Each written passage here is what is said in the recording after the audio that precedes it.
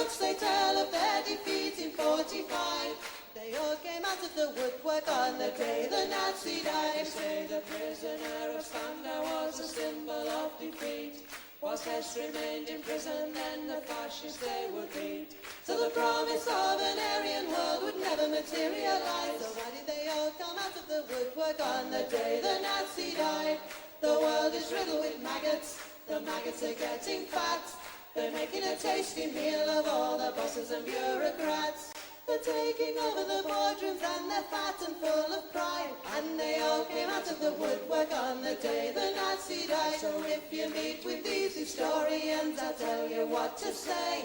Tell them that the Nazis never really went away. They're out there burning houses down and peddling racist lies. And we'll never rest again until every Nazi dies.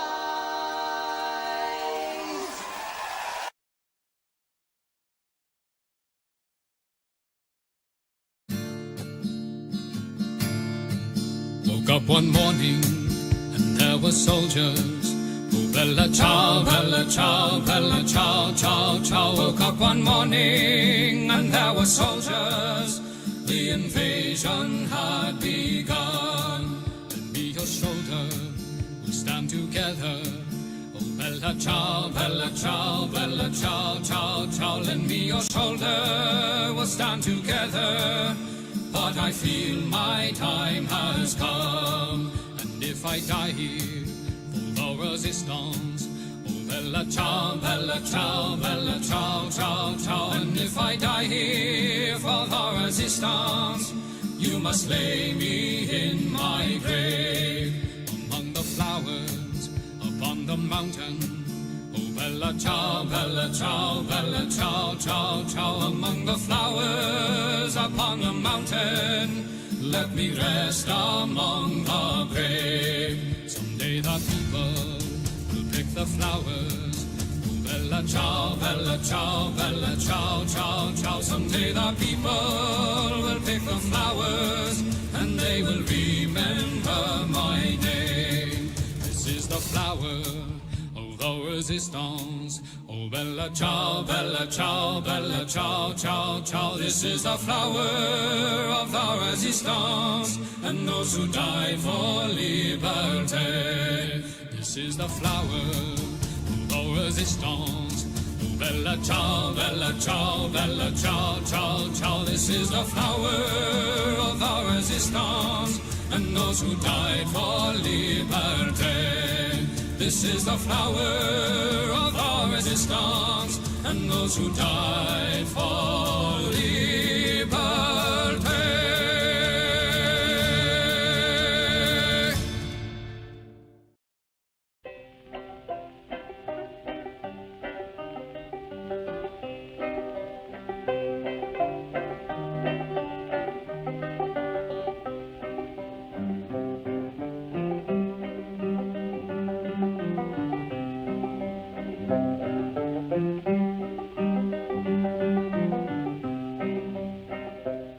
Come all of you good workers, good news to you I'll tell, of how the good old Union has come in here to dwell. Which side are you on? Which side are you on? My daddy was a miner and I'm a miner's son, and I'll stick with the Union till every battle's won. Which side are you on? Which side are you on? They say in Harlan County there are no neutrals there. You'll either be a Union man or a thug for J.H. Blair. Which side are you on? Which side are you on?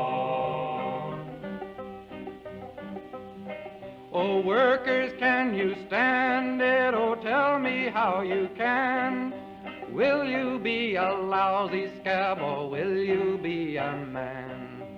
Which side are you on? Which side are you on? Don't Don't scab for the bosses, don't listen to their lies. Us poor folks haven't got a chance unless we organize.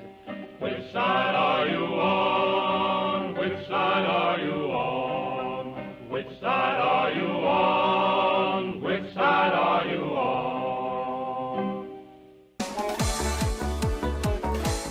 Hello there everybody, how are we all? I am technically alive. Or am I? No, I am. I was being silly. You're right. We're doing a long stream tonight, or today even. Yeah, we're doing question time with No Justice, and then we're doing happy hour straight after. So, you know. Why is the chat box not working? What?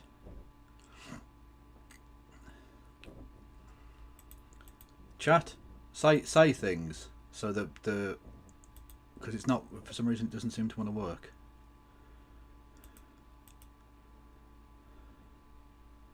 Oh no, there we go. Now it is working. Oh, for fuck! And the first thing I see is fucking beetle abuse, cunt. Anyway, give me money or something. I don't fucking know. That's not at all the fucking website I wanted to go to. Don't you just hate everything and like want the world to burn, chat? Don't you just want that? Don't you just want everything to stop forever? All the pain to go away? I think that was an adequate response. I think that was a perfectly proportionate response to the mild inconvenience I just suffered. Actually. Yeah. Yes, with the posh bird, yes. Yes. No, I don't allow. Go away. Oh yeah, Chuck Norris is dead. Lol.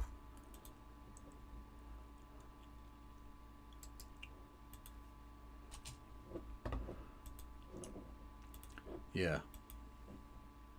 And if the Grim Reaper has absolutely any semblance of like humour about them, they will have not just tapped them on the shoulder, they will have roundhouse kicked them.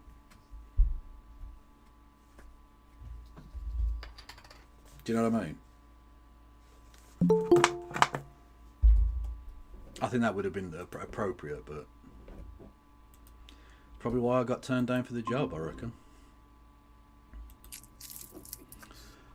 Hello there, posh bird. Good evening, Kevin. Good evening, I mean good afternoon. Indeed. Well, I didn't realise we were doing dinner time as well. What's that mean here? What? Literally, I was halfway through a chicken bake when you called. Okay, yeah, no, fair enough, I suppose. Yeah, fuck it. What difference does it make? Yeah. So the point is a chat. You can get 2 chicken bakes for £1 in Lidl, and you put them in the air fryer for 10 minutes, literally like you've been to Greggs on your own. Why pay a $1.65 for Greggs? Well, there you go. Green Party wants to destroy British industry. Fair enough. Literally, fuck Greggs. That's a British institution. How are you going to connect with the working class voters of this nation with attitudes like that? So true. It's you middle class fucking Greens and your anti-Greggs action. I'm exporting the money that should be going to good British Greggs to bad German Lidl.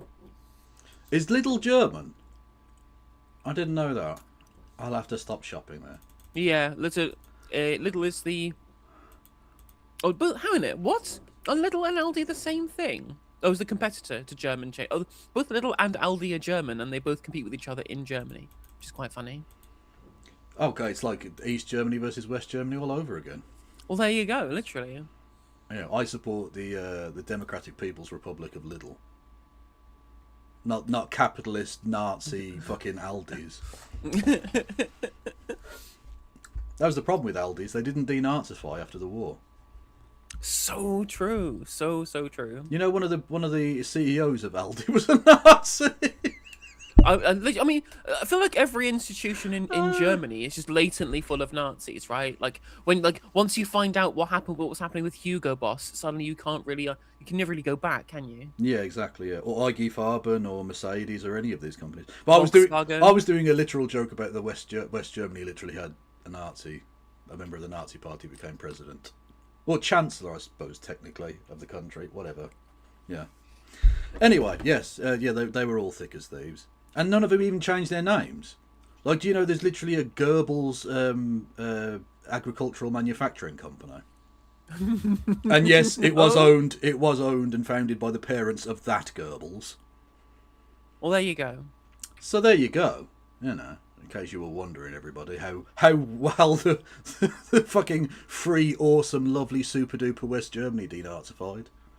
It was that much.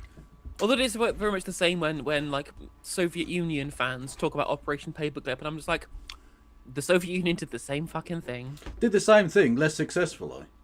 Because if there's one thing that Nazis don't like, it's communists.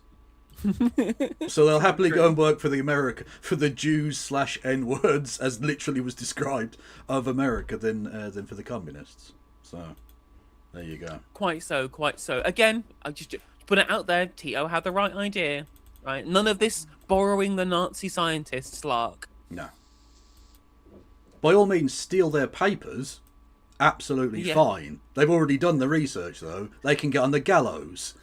Away you go. We're going to test how well gravity works on your fucking neck, you cunts. Let's go. Anyway. To be fair, I think when it came to Tito, the gravity was working the other way.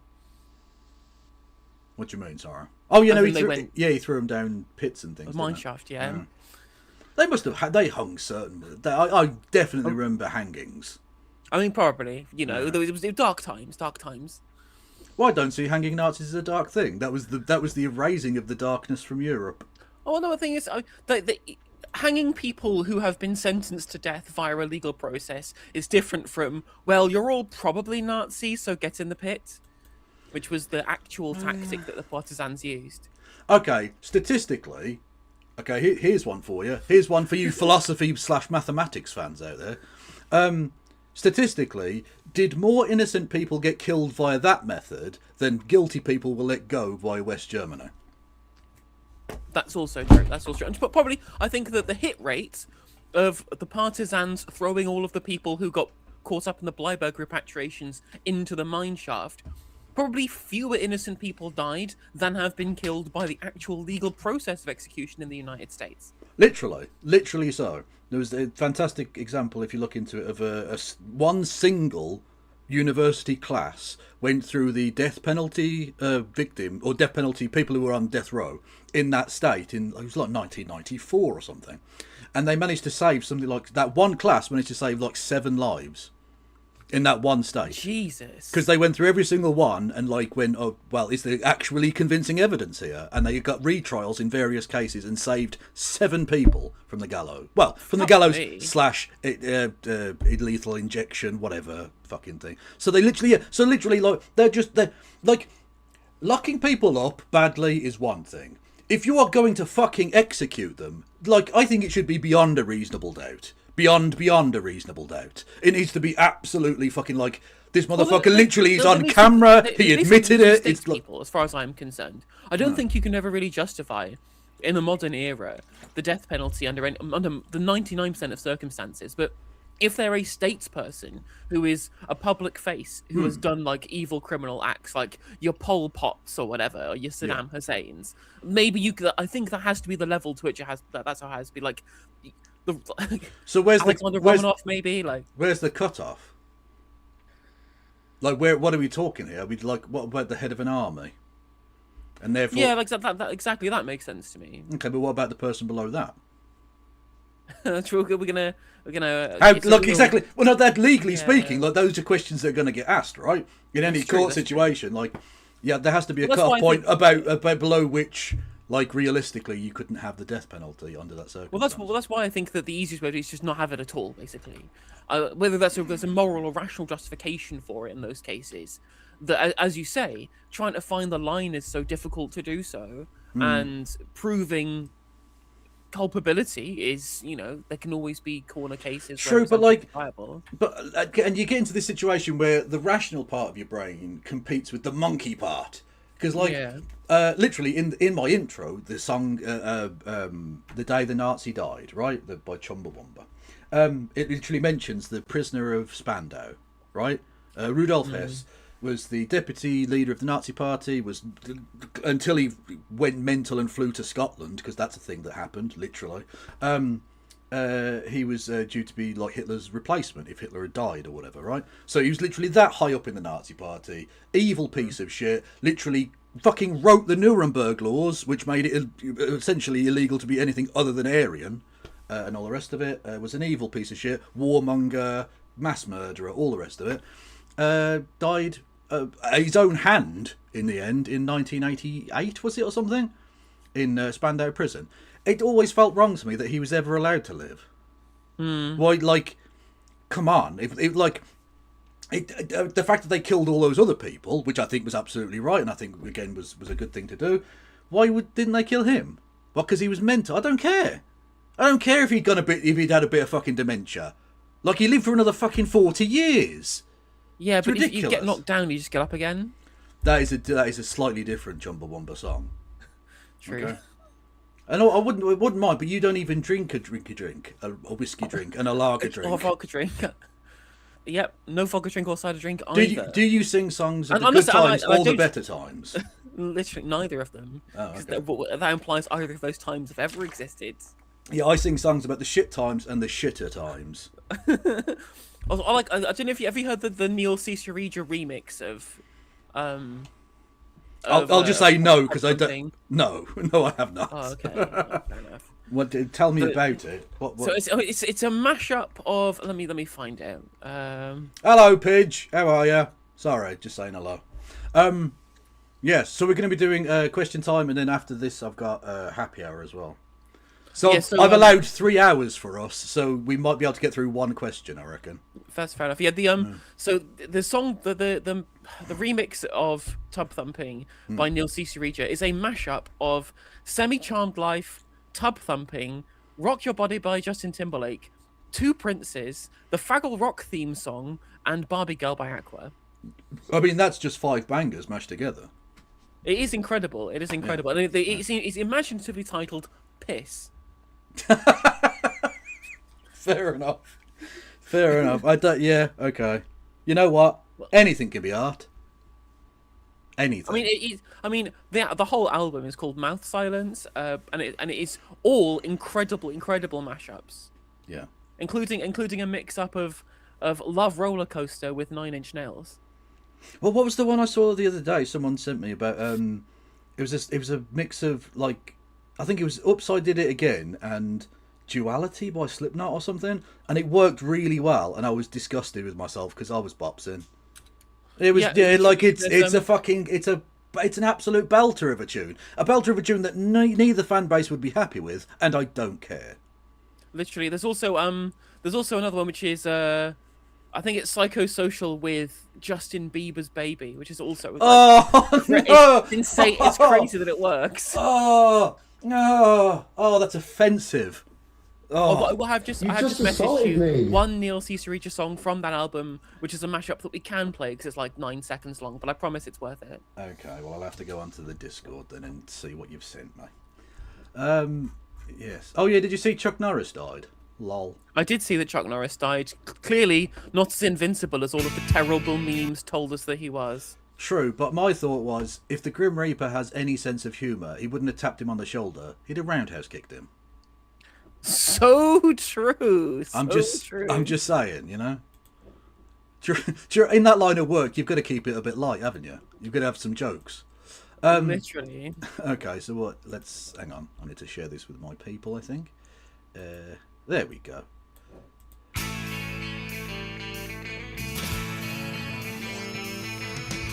No one told you life was gonna be this way.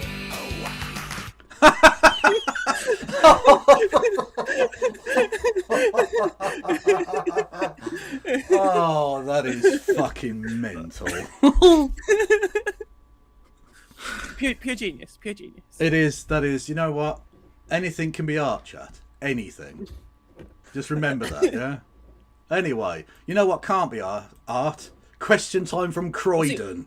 Before we do question time, because I am on YouTube for a bit. Oh, okay, yeah. Trying to get something in for the YouTube people before I have to shut it down. I did want to talk it's really annoying because this is on YouTube, so there's no fucking way you should get done for copyright ever. Well, it's different whether it's live streamed or whether it's uploaded. It's really dumb. I don't know why. Well, this is uploaded 16 hours ago, and it is still available. Well, yeah, uploaded is fine. It's live streamed that's the problem. I found that it out the hard way. Oh, that's ridiculous. Okay. Well, I'm sure I'm going to get fucked over by the Cranberries Corporation then for what just happened. Anyway. Hence why Turn Left got their stream shut down when the normal island segment streamed the question time. When they uploaded the segment later with the clip added, it was fine. Like they copyright claim it, but they don't like give you a strike like they do when you stream it live. Also, by the way, I was on Normal Island a couple of days ago, and just to chat, I watched some of it back. I was very, very dark. I got quite deep. There was the story of the Palestinian family that got slaughtered and all that, right? And I went on this, like, genuinely, it's worth a watch, actually. I might cut it out and put it up on my own channel just to expose the darkness of my soul. I started going on about not the necessity, but like the moral rectitude of joining a terrorist group if you've been had your family killed in front of you and stuff. And it was really, it was heavy. I got really philosophical. Well, no, I wasn't saying you should join a terrorist group. I was like, if the kids that survived that join a terrorist group, you can't fucking moan at that. Like, of course. Like, if you see your family slaughtered, and then they dragged them out of the car and beat the shit out of them, the ones that survived, right? I'd probably fucking join ISIS. Yeah. If that happened to me, I might join ISIS. Yeah, I'll just say that. Well, the thing is that there's the Internet Hippo tweet was that if Israel killed all of my family on the grounds that they were being Hamas, the first thing I would do was start Hamas too. Yeah, exactly. Like, literally, and I then got into the philosophical point of Israel creates the very terrorists it needs to sustain itself. Because it needs, like, if there's one thing that Israel loved happening was October 7th. It was literally Benjamin Netanyahu's fucking Christmas.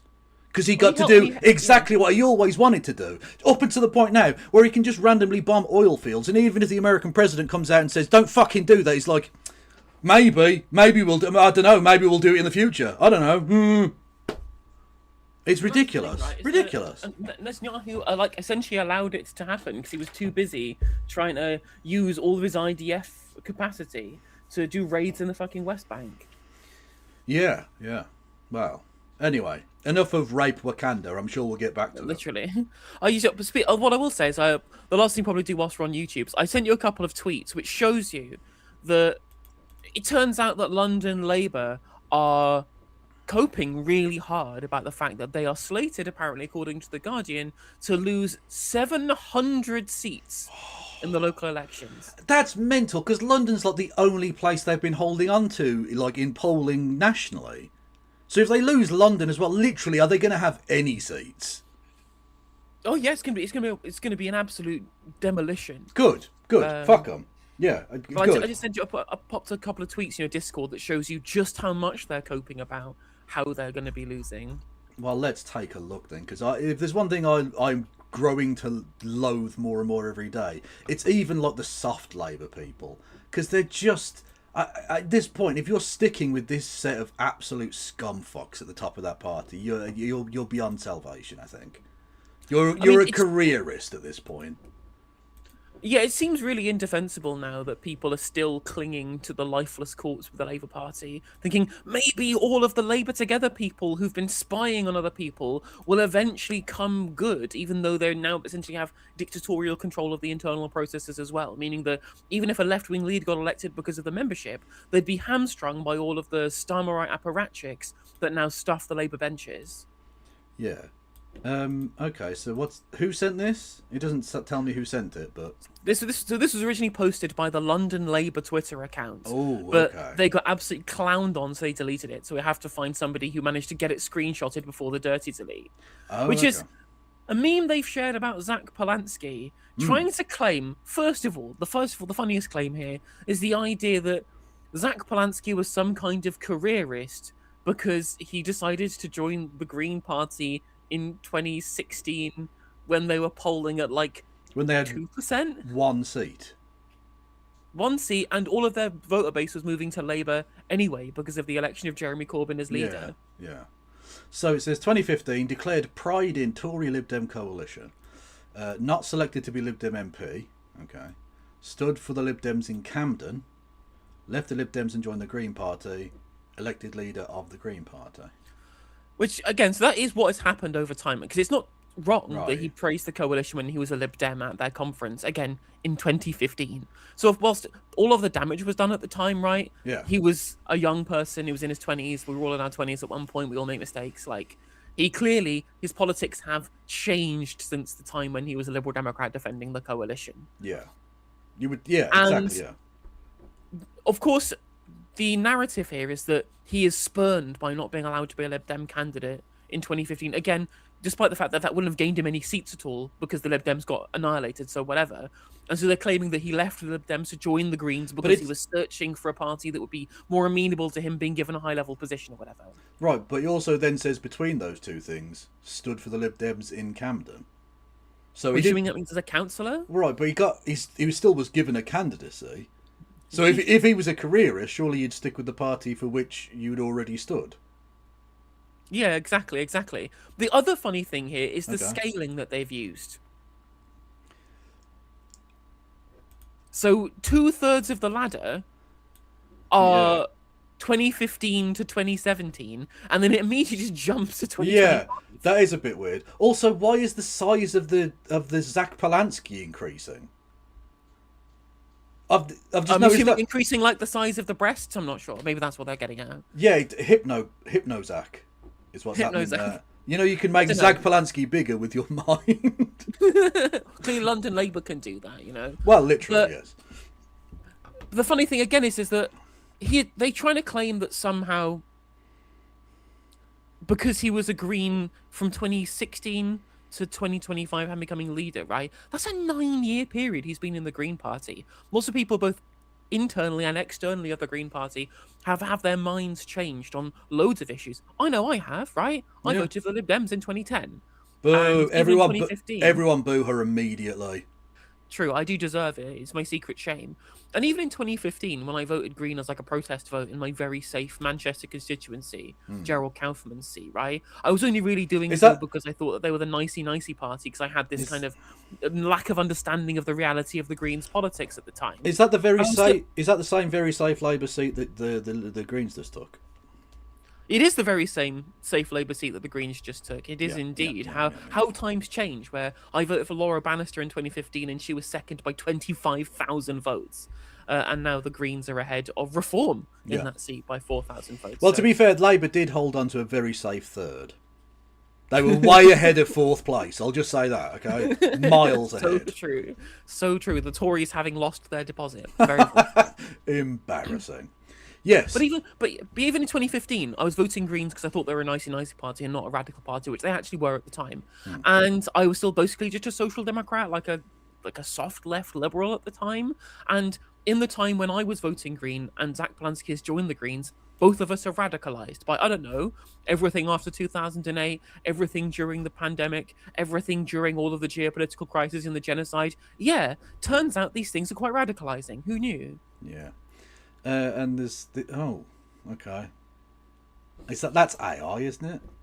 Yeah. Yeah, so this is The in-betweeners another is a AI nice touch. I don't know. Okay. Whoa. Kev. The in-betweeners, I think you mean. Oh, it literally is in-betweeners. Oh, okay, yeah. I think it might literally be the most AI thing ever. I mean, if you scroll on the bottom left, I'm very, very much nostalgic for the time when Rubik's Cubes were all the rage and everyone's favourite beverage was CIIC Pound Gill. Yes. And vote yes to fairer notes. Do you remember that? Do you remember that alternative note referendum we had in 2010 or whatever year it was? Amazing. Although they did get CV application correct. So, you know what? You're getting better, AI, by which I mean, please fuck off and die forever, you pricks. I mean, this is the Labour Party, and they're essentially saying we would not like to pay a creative to be able to do our memes, or even do the memes ourselves on our phones. Nope, we're going to get AI to do it instead. An AI that doesn't seem to know what Nick Clegg or David Cameron's face looks like. Yeah, it is a bit... It's a bit uncanny valley. He's sort of de-aged them significantly. And also both have the same face, weirdly, as well. They both have the same face, and it's sort of like they've meshed their two faces and Nick Fuentes together to create a composite face and just use that on their two bodies. Literally, and it's also, this is an AI regeneration of a photo of David Cameron and Nick Clegg that already exists. That literally exists. It's one of the most famous pictures of either men, yes. Yeah, you could have just copy and pasted that over the top of whatever AI guff you had. And Zach Polanski in a Lib Dem bed. And as Vuvuzela. Oh, it's so 2010. Oh, I love it. Literally Vuvuzela times. Love it. Anyway. And ironically, that is probably the Labour opinion of the Green Party now, which is you can't support the Greens because they're radical Vuvuzela, iPhone 100 billion squillion dead. True! Literally true. Communoids. But yeah, like, Labour is just the AI swap party. And it just shows you how artless these people are. What? And it's hilarious how mad they are about Zach Polanski and how they're trying to desperately smear him because they have nothing positive to run on. Because what the fuck positive message could the Labour Party even have? And they know they're going to get absolutely annihilated at the locals. It's so funny. Well, exactly. Well, we know they're AI slop because if you remember that weird video of the animals as different things. I'll be honest with you, made me question whether I was a furry or not. The slightly hot rabbit in a nurse dress thing. Like, I'll just put it out there for everyone. A little bit interested. Just saying. If you've got a rabbit fursuit, hit me up. My DMs are open.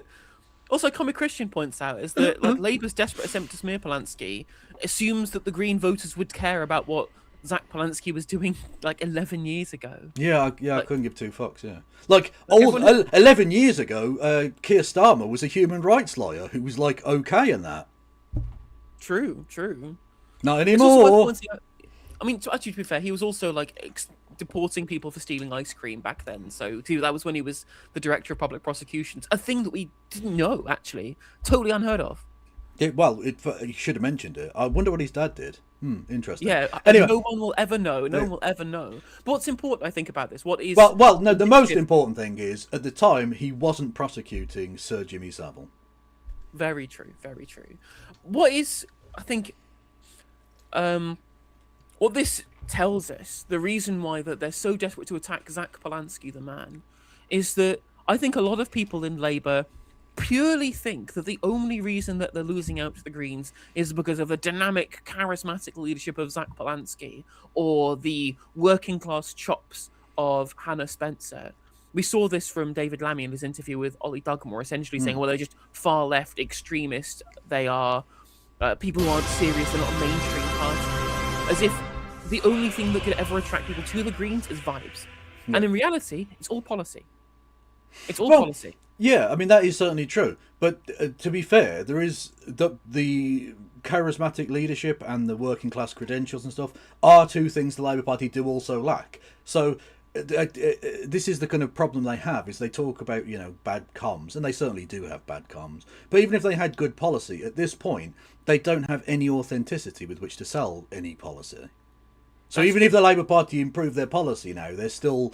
Essentially, they're hoisted by their own petard. They elected a piece of dry wall as leader, and no one's interested. No one. Look, he can't arouse anything other than just, at best, boredom, and at worst, utter fucking contempt. So it doesn't matter if you give him the best policies that everyone loves.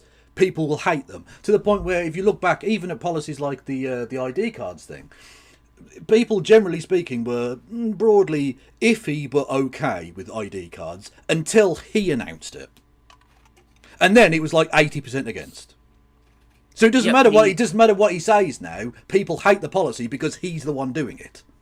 That's true, because there are good policies that they've done, like renters' rights and workers' rights or whatever it is. But not only, as you say, are those policies not being sold well because the salesperson is kind of universally hated at this point. he's also bad at delivering them because he's a charisma vacuum. He's a balloon with a face drawn on it being operated by Morgan McSweeney from the background. True. But anything that they would do that was good is totally overshadowed by all of the shit that everybody hates. Yeah. That they that they essentially forced onto the electorate with no democratic mandate because it all wasn't in the manifesto. Yeah. Lots of people would get angry with policy, but if it were in the manifesto, they would just go, well, people voted for it, I'm angry, but I'll have to like it and lump it. And they were essentially trying to govern off of a blank slate because they tricked the electorate into voting for them by essentially saying, trust us, promise, there's a mystery box and it's really better, my dad was a toolmaker. And people are opening the box, finding that it involves, increases on taxes for hiring people and increased levels of unemployment because of it. And it involves, changes in agricultural property relief for millionaire farmers, or it involves cutting jury trials, or it involves slashing welfare for the elderly and the disabled. And people are going, well, you didn't tell us about this and we hate all of it. So how can we trust you with even the good stuff that you say that you're doing when we couldn't even trust to elect you without you doing things that you said you were never going to do? And as to that, sort of further that point, they can't trust them even with the good things, because even the good things they have done have been watered down from the original policy because they've been lobbied by rich bastards. Yep. So Yep. workers' rights, you were going to be able to have workers' rights from day one, and then they changed it to 6 months because employers wanted it. The same with fucking no-fault eviction. It's now been a curtailment of no-fault eviction rather than being absolutely outlined. Same with fucking zero-hour contracts. They're not getting rid of all zero-hour contracts. They're getting rid of some of them with extenuating circumstances. And there'll be no policy drift in that whatsoever. Honest. Shut the fuck up, man. Like, no one believes you. No one believes you. And if there's one thing that I guess the charisma, I guess if there's one thing that the charisma of Zach Polanski can carry him towards, it's people believing his sincerity. And I think he is sincere. Most people believe There's an authenticity to sincere. him. Yeah, there's an authenticity to him and to, like, I mean, it was a little bit overblown at times, but like literally saying every time, I'm a bricklayer, I'm a plasterer, I'm this, I'm, all that sort of stuff, which is something that you can't get away with when your dad was a toolmaker. Because you were a high court lawyer, and that's fine. You came from humble beginnings. You rose to be, fucking head of the Crown Prosecution Service. Asterix. Let's not go into it. Jimmy Savile, etc. But you rose a long way. You can be very proud of that, and you should push that forward. As look, I can achieve shit. I'm a hard worker. I read things. Honest. I've got a hinterland and everything, right? But he didn't. He just went, my dad's a toolmaker 1,000,000 times, and then got offended because when people laughed at him, he thought they were laughing at his dad having been a toolmaker. And I was and for a brief second, he was genuinely offended, and I thought that's the most sincere human emotion I've ever seen from this robot. And then he instantly just went on to his spiel, and I thought he didn't work that out. He just went, pretend not to have the emotion that you're being abused in a classist fashion. Like it's just, he's a fucking joke. And you see that with the Trump thing now. Trump could literally come out and say, I fucked your mum, and he'd still do like some placatory bullshit rather than standing up for himself or his country. It's fucking embarrassing. Literally. I mean, it's the kind of leadership the country doesn't need. Again, at times of societal stability, people want to see that stability reflected in politics by having boring technocrats in charge who can just manage the thing to ensure that the stability maintains. But at times of societal entropy, people want leadership, people want direction, they want signposts pointing to the way out. And Keir Starmer is like singularly incapable of doing so because he's specifically input in his position in the Labour Party with which to cool any semblance of the fact they might be radical at all. But the thing is, he's not even capable of being the former. Because a boring technocrat would be someone like fucking, I don't know, Rishi Sunak, arguably. A person of corruption, sure, but like careful, diligent idiocy. That's fine, but he at least, like, he did things. Whereas we both read that article, he's not even capable of being the sensible adult in the room because he's too busy thinking about whether it's smart cash dressed down Fridays. Like, he doesn't do even the technical, boring fucking shit. Like, if I want to elect an office manager to be Prime Minister, at least manage the fucking office! He doesn't even do that. He's literally, as was pointed out, he's literally the kid outside fucking Tesco's in the pretend toy car. You put your 50p in and it goes wee, and he pretends he's driving. That's literally what he does. It's fucking embarrassment. It is embarrassing. But luckily, World War III hasn't broken out, so we got no problems. It's fine, actually. I'm glad we've got an absolute fucking moron who doesn't read things at the helm.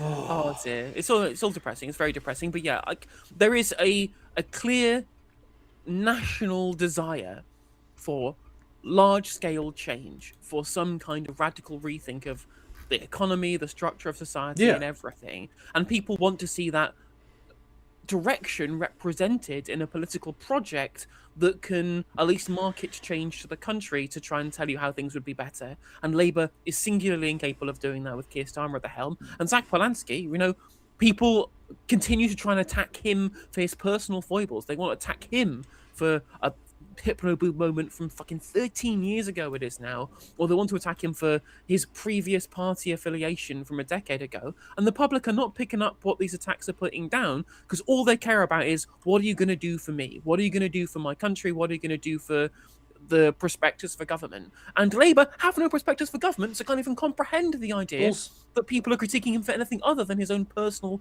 kind of political view for the public. Yeah.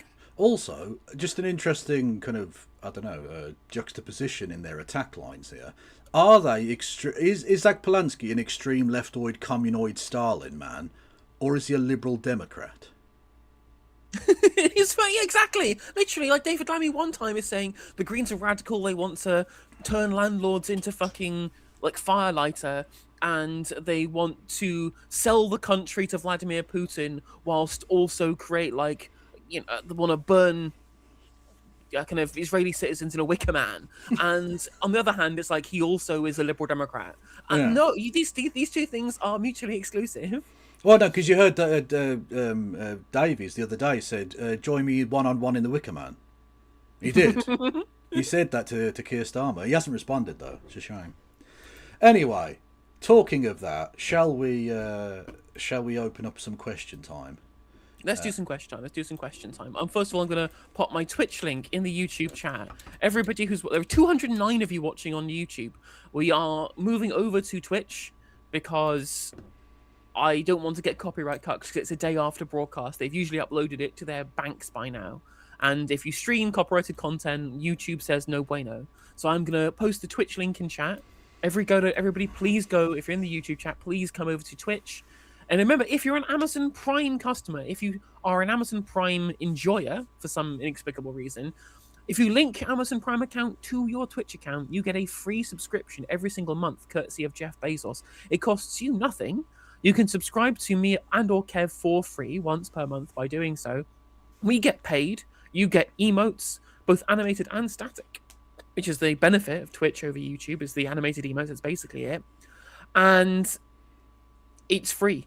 You're taking money from Bezos and giving it to us. So please make sure to do that once you move over to Twitch. And I, like Jeff Bezos, will waste that money building a space rocket looking like a penis and testicles. Although I do hope that you don't use it to send Katy Perry into space, unless it's forever. Yeah, like if she wants to go and live on Mars, I reckon that's a good use of my rocket.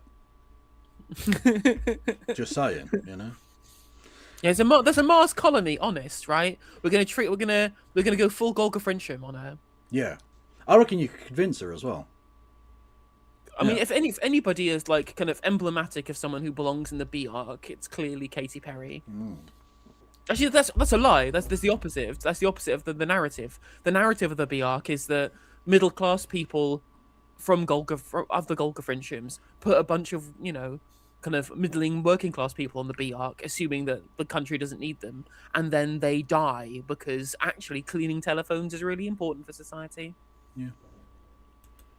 That's a Hitchhiker's Guide reference, people who don't know. Anyway. For tonight's question time, we've come... Oh, sorry. Have you switched over yet? I don't know. Everyone move over to Twitch, and I will see you on the metaphorical flip side. I've just posted the link in the YouTube chat again. I'm just going to set up a redirect. If you want to come to Kevin, go find Kevin of your own accord, chat. Because I'm going to get right into unknown economics because I am a what the fuck? What bruh? What is this now? Oh, clout chasing fucks, man. I need to clout chase Kevin. You're literally on Navarra. Shut up. Alright, that's true. Okay, you've convinced me. No, I'm only joking. No, don't. What are you playing? Do what you were going to do. So I literally just had people there going, I'm going to Kev's to watch on YouTube anyway because I boycott Amazon. I'm like, you know what? Fair. Very reasonable. Yeah. Very reasonable. Exactly. Buy books at local bookshops if you can. I realise that there are some places where true. that isn't plausible, but you know, when possible, please do. Well, so if you're not subscribed to Kevin Logan and you're one of my viewers, what the fuck are you doing? What are you doing? What are you doing? Similarly, to the 2 people who watch me that aren't subscribed to No Justice, do it immediately, otherwise we'll fucking track you down. Me and Liam Neeson have a set of specific skills, and we can find you and fuck you up, alright? I might have butchered that slightly. That's true. Right, has everyone clicked the Twitch link now? Oh, for everyone click the Twitch hurry link? up Do and it. click the fucking Do it. link, you pricks! I want to fucking start the bastard show. Right, let's go. See you in a bit. Okay. Our audience, as always, reflects the electoral picture across the nation. Welcome to Question Time on the BBC News Channel, iPlayer and Sounds. On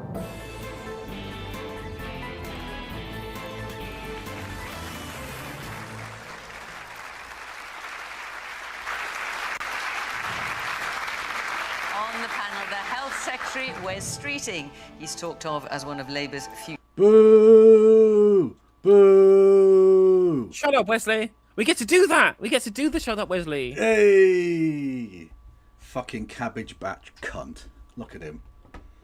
I just want to point out that he is the health secretary that's taken loads of money from people and companies linked to private healthcare. No, from the Labour Party. No, I don't believe you. Should literally make you absolutely incapable of being a fucking member of parliament, let alone health secretary. Disgusting. I mean, what's funny as well is that he's not even health secretary to do that. He's specifically health secretary because he is the heir apparent and it's an important job. That's literally it. And it's an important job that, unlike the chancellorship, won't destroy your chances of being popular ever again. Well, they know full well that the one thing that Labour can trust, the public do trust the Labour Party on, is managing the NHS, right? Yes. So if the entirety of the Keith Premiership collapses, he will be the only fucking cabinet role that isn't treated with absolute contempt. Yes, indeed.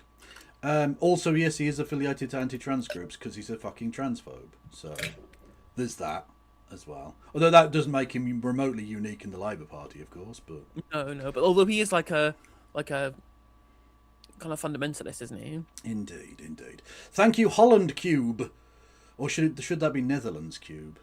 I don't know. For 10 memberships, much love to you. Thank you. leaders. And yeah, they've gone to Croydon, so they've managed to find like 4 black people for the audience this week, even though it's Croydon. But you know. Been helping to coordinate a response to the meningitis outbreak in Kent this week. For the Conservatives, Helen Whately is a shadow work and pensions. Oh my god! Literally, I genuinely might be the most stupid person to have ever sat in the House of Commons. She's so fucking dumb. She's so dumb. Like, I know it might sound sexist, right? But if you don't need a description of the word airhead in the dictionary, you just need a picture of Helen Whately. You really do. Which is crazy, right? It's that I don't need to tell you where she went to school and where she went to university, because you all know. Private school in Uxbridge? A private school in Uxbridge, 2 separate private schools, both primary and secondary school. And then she taught English in Nepal because she's literally a fucking Agapya. And then she went, right, get this, chat, get this.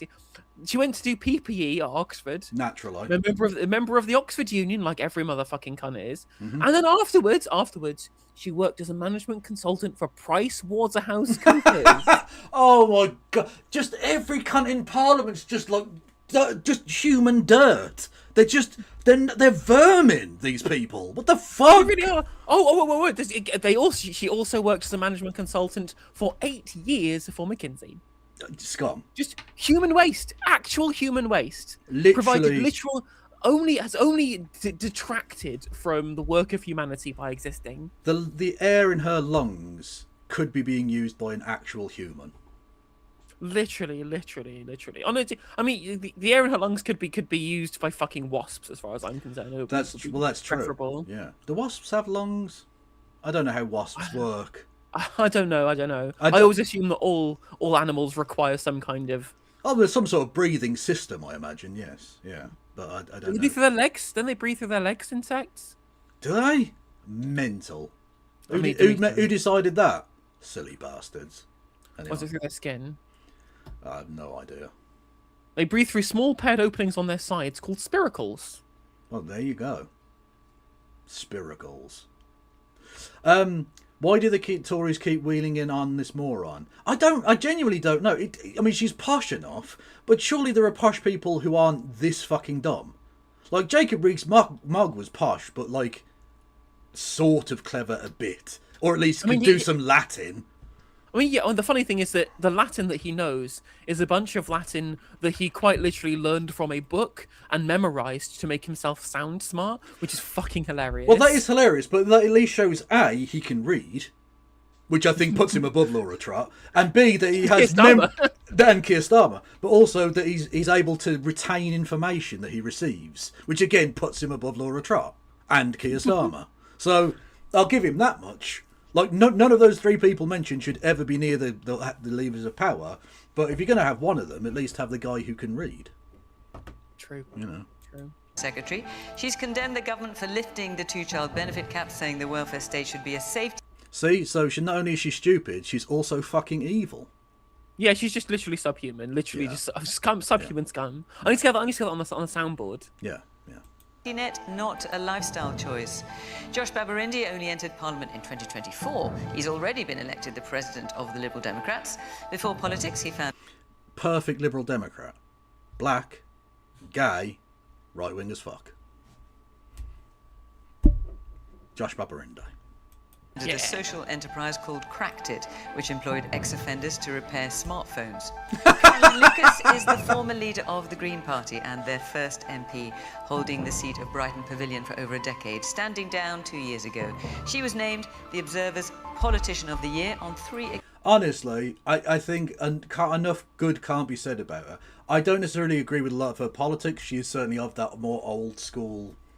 the Greens should just be green type thing from back in the day. But she's also been arrested at anti-fracking protests and plowed a lone furrow in the House of Commons as the one Green for a decade or more, fighting the good fight.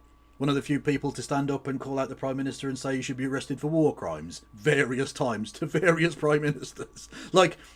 It's difficult being a one person in a room full of people who fucking hate you, and yet it didn't stop her or slow her down in the slightest, and I appreciate that enormously. Yeah, and to be fair to her, like, members were still voting on socialist policy. She describes herself as a socialist. Oh yeah, no, don't get me wrong. I'm being hypercritical when I say I disagree with some of her politics. I'm just, but I think she's absolutely incredible, and I love her. Yeah, and I think she did really good work in terms of raising the profile of Green politics. But I think that the new iteration of the Greens, the issue isn't really her policy positions. I think the fact that she's privately educated, quite posh. Like, I don't think that she really represents the movement that the Greens are nowadays. I'm glad that she's part of it. It's good that we have a variety of voices, a plurality of voices. But it's clear that the Hannah Spencer and the Zach Polanskis of this world represent the movement more than what Caroline Lucas does. Well, at least in part because they represent the country far more than she does.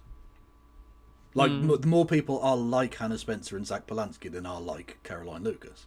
I agree. Which is fine. Like, I'm not suggesting you shouldn't have any posh people, but like, if you're going to be a mass movement, you need people who can actually speak to a mass of people. Exactly, very true. And what's interesting as well is that, don't know if you've ever used Threads much at all, Kevin, but Threads is literally just like the fucking, like, the Star Map tiling event horizon. It's really fucking wild. Who the fuck is even still a supporter of Keir Starmer? Everyone on Threads, apparently. Literally all Threads serves me up is people going... There are two things I get is... I can't believe that the right-wing media are attacking Keir Starmer for appointing the friend of a paedophile. And the other half of threads is people going, I used to like the Greens when they were polling at 3% and Caroline Lucas is in charge, and I didn't vote for them anyway. But now that Zach Polanski is in charge, I would never vote Green. And I'm just like, so first of all, you understand the Green Party because you think that we've meaningfully changed in terms of policy in that time. And B, you're so vibes-based as a political actor, you shouldn't be allowed to vote. You shouldn't be allowed to vote if you know so little about the people you're critiquing that you just go like, well, Zach Polanski has the bad vibes. Yeah. Populism bad, wah. And yet Caroline Lucas is good despite the fact that they advocate for the same policies and like each other. Well, this is the thing, right? I can't stress this point enough. One of the reasons I joined the Green Party is because the criticism of them has gone from being, I disagree with them a bit, but they're nicey, sit in the corner and be hippies, to them being genuinely hated. Like, they were liked by the liberal and conservative establishment when they were completely fucking ineffective.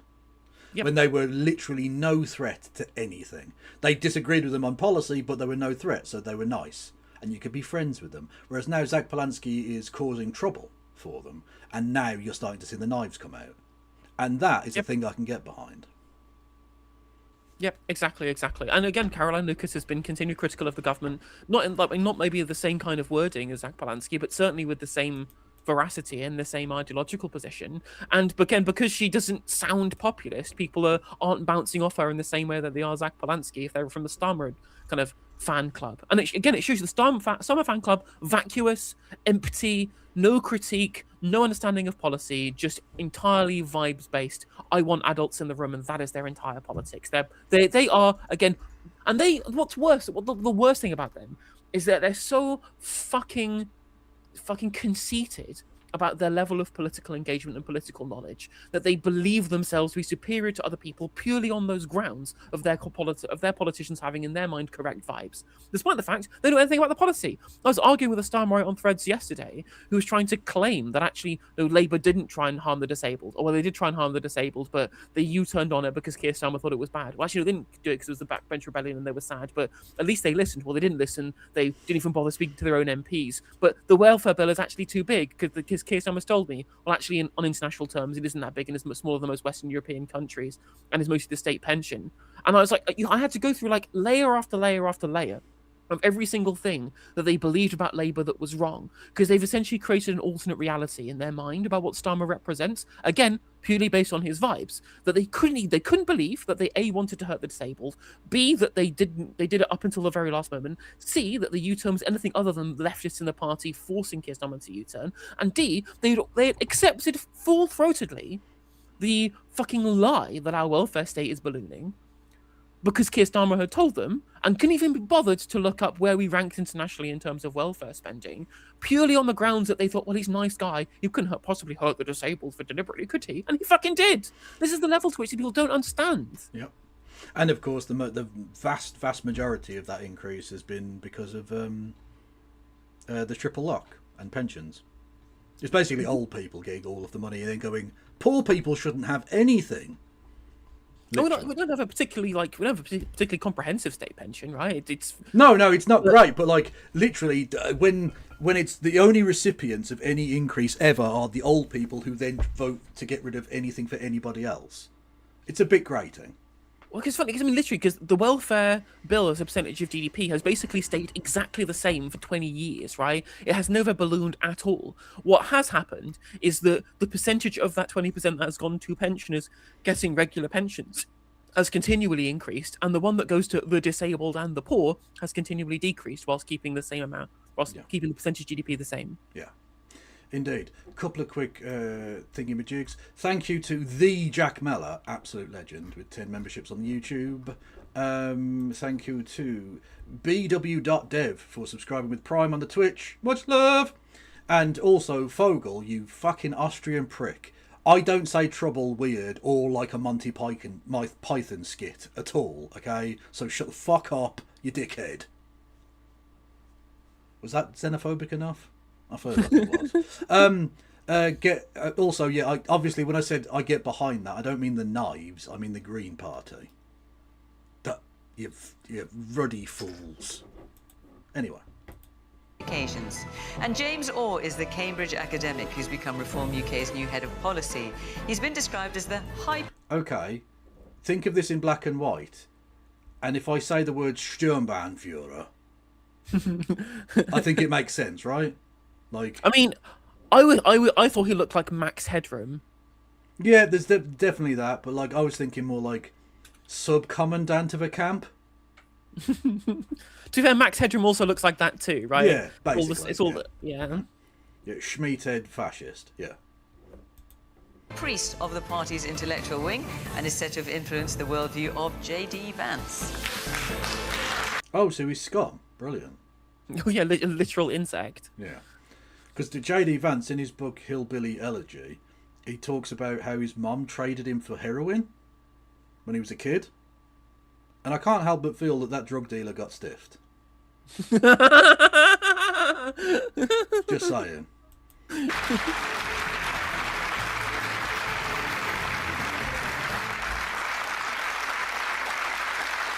evening. Welcome to all of you at home. Welcome to our panel. Welcome to our audience. And thank you at home very much He for does look like Gert Wilders. He looks like Gert Wilders if he got smashed in the face with an iron. Literally. He's squashed Wilders. watching.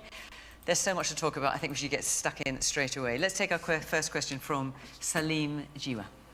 Should President Trump accept that attacking Iran was a mistake?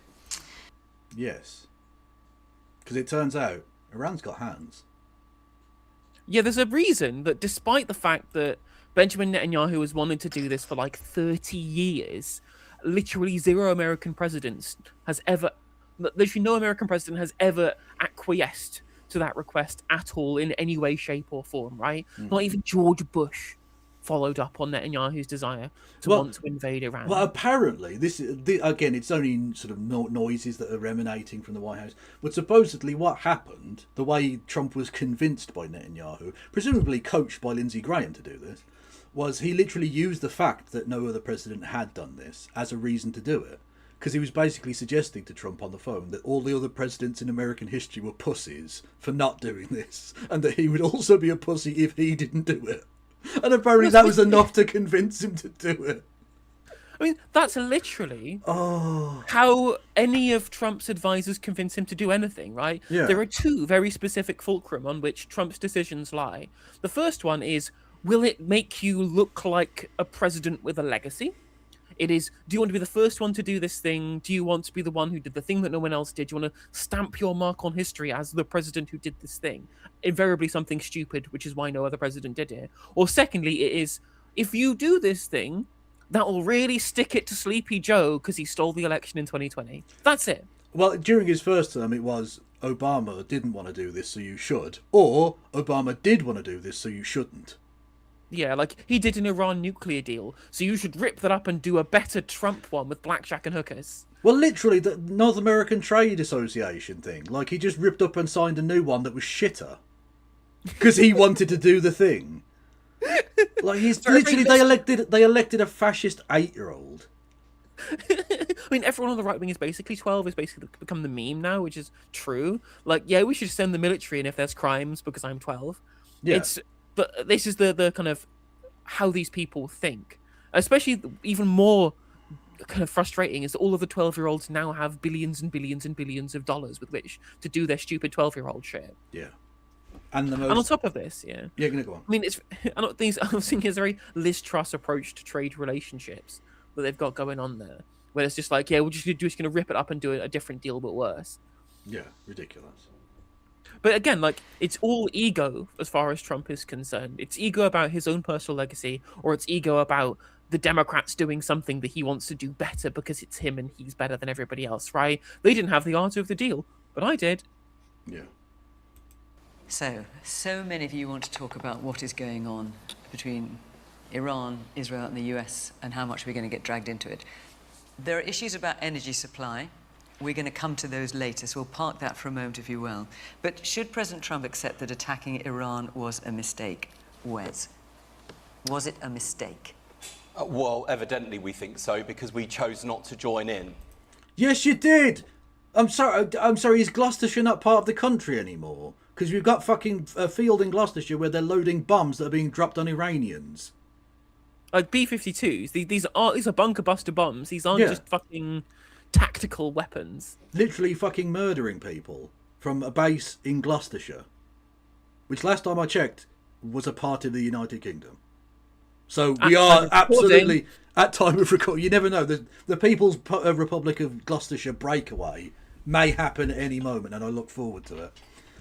But until that point, they are, and so we are involved in this. Our base is in Qatar and UAE. By the way, two countries not known for their human rights record. So just remember that when we get to that portion of the discussion about how terrible Iran is, when we're allies with Saudi Arabia and Qatar and shit, right? Also worth pointing out when we are allies with the United States and Israel. That is also true. But I'm just talking about brown people on this particular one. Okay. That's true, but it's again, it's also worth carrying in mind throughout all of these discussions about the humanitarian concern in Iran. They kill their own citizens. Certain people are not due rights because of their ethnicity, and I'm like, okay, you're describing the United States and Israel. Literally, you can't do interfaith marriage in Israel. Nope. Like some fucking 1930s America shit. Iran kills civilians, and I'm like, yep. That's what Israel did during the genocide they've been doing. Shall we take a brief little sojourn from this, although certainly a linked element, again, if, for instance, say a Middle Eastern country purposefully targeted a British journalist with murder, they literally fired a rocket from a fucking aircraft that tried to kill a British journalist, how do we feel the British media and government would react to that? I mean, depends. Is it Saudi Arabia, and did they chop them up in an embassy in Turkey? Or was it Israel and they literally did this? Further rocket attacks were reported against Nahariya and admitted.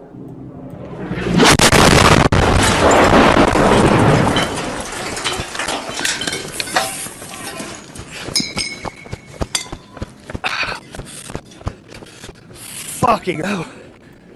Firstly, most British response ever.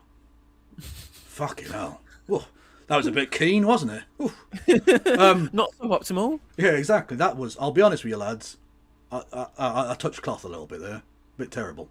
Anyway, so that was British journalist Steve Sweeney, who does work for Russia Today, but regardless of that, shouldn't be murdered. But Israel, in Lebanon, a different country that they're also bombing, tried to kill a British journalist. Did that lead the British news about how they tried to kill a British journalist yesterday? Nope. No, didn't get mentioned by anyone. You think even British journalists would have some self-interest in this, in the wanting British journalists not to get murked by foreign countries department. But apparently not. Apparently this is just fine because Israel can literally do no wrong ever or something. Anyway, thankfully he and his cameraman are both injured but alive. So that's if he'd good. not run away in the sound of the falling rocket, there would literally be video footage broadcast to everybody of that man having his brains blown out. Yeah, that would exist. Yeah. Part of our Western family, though, Kev. Israel's part of the Western family. Anyway, just remember that when they go on about the human rights abuses that we're going into Iran to stop, apparently. Sorry, no, we're pretending we're not involved in this, aren't we? Yeah, no, my bad. And this Prime Minister is one of a very small number of British Prime Ministers in our history who has chosen not to follow the United States on a big call like this. This was a war of choice. It is worth pointing out that the last time this happened, it was Margaret Thatcher in Grenada. So I'm like, well, okay, you're in the same kind of camp as Margaret Thatcher. Like, the bar is pretty low here. True. It's not been many times, really, that we've not gone in. I mean, before that, the previous one was what, fucking Wilson in Vietnam? Also, I mean, whilst it's not necessarily technically the same kind of thing, but when it came to the Yom Kippur War, Ted Heath, whilst he was still allied with the United States and Israel broadly in a political bloc, he didn't sell arms for Israel with which to do it. Didn't matter, got fucking targeted by the boycott anyway. Yeah, exactly. Yeah. Which just goes to show you should just do the war anyway. Do Just have some war as a treat, you know? Literally. There was a peace process underway. So while I have absolutely no doubt about the nature of the Iranian regime, the threat that they pose, the actions of their proxies, there was a process underway that we believed needed more time. And that's why the Prime Minister made the No, Universe, it's worse than that. They're not just refuelling at our bases, they're literally loading massive bombs onto planes in Gloucestershire. That's a thing that's happening, and we know it's happening. Yep. There's video footage, you can see it for yourself. Yeah. So we are absolutely... Like, if Iran decided to bomb Gloucestershire, legally speaking and morally speaking, I don't think we've got a leg to stand on. That's not to say I don't think we should defend ourselves, of course, but I don't think you can complain about it.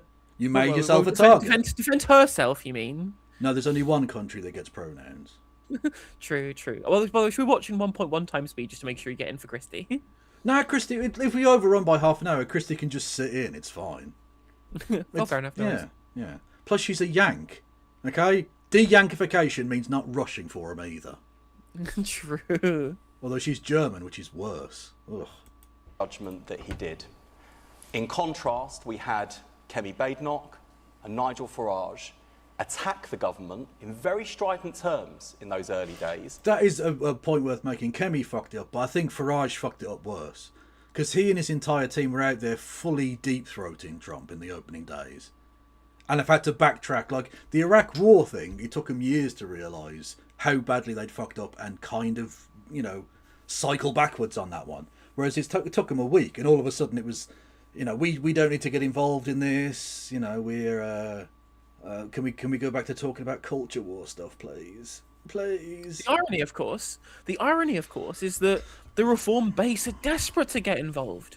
Reform voters actually are fully throated in support of America and Israel in this, by like a significant plurality support getting involved in the military. but again, shows you that Reform UK are in no way representative of the will of the actual electorate, because the actual people who aren't Reform voters, right, actually even including those, the opposition is at 70% in this country. 70%. I've never seen the public agree on more, other than how much they hate Keir Starmer. True. But yeah, on that point, I think it's Farage knows he needs to push past his base, because his base isn't enough to get elected. Realistically, if he sticks to the kind of percentages he currently has, he won't be able to form a next government. So he has to win over more liberal people.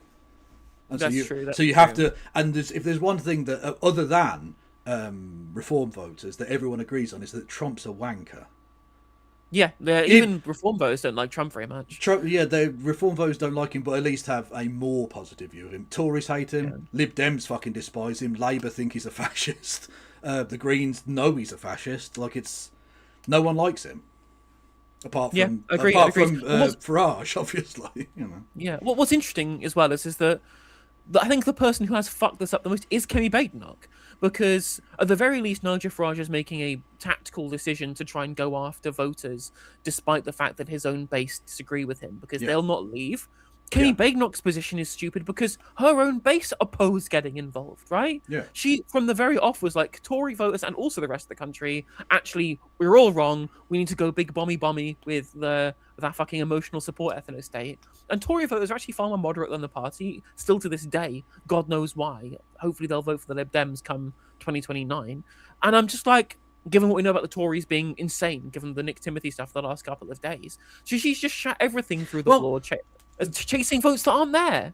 One of the worst things one of the worst ramifications of the Falklands War, other than I suppose the dead people, historically speaking, one of the worst things is that it took conservatives away from what was conservative policy, which was to be judicious.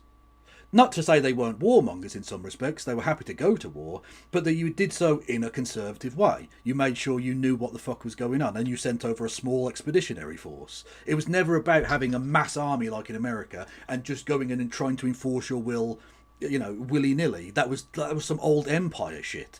In the 20th century, we have to be a bit more fucking sensible, and now the 21st, obviously. Whereas Falklands taught the Tories, if you just go in and do war, people love it. Forgetting, of course, that's not how it works, because that was like British territory and we were defending British people from a fascist government, which is different than blowing up random fucking people in Tehran who aren't a threat to us in any way. So Literally, they're I not. mean- So they're not doing conservative anything. They're doing like neoliberal shittery, or neoconservative doing- shittery, whatever, you know. Yeah, it's neocon rather than Yeah. like paleo. Rather than just con. paternalistic- Yeah. Yeah, the paternalistic conservatism, I guess, is the old school conservatism. Yeah. Like the Burkean conservatism. Kind of one Also nation. the subject. Yeah. Oh, yeah, also on the subject of defending countries versus engaging in offensive regime change wars. What I will say is that did you see when everyone got mad at Kat Abou-Ghazaleh for saying maybe America should defend Taiwan if it gets invaded? And I was like, why is this controversial? Leftoids. Like, this is the thing. Anyone who says they were turned off leftism because they didn't like leftists is not was never a leftist to begin with, because leftists piss me off all the fucking time. They're such fucking goons. I swear to God. They're like, such obvious shit, like, obviously you should defend a democratically elected fucking state from a foreign invasion. Why is that a remotely confusing concept for anybody?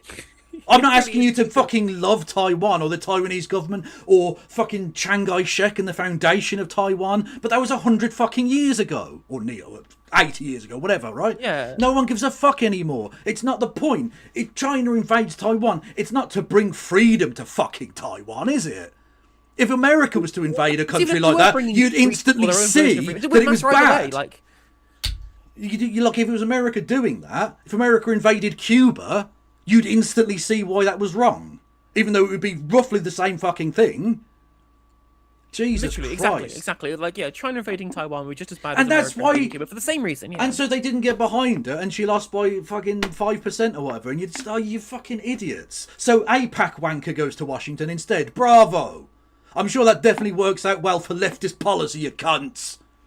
Literally, exactly, 100%. Again, it's just like the same people who say that supporting Ukraine in their defense of themselves is somehow like Western imperialism. I'm like, imperialism is when you want to gain territory, not protect other people from invasion. And when it comes to Taiwan, I think a lot of them are just still caught up in fucking Cold War understanding of Taiwan being the fucking bastion for the KMT. And I'm like, they do not win elections anymore. The No. KMT do not win elections in Taiwan. The No, DPP continually win, and the It's broader not that kind of country pers- anymore. yeah. It's not that Yeah. country. In the same way that North and South Korea have fundamentally changed since the fucking Korean War as well. Like, they're not, again, it's not perfect. No one's suggesting either side is perfect in this. It's that there's a basic principle of self-determination, and the Taiwanese people overwhelmingly do not want to be run from Beijing. That's it. And they Then. don't That's want the to- end of that discussion. It's also worth pointing out they also don't want to run Beijing either. Yeah, exactly. Yeah. When I can understand, I can understand, even if I didn't agree with the leftist position on this, was that Taiwan represented an external force trying to upturn communism in China. It just isn't that anymore. Like, it's a big fucking manufacturing hub for America, of course it is, right? But like, Well- what it is specifically, in terms of their own internal politics, is an individual group of people who want to be separate and have their own future. That's why the DPP keep fucking winning. No one wants reunification in Taiwan anymore. They just want to be independent. Well, you know, interestingly, who was an important figure in that change was Enver Hoxha. Bizarrely. Really? Yeah, because the government in Beijing and in Taipei both claim to be the real China, right? Yeah. Until 1972, when officially the rest of the world went, okay, Beijing's obviously the real China. Stop being silly. And one of the reasons that and literally like the Taiwan was China on the UN Security Council until 72, right? And the reason that changed is because of the communist sort of bloc and all the rest of it. Enver Hoxha was anti-revisionist, so once Stalin dies, Hoxha and Mao Zedong and the Chinese leadership in the 60s become really united, and because China, the People's Republic of China, don't have a seat at the UN because they're not officially recognised, they use Albania and their seat at the UN to raise the question of who is the real China, and they did every single year. They asked the same question at the UN Security Council until eventually they went, okay, obviously China is the real China. And then, interestingly, they broke off diplomatic relations 2 years later. Like, Albania got proper fucked. Yeah, little historical facts. But Anyway. yeah, like, it's just frustrating. the UN Charter exists, no matter how ineffectual it is, for a reason. And somebody engaging in defense of the UN Charter, as far as I am concerned, is a good thing, regardless of whether that is someone from a bloc that is against my politics or someone who agrees with my politics. That is a foundational principle of kind of the importance of self-determination and of the protecting of the nation of the states from invasion. That you should support protecting that. Well, And I don't know. If socialism means anything, it's about democracy and self-determination. It's the extension of that to the workplace, for instance, and things like that. But ultimately, it means the rule of the people. And if the people of a place don't want to be ruled by some other fucking place, that's the end of the discussion. I'm not prepared to go beyond that, because that involves China forcing its will on other people, and that's not okay. That's what you might call imperialism. Exactly, and it's especially irrelevant now that the reverse just isn't true in Taiwan at all anymore. No motherfucker claims to be in charge of the landmass of the entirety of the PRC anymore in Taiwan, apart from like some weirdo KMT cranks. Yeah, we're not on America's side here. This is not the point we're making here at all. We know we are both firmly of the belief that USA is actually quite fucking bad. And it supports virtually all of the dictators. If you look at a dictator throughout history, well, say throughout American history, let's say, statistically, it's far more likely they're going to be America's friend than America's enemy. The one time they fought fascism is the one time they never shut the fuck up about.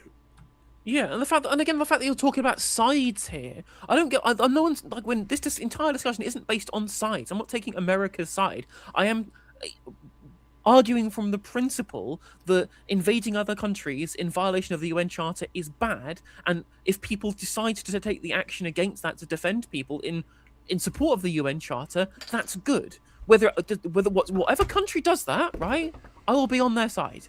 It doesn't matter whether it's China, whether it's Russia, whether it's the United States, whether it's Britain. Defending the UN Charter is a unique good because of the rule, because it creates a better world, in my opinion. Time out. When has Britain ever done anything bad? True. What are you talking about? We are a small bean who's just been chilling out here in the North Atlantic. Like, look, you live your life, we live ours. It's all good. Honest. Ignore like all of saying we should have joined the war in Iran.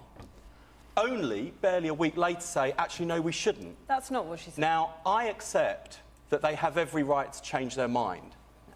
But leadership requires two things: judgment and backbone. Neither of which he has, because he's literally the U-turn king. Literally, everything gets U-turned on. Yeah, Wesley, this week you U-turned on allowing that fucking specialist to be part of the board of investigation into the fucking Middlesex Health Department, which you said absolutely was a red line and she would never be involved in it. And then you U-turned because everyone went, well, we won't be involved in it either then if you're going to blacklist people, you cunt. So you actually U-turned this week. That happened. Like, come on. The idea of anyone from Labour kind of impugning anybody else for U-turning is fucking hilarious. Mad. Does France have the right to take Haiti? I mean, you can fucking try, but they'll cut off heads again. Don't fuck around. Can I just say, this particular photo, this particular freeze room of Wesley makes him look like more of a giant baby than I've ever seen in my life. He does. He literally does. He looks Here comes the airplane. Yeah. He looks like, you know, they made that giant Trump baby blow up? That looks like, he looks like a giant Trump baby blow up of Wes Streeting. But it's actually Wes Streeting. Just let that sink in. And Kemi Badenoch and Nigel Farage have shown... Who?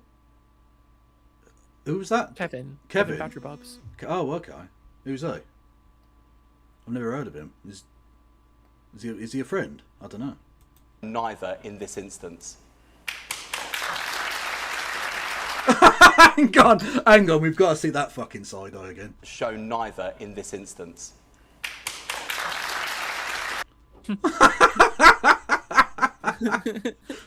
I'm sorry, did someone do Amdram? What's going on here?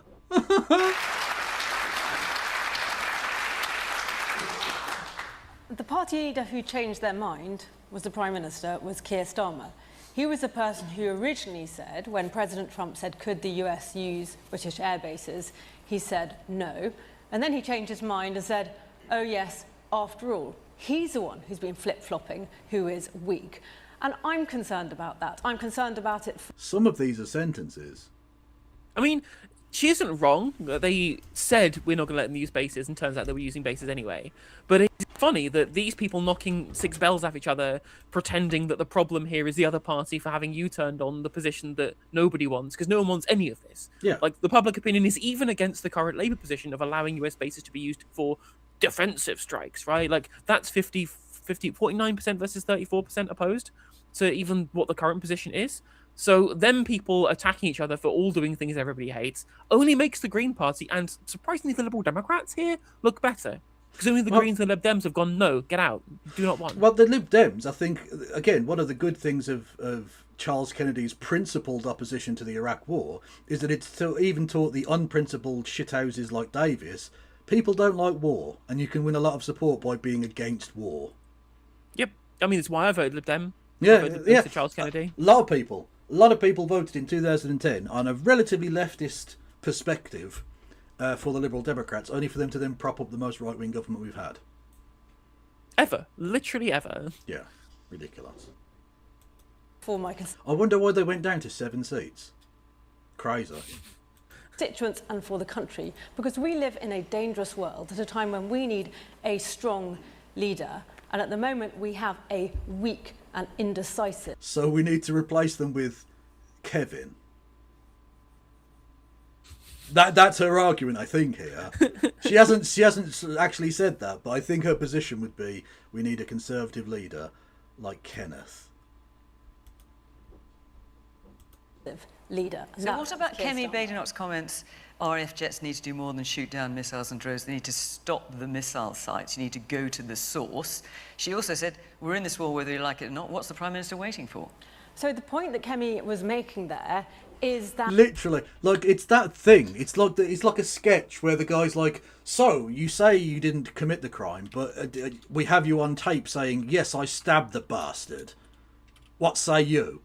Like, you can't, literally, here is a signed confession smeared in the blood of the fucking victim. Like, literally, you can't, it's about as fucking open and shut as you can get. And now she's going to have to say, no, she didn't mean the thing that she obviously said. She meant the complete opposite of that. Like... we have bases in the Middle East and we have troops there who are being fired at by Iran. But when she said you need to go to the source was Iran. So she was suggesting, I assume, that RF jets need to do more than shoot down missiles. They need to go to the source, i.e. Iran. So the point there is Iran is attacking our people I get that. and our assets. So was she not saying that we need to therefore attack Iran? Hang on, sorry, a journalism, everybody. A journalism volcano has erupted. And we're being rained down with lava of truth. Being attacked. She was saying it's not just about intercepting those drones or those missiles, it's also about trying to stop them being fired. So yes, we should be stopping those missiles being fired at us. So we should have joined in to stop the missiles being fired. So she was clear that she is that. Yes, she was clear. We should bomb Iran. Yes, she was very clear. Again, like, one missile has been fired at us, by the way. One missile has been fired at us in RAF Akrotiri and was fired by Hezbollah. Yeah. It wasn't fired by Iran. Yeah. Literally, we've been hit as many times as British journalists. I mean, more British civilians have been killed by Israel than by Iran. Oh, God, that out 100%. 100%. Yeah. And, of course, as always, click the button, Kevin. Well, there was only one country in the Middle East with nuclear weapons. Hang on, I've got it. Boom! There we go. Israel has nuclear weapons. Literally. But, you know, we need to be scared about Iran, because Iran is a threat. Because since 1982, it's been 5 seconds away from getting nuclear weapons, according to Benjamin Netanyahu. Fucking joker. Oh, shit, I clicked completely the wrong thing there. What am I doing? Oh, thank you, not Rachel Atwood, who said the APAC candidate in Illinois 9 also lost. The winner was Daniel Biss, who was the J Street candidate. Oh, okay, soft left. Oh, okay, well, I'm glad the APAC fucker lost then. Okay. I misread. Yeah, she was called. Apologies. Yeah, she was called Laura Fine, and she came third. She literally went. She got Gorton and Dentoned by Daniel Biss and Kat Bugazala. Well, ironically, she didn't do very fine. Ayo.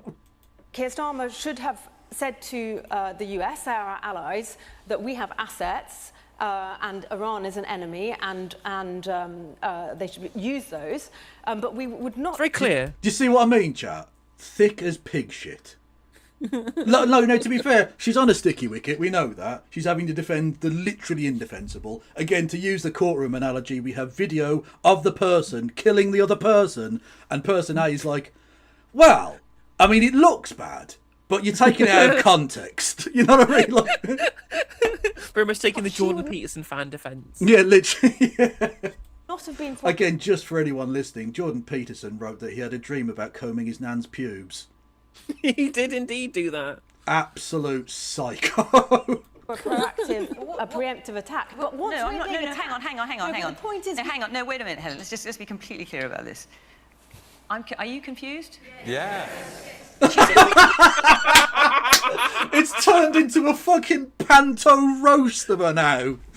I mean, I think they should do this more often. Helen, 'Cause where's your career? It's behind you. Fucking hell. That's really tickled me. Thank you. They need to do this more often. Like Ash did this when she was on Question Time as well. Go to the audience and get a response, because the politicians are allowed to treat the people at home like they're fucking idiots. And you have to get the public to tell them, actually, no, you're the idiot who can't explain your position. Yeah. You're the one who's treating us like we don't know what we're thinking. And I'm like, no, you need to be more cogent than this, right? Like Ash was just like, do you want the water nationalised? Yes, obviously. There you go. Case closed, Columbo. Yeah. Anyway, I can't wait for the Punch and Judy section of the show to break out now. Think of the hokey cokey and it all makes sense. She said, in, out. You cannot do that. Oh, even Wes is going in for the kill.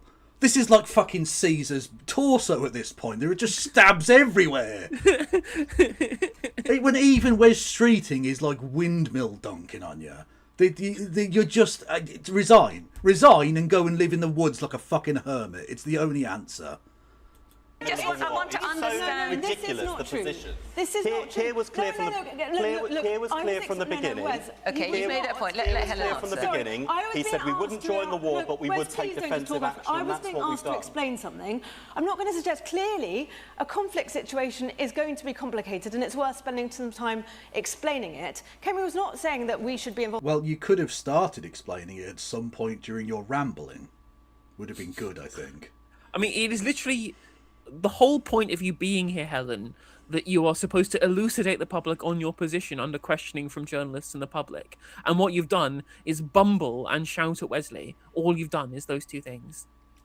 Well, I'm sure that will definitely lead to the Keminaissance in action. I can't wait. The Tories going to die. Yes. R.I.P.'s in chat.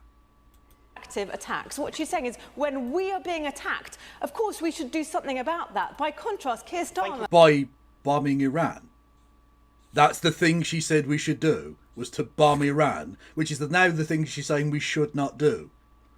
You can't win. You can't win.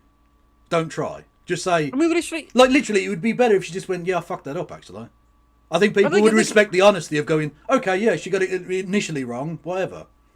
And also, I think that what's weird is they seem to believe that Iran is some just kind of like rogue entity with no formal power structure that's just bombing people with no reason left, right, and centre, rather than a very, very historic power in the region with fully developed governance and military strategy and officials and a foreign minister, like, and a fucking diplomats in this country, like ambassadors. There's literally an ambassador to the UK. They've spoken to him on Sky News, right? Like, they've spoken to the foreign secretary of Iran. Like, these people have full power structures going, yeah, we know when people are attacking us, we know we're in war with them. We won't just strike people randomly. We're striking American bases in Gulf countries because that's America that's attacking us. There's a reason why Iran has basically not bombed us at all, and why Hezbollah launched one missile at RAF Akrotiri because of our involvement in the genocide in Palestine. But then presumably Iran went to Hezbollah, cut it the fuck out. We don't want to drag these cunts in as well. Let's, Exactly, because Iran have not bothered. Iran don't want us to be assisting the Americans, and we don't want to assist them, so we don't attack them. But both of us want us to not be involved in this, and that's fine. Again, America circus, Israel circus. It's America and Israel's monkeys. Yeah, exactly. But if you make yourself the target, don't be surprised if you get hit, because you've made yourself a target. Yeah. Yes. Keir Starmer was out saying we shouldn't be involved. We're not involved. It's nothing to do with us. The fact is we are involved. We have got assets there. We have got troops there, and we should be defending them. We are. And the Prime Minister was clear from the outset. We wouldn't join the war in Iran. But when it comes to protecting our people, our interests and our... It was kind of, funny in a sense, but also a waste of fucking taxpayers' money to see all these tax dodging cunts come scurrying back. Oh, rats sinking the deserting ship. You know what we should have done? Say to them, right, we've got planes here in Dubai or wherever, which can take you back. Here is your tax returns for the last few years. If you want to pay your tax, you can get back on the plane. Come back to Britain. No problems. But that's what you owe us. Pay up or enjoy being bombed, I suppose. Because it's UK taxpayers' money paying for that shit. We have to charter private fucking planes to pick these wankers up. If you don't want to pay tax, the UK taxpayer shouldn't pick up your fucking bill, should they? Literally. And again, it's worth pointing out, right, is that if a base that we had in the Gulf, for example, got hit, that would be our fault for placing it in a very well-known conflict area that has been known to be a target for American and Israeli imperialism, right? We can't just be part of the imperial core doing imperialism and expect not to have repercussions. And let's be honest, we placed our bases there precisely because of its geostrategic sensitivity. So when a geostrategic fuckery happens, and that sensitive area becomes a very explodey area, you can hardly be very surprised. What did you think was going to happen? It's Qatar or Kuwait or wherever. What the fuck? It's just like the leftist position has just been infinitely vindicated, over and over and over and over again. We don't want involvement of this. So we don't want to be an imperial power. We want to be a diplomatic power that engages in diplomacy like a normal country would. And we can do that because our soft power is crazy. Fucking Ed Sheeran and people like this. Our soft power around the world is massive. The Beatles, Shakespeare, etc. People know us. Our brand recognition is very strong. People from all around the world send their kids to Oxford and Cambridge. Exactly. And our hard power is pretty fucking limp. We've got one ship that we had to gaffer tape together and send over a month after or whatever. It's embarrassing. Let's stop pretending. Good. Fuck it. I don't want to be a hard power. No, that's fine, right? But the point is, we're spending a fortune, but it's all going to fucking upkeep nuclear weapons that we have to get America's say-so to use anyway. Not that I want us to use them, but in theory, it's supposed to be an independent nuclear... It isn't. I'm sorry, when we have, who do you want answering the call at 2 a.m. when the red light's going? Well, our Prime Minister rather than the fucking President of America, actually, if you don't mind. Fuck's sake. Allies, we would act.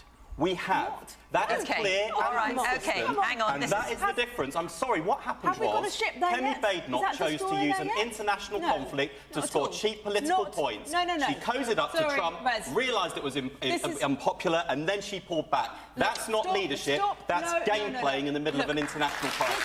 Oh, that's Wesley. Oh, he isn't wrong. I just want to clarify. I fucking despise Wes Streeting, but what you just saw there was fucking masterful. That was actually really good politics. It was forceful, it was aggressive, but without being too aggressive because you don't want to appear to be sexist. And he just absolutely scorched her and got a round of applause as the fucking Labour Health Minister.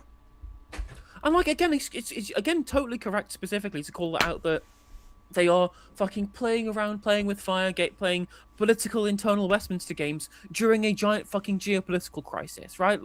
It shouldn't be. It's always been the case, really, broadly, in terms of how Westminster has worked, is that you tend to just agree on foreign policy, because it's kind of bad if your internal party is exploding over how you deal with foreign policy in terms of the relationships with other countries, because people can't be sure where you stand.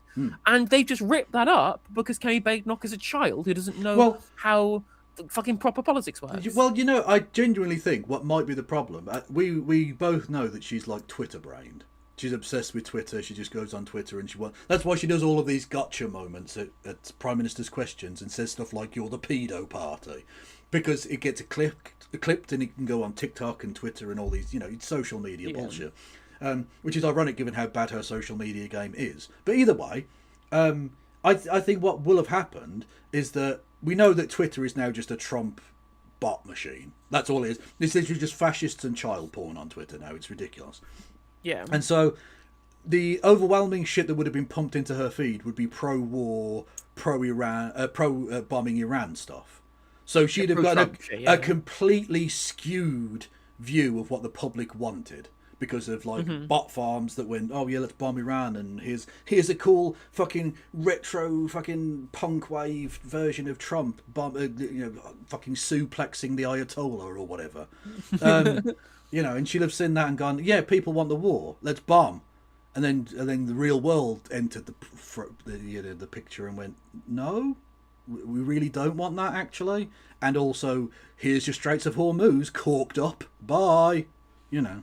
I just want to clarify, but I don't mean that there should be no disagreement on foreign policy. I think one of the bad things we have is that our foreign policy has been too regimented and not been criticised for too long.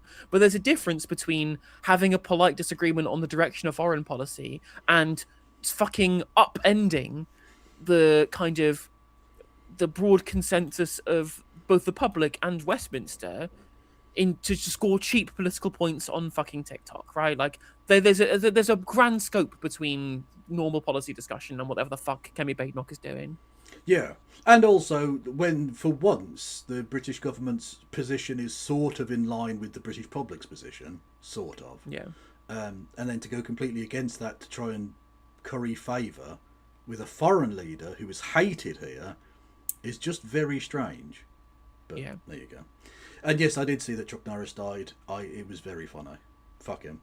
Anyway, thank you, Fogel, who resubscribed for 34 months and just said the word "but," which I presume is a salutation to former Pakistan opener Salman Butt, which too soon. He was the captain of the team that cheated, so you're out of order. Yeah, I'm sort of typical Kevin coming out in support of the bookmakers.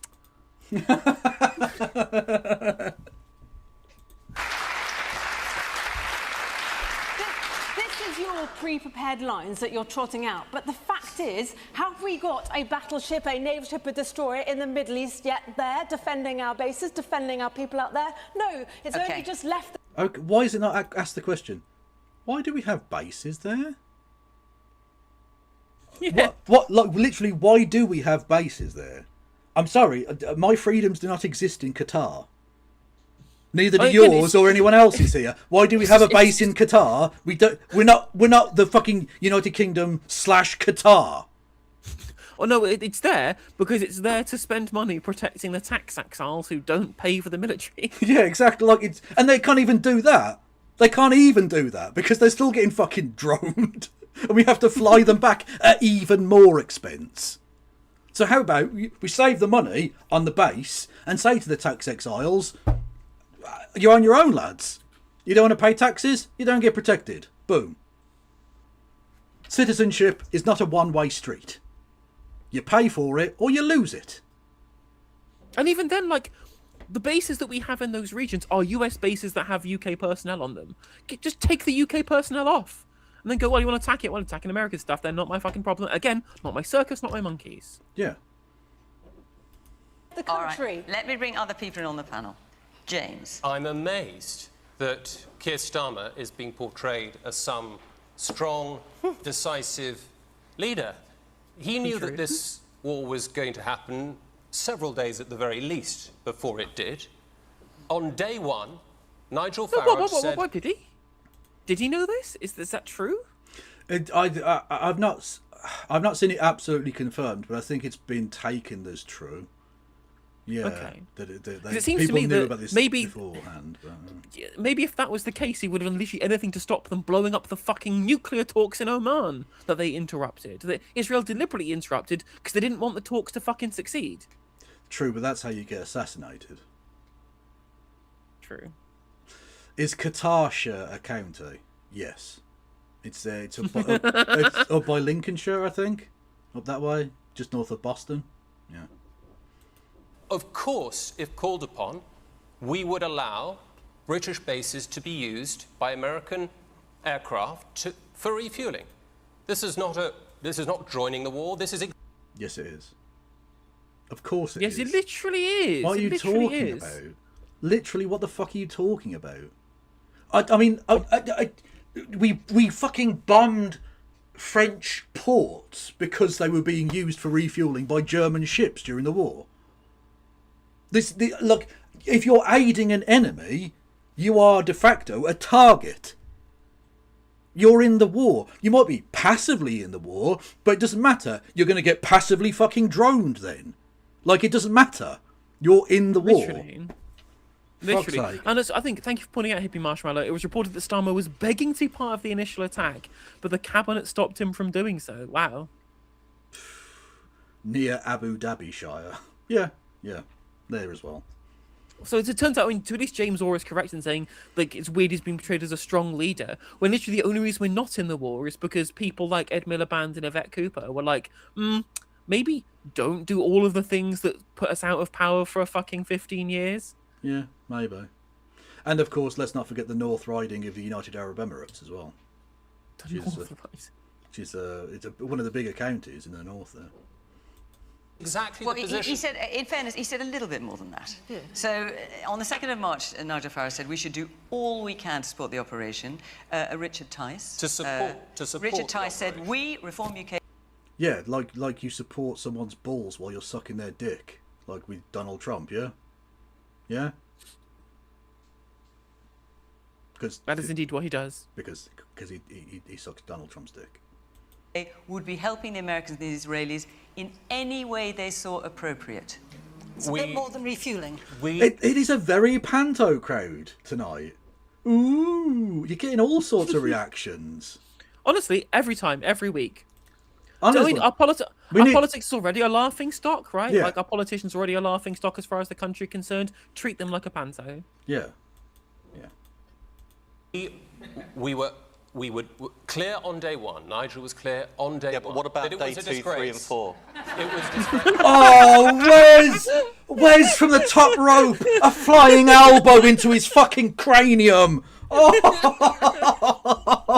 Looking forward to Caroline Lucas with the steel chair. Oh, that was fucking Wes, where did this come from? You're usually a really boring cunt. When did you develop a sense of humour?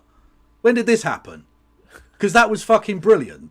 I hate you, and I want you to lose the next general election. I so nearly broke terms of service then. Jesus Christ. I want you to lose at the next general election, but yeah. Kudos. You've got to tip the hat on occasion, I think. That's like that one like little weird look he gave Chris Philp when Chris Philp said, "Is Rwanda and Congo the same country?" Yeah, that kind of weird, like, just confused side eye, like, what the fuck was that? Yeah. Okay. Some people want us to run it back. People are desperate for us to run it back. That's fair point. It's a bit more than refueling. We were clear on day one. Nigel was clear on day one. Yeah, but what about day 2, 3 and 4? It was disgrace.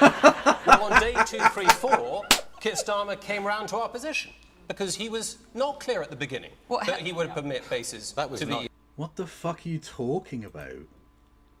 That's tragic. But that already been the position from the start, right? Wasn't that what was leaked? Was that the use of the bases has basically already been agreed in all of those talks that were happening behind the scenes, apparently. Yeah, exactly. Like, at first he wasn't going to, and then he was essentially convinced to, or something. So, like, the official position, as publicly stated, was always that. Like, I don't mind them U-turning in private, because that's not a public policy. That's just a discussion about what should be the public policy, which is fine. Okay. Yeah, that was... honestly, send Zia Yusuf out. He's less laughable, at least. Because this guy's a clown. Your position. So when you've got Richard Tice saying... Starmer followed just so I'm clear, because we want to get this clear, don't we? They laughed at you, mate. You can try and drag it back from that point, but they literally... Wes Streeting dunked on you so bad, they laughed at you. Oh no. When you have Richard Tice saying we should be helping the Americans and the Israelis in any way they saw appropriate, and then a few days later Nigel Farage saying let's not get ourselves involved in another foreign war. That is How do those two... that's completely the position that Harold Wilson took. I know, in the but how late do those two 1960s. work together? You can give support to your allies. That's not the same as becoming a co-belligerent. Yes, it is. Yes, it fucking is. I mean, it depends what the support is, right? Selling weapons, I don't think makes you a co-belligerent. But once you start engaging in the act of dropping the weapons, I think that's the case, right? Like, no one's saying that America is... Yeah, trade is one thing. Trade isn't a problem. But if you are actively assisting their military logistics, because bear in mind, something ridiculous like 9.2% out of every 10 military personnel are not frontline. Virtually every person in the military is logistics of some kind, or cooking, or fucking transport, or refueling, or whatever. So if you are helping with the largest proportion of a nation's army and air force activities, which is refueling and loading bombs and fucking maintaining things and all the rest of it at airstrips, you are a co-belligerent. Yes, you are giving direct assistance. That's not trade. That's you being an extension of their armed forces. 100% agree. And I guess the gay socialist points out in chat, like, trade is still a problem. Like, selling arms to Israel was bad when they were doing the genocide, right? Like, but it doesn't make you a co-belligerent in the same way that, I don't know, flying spy flights for them to be able to get targeting information is. Yeah, very much so. Yeah. Hang on, there was a thing I wanted to respond to in chat. Oh yeah, fun fact, South Africa also had nukes. Literally true. And also one of the reasons they gave it up was because of racism, which is surprising for South Africa, I know. But yeah, the South African government realised that the apartheid was running its course, and rather than hand over nuclear weapons to a black government, one of the rationales was, we'll get rid of it, and that'll buy us some international kudos, because we can say, look how peaceful we are. We're getting rid of nukes independently. When actually they just didn't want to hand it over to Nelson Mandela. Which is like, I mean, is that the one instance of racism having a positive impact on the world? I don't know. I'm not sure. Well, look, credit where it's due, because at least you are, in this case, supporting a British ally, America, rather than parroting Russian talking points. So I guess there has been something... Honestly, he's in fucking beast mode. Where did this streeting come from? I mean, clearly somebody who is considering the potential for a leadership contest sometime soon. Yeah, clearly. Yeah, someone gave him his happy pills today, because he's on an op. Honestly, that's 3 or 4 absolutely brilliant moments.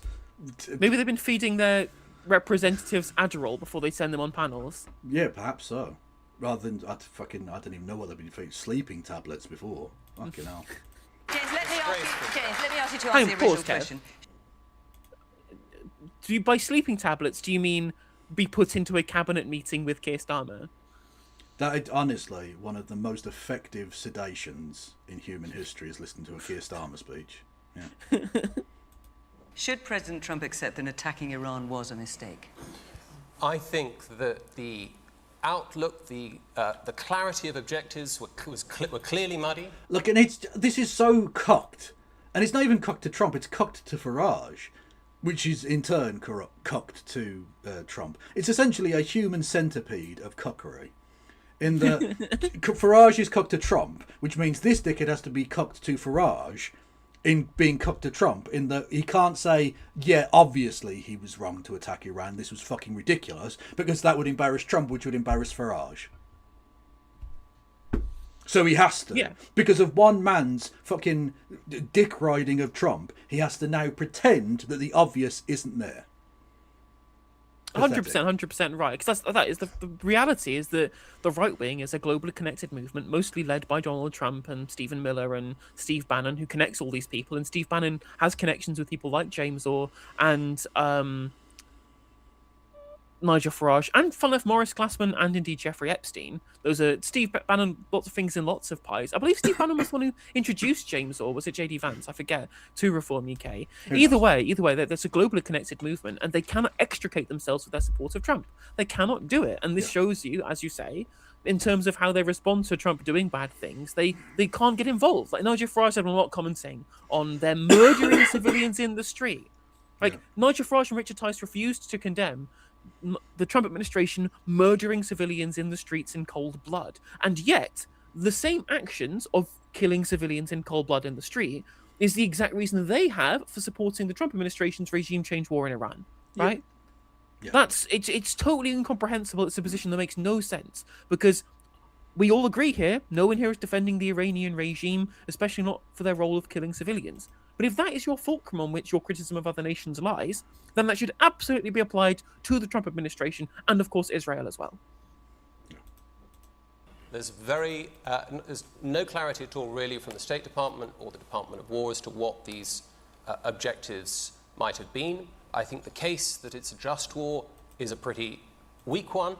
It's one that could be defended on some grounds. The innocent suffering in Tehran in January, Amnesty International estimating up to 35. How many innocent people are suffering in Tehran today?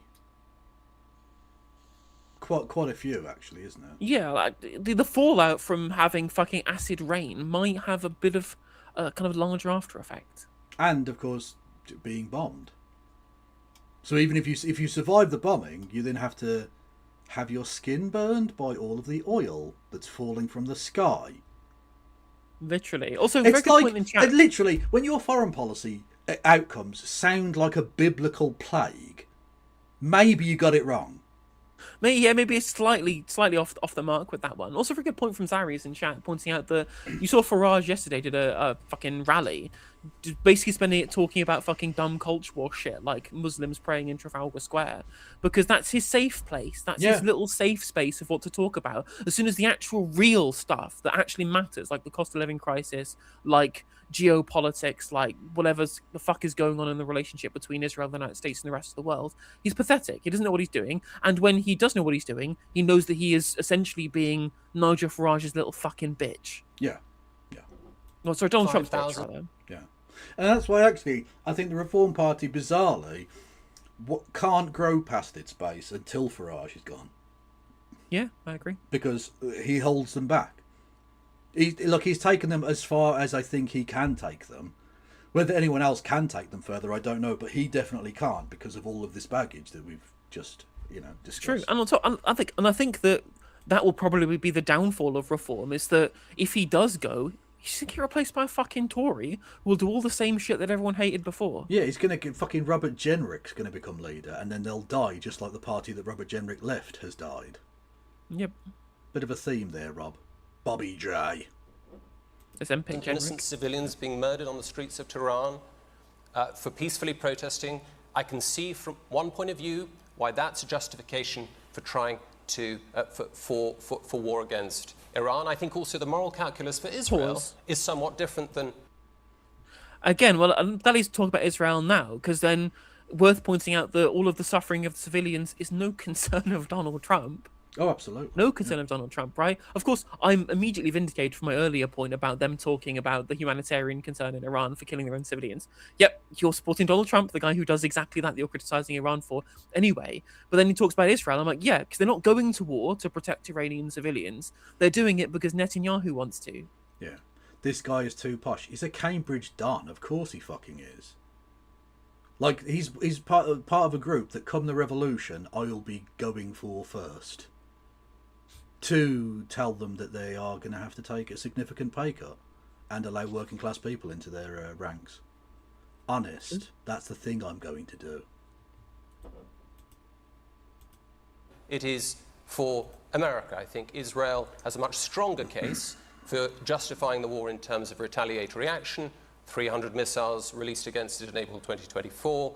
But again, those missiles were launched as a retaliation to Israel bombing a Vienna Convention-protected embassy of Iran in Syria. Yeah.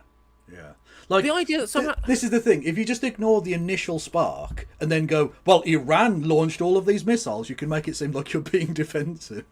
Literally, Like literally, like October the 7th happened. Let's ignore everything that happened before that. Just October the 7th, and then it's defensive. Literally, exactly. Like, it's so dumb. They're gaslighting people here. Yeah. Again, because it's also worth pointing out that what Israel did to Iran was kill a head of state and also bomb a bunch of civilian infrastructure. Yep. Because they do the Dahya doctrine every single fucking time. Yep. Iran's response to them attacking, again, a Vienna Convention protected embassy in 2024 was to launch missiles at Nevatim Air Base, an explicitly military target, right? The norms of war are being followed by Iran in a way that Israel isn't doing. True, but At least was back then. Like, Iran have struck civilian targets now, but so have Israel. You say the Vienna Convention, but you know who also came from Vienna? Hitler. Well, he didn't really come from there. He did live there briefly, but yeah, just saying. So, you know, like, if you want your Nazi shit, like, go for it. Just saying. I'm not actually interested in whether President Trump... That is a joke just for Vogel in chat, who is my resident Austrian. ...was right or not. Well, that's a shame, because that's what our questioner wants to ask. So, should the President Trump accept that attacking Iran was a mistake? Do you agree or not? I think that the objectives were muddy, and if a war is to be just, there needs to be clarity in the objectives. There's also got to be clarity in the justification. And I think that... Okay, and neither one is... There's no clarity at anything. Like, they literally didn't even wargame them closing the Straits of Hormuz. A thing that a fucking 10-year-old could have told you. Look at the map! Look at the fucking map! It's the most obvious choke point in the history of the world, where like a third of the world's fucking oil and liquid natural gas goes through. What the fuck did you think they were going to do? I'm surprised they haven't fucking damned it. Like, what the fuck? Jesus.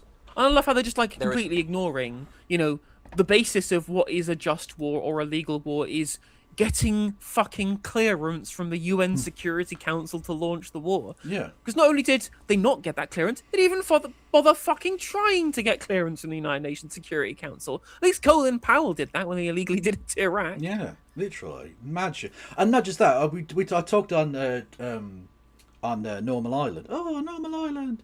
The other day about them getting rid of sanctions on Russian oil in order to facilitate this, because they want to keep the oil price down, which is why Trump was actually angry that they bombed those oil fields, because that's going to further fucking raise the price of oil, which it did overnight. It happened. But one of the things they're now doing is quietly, without public announcement, getting rid of some of the sanctions on Iranian oil. They want the country they are bombing, they are repealing some of the sanctions against so that the Iranians can at least surreptitiously sell oil onto the market. Yeah, it's like Scott Besson publicly stating we're allowing Iranian vessels through the Strait of Hormuz to deliver oil. I'm just like, you're literally... They wouldn't let Venezuelan oil through like a few weeks ago, and now the Iranians are just having a fucking escort through the straits. literally, like, they've not just entered the humiliation factory, they fucking bought a house in humiliation lane. They are having their mail forwarded to P.O. Box humiliation. Like, literally, the Iranian tankers going past the lines and lines of fucking international ones, just going, what, aren't being waved through the straits? How very gauche, lads. See you in a bit. Like, ridiculous. This is like 10-dimensional chess. Let the Iranians sell oil so they'll lose? Okay, cool. Fuck. Because Trump was obviously like fucking debated into doing war without realising that his base wanted cheaper eggs. And this is going to make eggs 10 times more expensive. Fucking idiot. There is a case to be made that the war has prevented innocent suffering, or at least it is a... What are you talking about? Oil in the rain. Oil rain. Rain oil. On everyone. Rain doesn't, like, stop at the border, or, like, just... It's only going to rain on the fucking... The Islamic Revolutionary Guard building. No, across the whole fucking city. Across the whole country. Yeah, you Tehran mad bastards. has almost 10 million people in it. 10 million people. That's more people in Tehran than in New York City. Yeah. Right? Yeah. It's giant. It's a giant fucking sprawling metropolis, and you've showered it with oil rain. Although, to be fair, the air quality in New York is probably still worse, actually. Even with raining oil, it's probably still more breathable in Tehran. Tempted to challenge a regime that is Like, New York is so toxic, they've literally got rats that are teaching turtles how to do karate.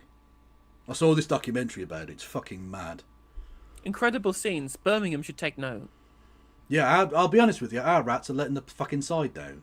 I haven't seen a True. single rat-related dojo anywhere. notorious for its brutality not only to its own citizens, but to our citizens as well. MI5 alone has uncovered 20 plots since 2022. To be fair, that was actually quite worrying. There was a group of Iranian spies that was sent specifically to spy on the Jewish community. That's a bit grim. The one with the Iranian government is fucking monstrous, right? But like, Yeah. this is what your whole point of having MI6 is: try and foil these plots and keep you safe. This isn't like a failure of liberal interventionism. We've not fucking bombed Iranian civilians before now. This is a failure of our security services of not foiling these plots earlier. Yeah, no, absolutely. That wasn't me being like, we should bomb. In order to defend Jewish people, we should bomb Iran. No. Yeah, I understand. Yeah. Just for clarification. Organised by the Iranian regime to kill or kidnap British nationals or other nationals on British soil. But it's okay if Israel does it.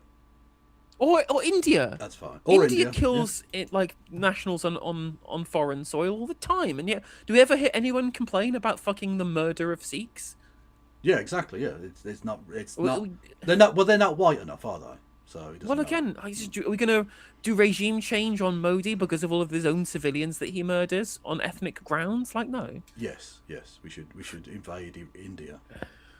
We've done it before. A while ago, to be fair, but to get the band back together.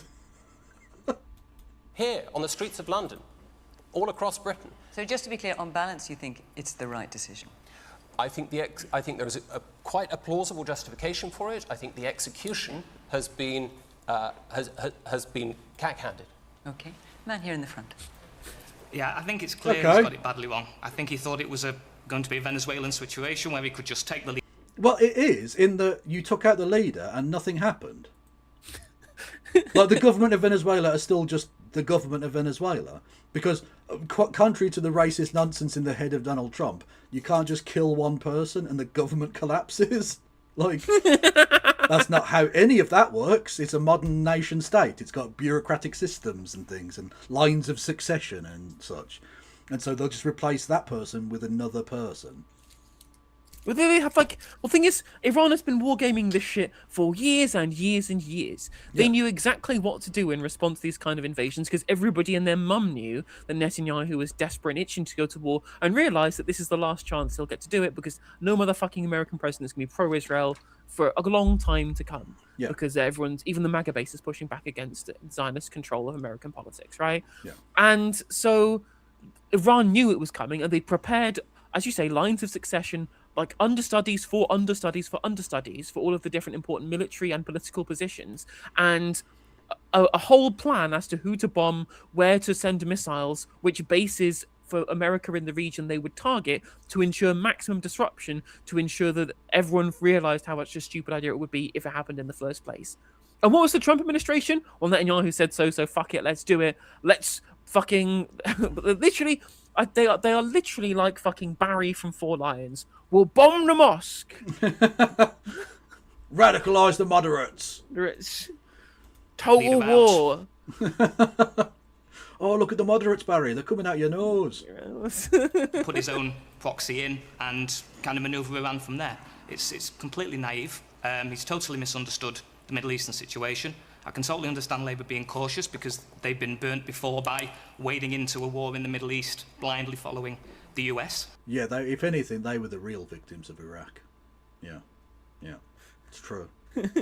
You could say their party's electoral chances got Abu Ghraibed, if you will. And he's also misunderstood NATO because he just thinks, well, America goes in, fights in the Middle East, and the NATO allies must follow, but it's a defensive alliance. So he's got so many things. Right, but it's not just that, but it's schizophrenic. One day, literally, I did the analogy. He's like a drunken man who can't get over a breakup. Who's like, 1 second, he's like, God, I need your help, baby. Come back to me. We were good together. And then 5 minutes later, fuck off, you bitch. I never loved you anyway. I don't need your fucking help, you piece of shit. And he just goes between these two massive extremes every time you hear him speak, to the point where, like, why have we sent a ship?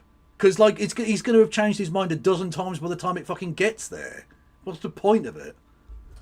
And he's right in the sense that he doesn't need our help, because we can't offer any fucking help. Like, even if we wanted to, what could we actually do? Not a lot. Badly wrong. It's quite startling, really. Woman in the black top. Yes, the thing is this, now, Trump, everyone has, well, put it this way, they know that he just basically has a way of wanting people to follow him. Now, yes, we will follow him, but only if he's correct. Now, he tends to have this idea that, okay, I'm going to say this and everyone's going to agree with me. But in a way, I would say Keir Starmer is not, I'm not a fan of him, but he has a way of saying, well, he might stand as checks and balances. Keir Starmer wants to look back and say, well, hang on a minute. What if he's wrong? So Keir Starmer isn't being a wimp, if you will. He's actually taking the time to consider what is and what should be. And that's the problem of this kind of Bush-like machismo, like fucking hard man act shit, is that it leads you into bad decisions. Like, I don't want a Prime Minister that's fucking hard. I want a Prime Minister who's smart. I don't give a fuck. Like, you can, if the world calls you a pussy but you get it right, good. I'm fine with that. Because Trump isn't always right, and we have to agree with this. Whereas, like, who's the biggest hard man on the world stage? I don't know, Putin or some shit like that? Who's currently floundering and his people are fucking dying in massive numbers in eastern Ukraine? Can't even get out of the fucking Donbass. How is that good for anybody? How has anyone benefited from that? No, and it's just like all of the strong men have always been the worst leaders, right? Like, Yeah. You look at Putin, you look at Netanyahu, and you look at Trump. I mean, ironically, the leader who has exerted the most power and who is being the most successful is the one who is least belligerent. It's the one who is the most strategic, who is the least acting in like a strongman, and it's Xi Jinping, right? Yeah. Again, Of course, he does bad things. Do nothing to win. Yeah. Yeah, but he's not fucking doing stupid invasions or tariffing all of people. He's engaging in diplomacy and strategic investment and trying to, again, Belt and Road. It's economic imperialism. Like, that's what it is. Yep. Like, you can't deny that it is. But it is still the most successful strategy than going in guns blazing and massacring people. True. And Vogel, resident Austrian, says, both Hitler and I both got denied entry to the same art uni. Can we put Vogel on a watch list, please? Can we just, like, I'm just saying, there's previous on this one. Sorry, but we have to agree. He's not always right. He tends to do things in a very, very gung-ho. Okay, it's the Wild West, that's their history, but he tends to be quite gung-ho where he shouldn't be. And it's really annoying, because this being gung-ho and hard, he's the softest, pudgiest cunt in the world. The man has not done a day's work in his life. His hand has never known callous, ever. He's not struck a blow of work his entire life. Literally, when he was doing his pitch to fucking miners, and he was like, he put on a hard hat and started digging, like air digging with a shovel, like that's how they do fucking mining nowadays. Like it's the 1820s. Like he doesn't know anything about the real world, or work, or fighting, or anything. He's literally fucking private bone spurs. Ridiculous. Okay, for Iran, I think that they should be allowed to elect a proper leader. Not so much, what's the name of that person? Ayatollah? Not so much from Ayatollah, but someone else who can lead properly. Everyone else should just stand back. So that's what I think. Is this possible at all? Caroline. Well, I think this is an illegal, reckless war that is certainly being waged by Trump and Netanyahu. I think they have massively underestimated their enemy in this particular occasion. I agree with the man in the front who suggested that. And let's be in no doubt that Trump is a bully and a blackmailer. He's made absolutely no kind of plan for what kind of exit strategy there's going to be. He said we're just going to exit when he feels it in his bones. This is a president who has said he's going to bomb Karg Island. How is he going to feel it with all those spurs in his bones? True. Just for fun. He has lazily suggested that he might go and attack Cuba as well. The kind of language that he and Pete Hegseth are using is so... Honestly, such a lovely fucking collection of people going to Cuba on that flotilla thing. You got Kneecap, Hassan Piker, various people. He's just like... Christian Smalls. We've got Navarro's own Stephen Methan. Steve Meth? Oh my god, really? Oh, that's fucking dope. Yeah, he did dispatches for us yesterday. We had it on the show. Because you've literally done a show with Stephen, haven't you? Yeah. Yeah. So you've got friends on the flotilla, is what you're saying, basically. I literally have friends on the flotilla. She's a big deal, chap. Big deal. Big fucking deal. Disgusting when they talk about, I've got the words here, watch what happens to these deranged scumbags today. What a great honour to kill them. I mean, that, this is not Grand Theft Auto. This is real people's real lives. And yet you get the sense from... Jumbly Crumbles is on it as well. Fuck yes. I can't believe they let Hitler go to Cuba. Crazy. You should end up in Argentina. Well, exactly, yeah, the wrong part of Latin America. Yeah. White House as if this is some big game. And all of us are suffering from it. First and foremost, the people in the Middle East who are dying at the hands of this war, but also, of course, all of us here who are feeling the effects from it too. And let us not forget, in terms of what James was saying, that maybe there's some... Britler. Thank you. Yes, Britler. some kind of pretext for this war. Let's not forget that just 2 days before the war was launched, there were talks going on, and we've heard that Jonathan Powell, Keir Starmer's security advisor, was in some way part of them, and he had judged that those talks were going in the right direction and that they were worth continuing, that there was a prize to be had. It was within reach, he said. And when it comes to the nuclear issue, then there was this agreement. Do you remember that JCPOA? I don't remember exactly what it stands for. Please, please, please, pretty please mention that Israel has nuclear weapons. Please. You are the only person on this. You are the only person on this fucking panel who I even have the scintilla of possibility that might say it. So please, Caroline, I will love you forever. I mean, I already will, but like especially. But essentially it was that agreement that was around trying to control the nuclear materials that... it was the enrichment program. The enrichment program, enrichment exactly. program. Don't enrich the nuclear materials. And that was working. I mean, it wasn't perfect, but it was keeping it all contained. So the idea that literally, as these talks were happening, that you would then have Trump just dropping these bombs alongside Netanyahu is just so outrageous. So I'm glad we haven't got more involved in it. But frankly, I don't think we should be having those US planes using our bases either. US strikes on Iran are launched from British bases. Bunker-busting bombs are being loaded onto warplanes by the US in Gloucestershire. US Special Forces apparently have been in Gloucestershire as well. I think we should be really clear, this is not our war. De-Yankification now. Now. Absolutely. When Donald Trump says to us that he wants us to come and help him in the Strait of Hormuz, we should say to him in the kinds of words he might just understand, Donald, you broke it, you fix it. True. Biggest applause so far. Yep.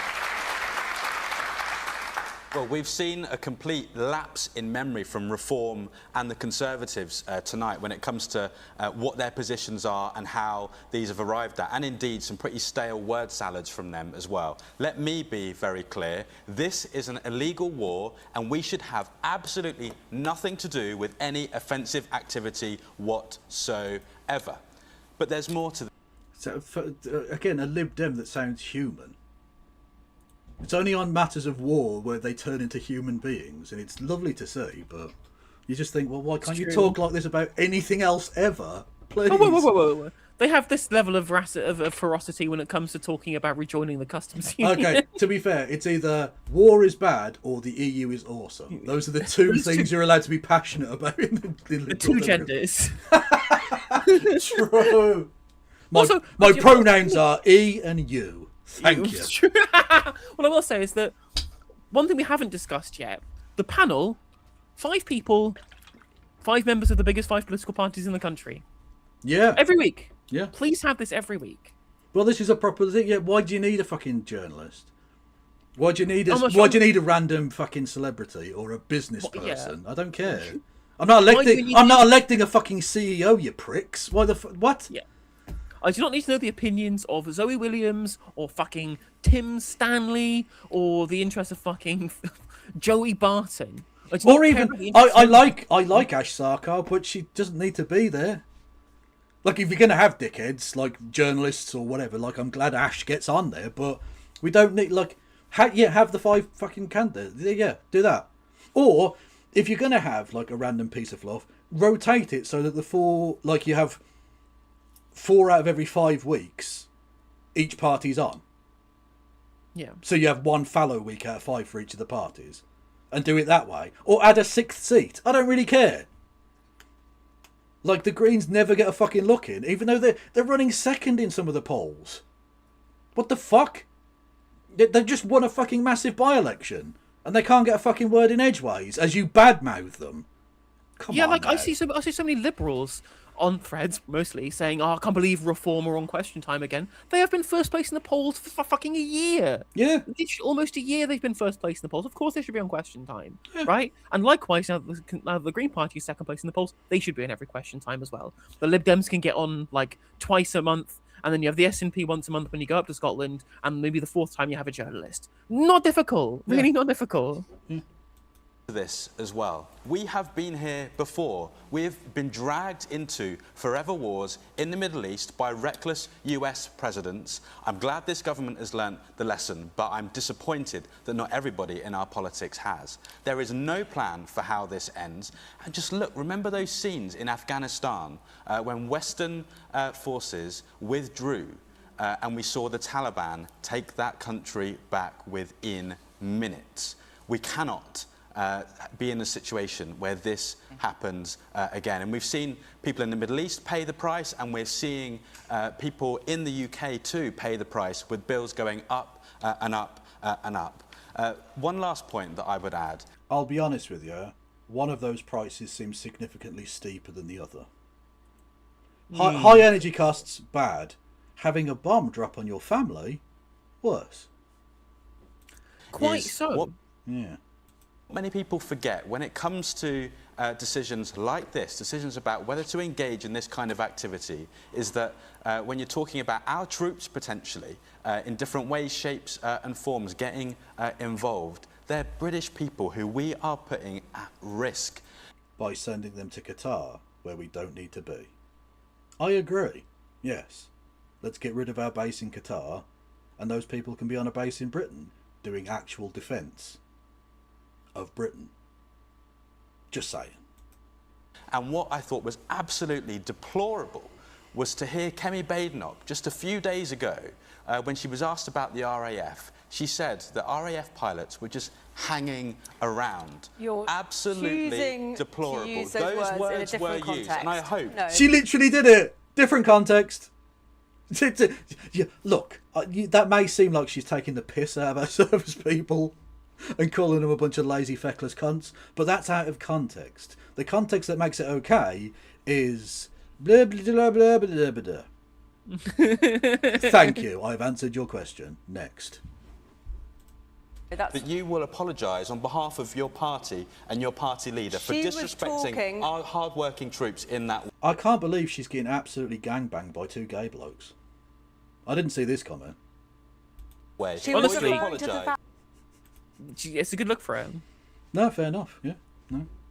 That Keir Starmer was not being decisive and not taking action to defend our troops. So you won't and not apologise allowing... for your party doing down our No, that was not what she was doing. She's the person, if anyone, who speaks up for our troops, who's talking about the importance of investing in defence, unlike other parties. She said the you words guys... Yeah, but she's not. She means giving money to like fucking Raytheon. She doesn't mean paying troops more or like having adequate housing for their families to live in.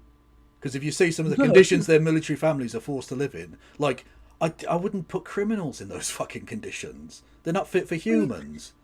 I mean, literally, like, one of the very few good things that the Labour government has done is that they bought back a bunch of military barracks that had been privatised for literally no reason at all, other than the fact that private companies would rent them back to the state to make money for nothing, right? Just get given free money by the state, and for no reason at all that they did this, right? And the Labour government came in and went, that was stupid, wasn't it? We're going to nationalise that. And so we've paid back. We bought them back at a higher price than we sold them, even inflation adjusted. And we've also spent time renting the money back. They have shat money away for nothing. No, you've missed the point.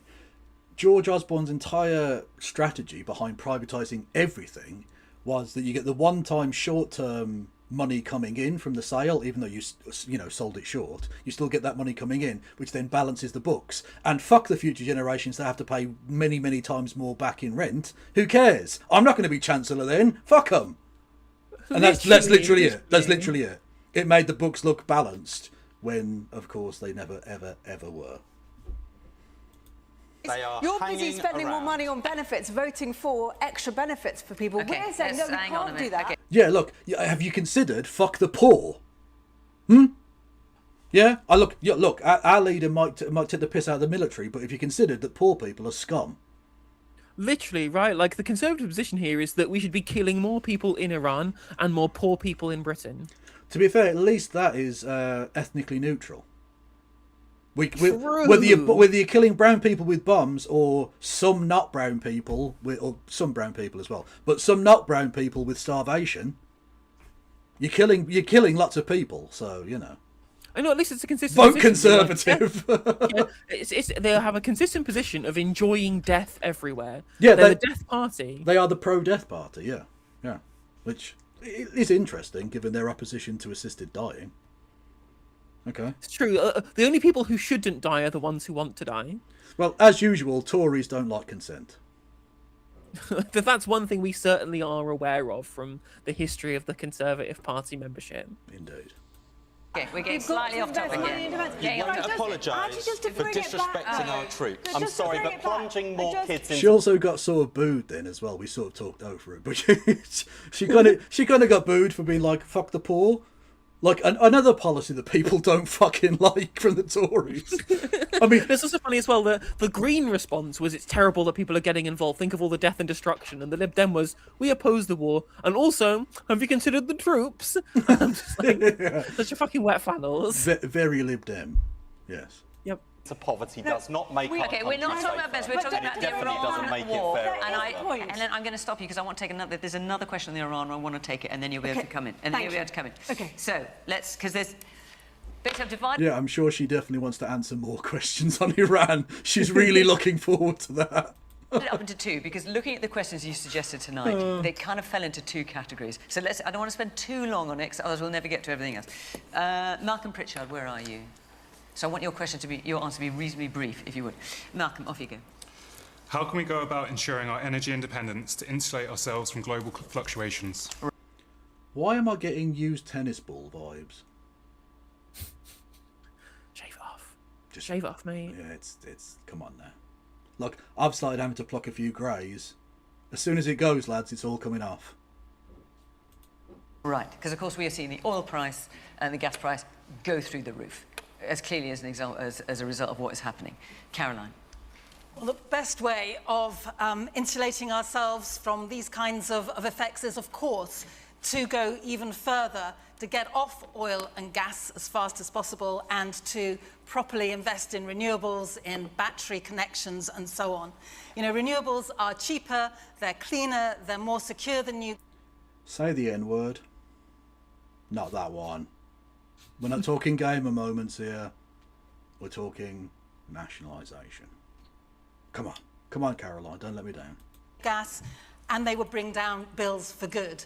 And what makes me so cross is just thinking back to, 4 years ago when we had the last big shock when it came to oil prices. If only then we had taken some of the action that we're going to now talk about taking again now, then we wouldn't be in such a bad situation. If, for example, back then, we had properly insulated people's homes, a street by street, house by house, local authority led home insulation program that could have got people... Why is she shaking it? What, you're against the concept of insulating houses?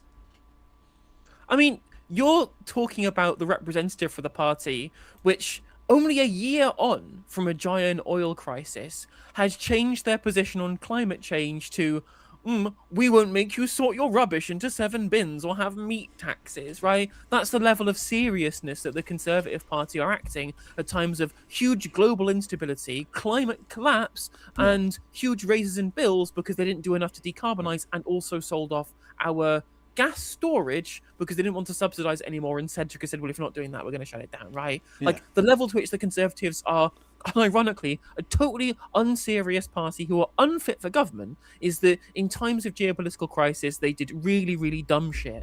Like I said, cut the green crap, end the subsidy for important geostrategic and for economically strategic investment, and also we're going to ignore the reality of how much an oil shock will cost the country. We're going to collapse the economy in response to it with Liz Truss, and then we're going to completely forget that happened and talked about fucking sorting rubbish into bins rather than climate security. So given that she was shaking her head, she was like, not only is the Conservative Party against insulation, we should make houses more porous. Get rid of all windows so there's just holes in the wall.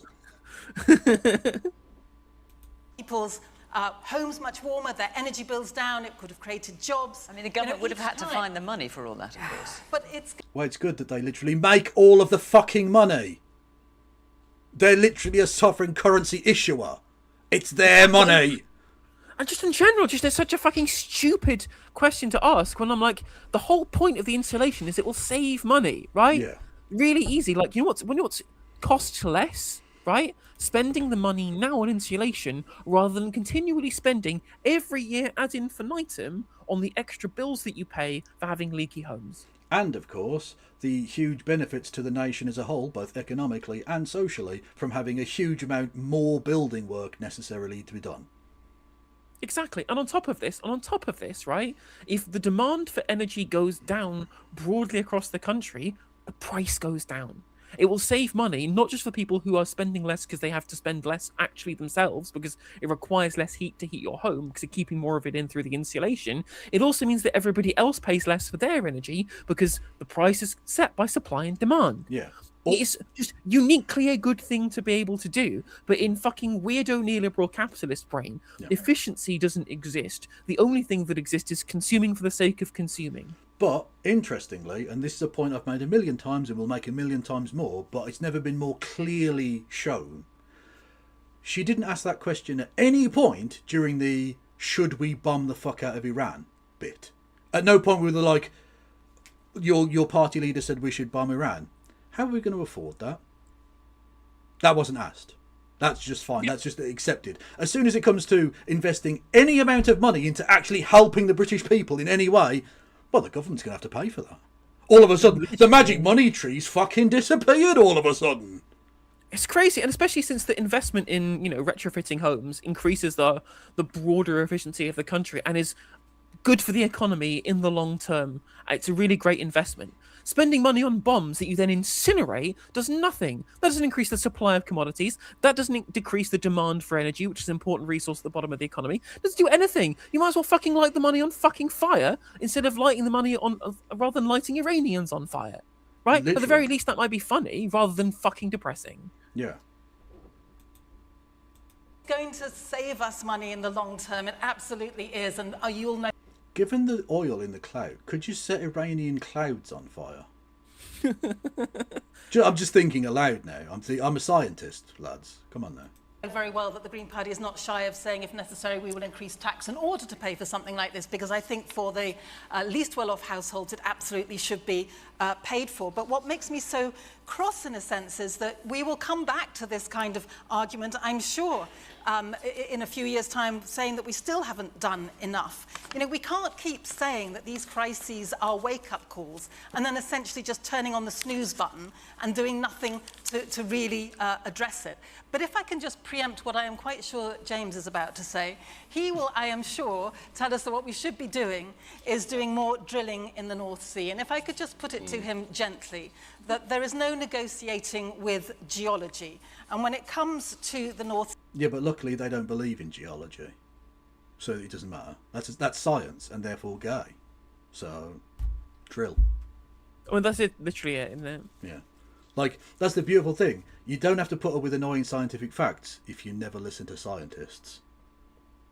Sea, it is a declining basin. Most of the gas has already been extracted. The majority of what remains is oil. We export about 80% of that oil anyway because it's not the kind of oil that our refineries use. So the very worst thing we could do now would be to listen to the siren voices of people like James and go for more oil and gas. It really is not the way forward.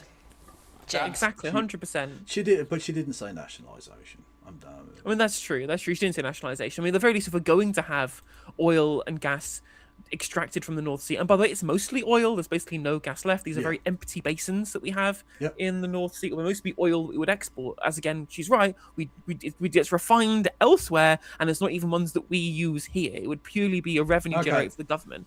Like, but look, okay, right. Before the Scots leave, right, we're still technically quite close to Norway. I reckon we could take them. They've got loads of oil. We'll just steal all their fucking oil. Like, we've been stealing oil from brown people. How about we steal oil from the whitest people in the world? I'd also like to point out as well that not only are the oil that we... Sorry. Not only is the oil that we potentially be drilling in the North Sea basically of no use other than as something to sell to somebody else, on top of this, it wouldn't immediately come online. You don't just magically get oil out of the ground by magic. You have to go through an entire fucking exploration. You have to do the licensing protocols. No, you send one bloke out there in a fishing boat. He drills down with like a corkscrew or something, and then the oil comes out. Bingo. Literally, that's the way we're approaching it. Easy clap.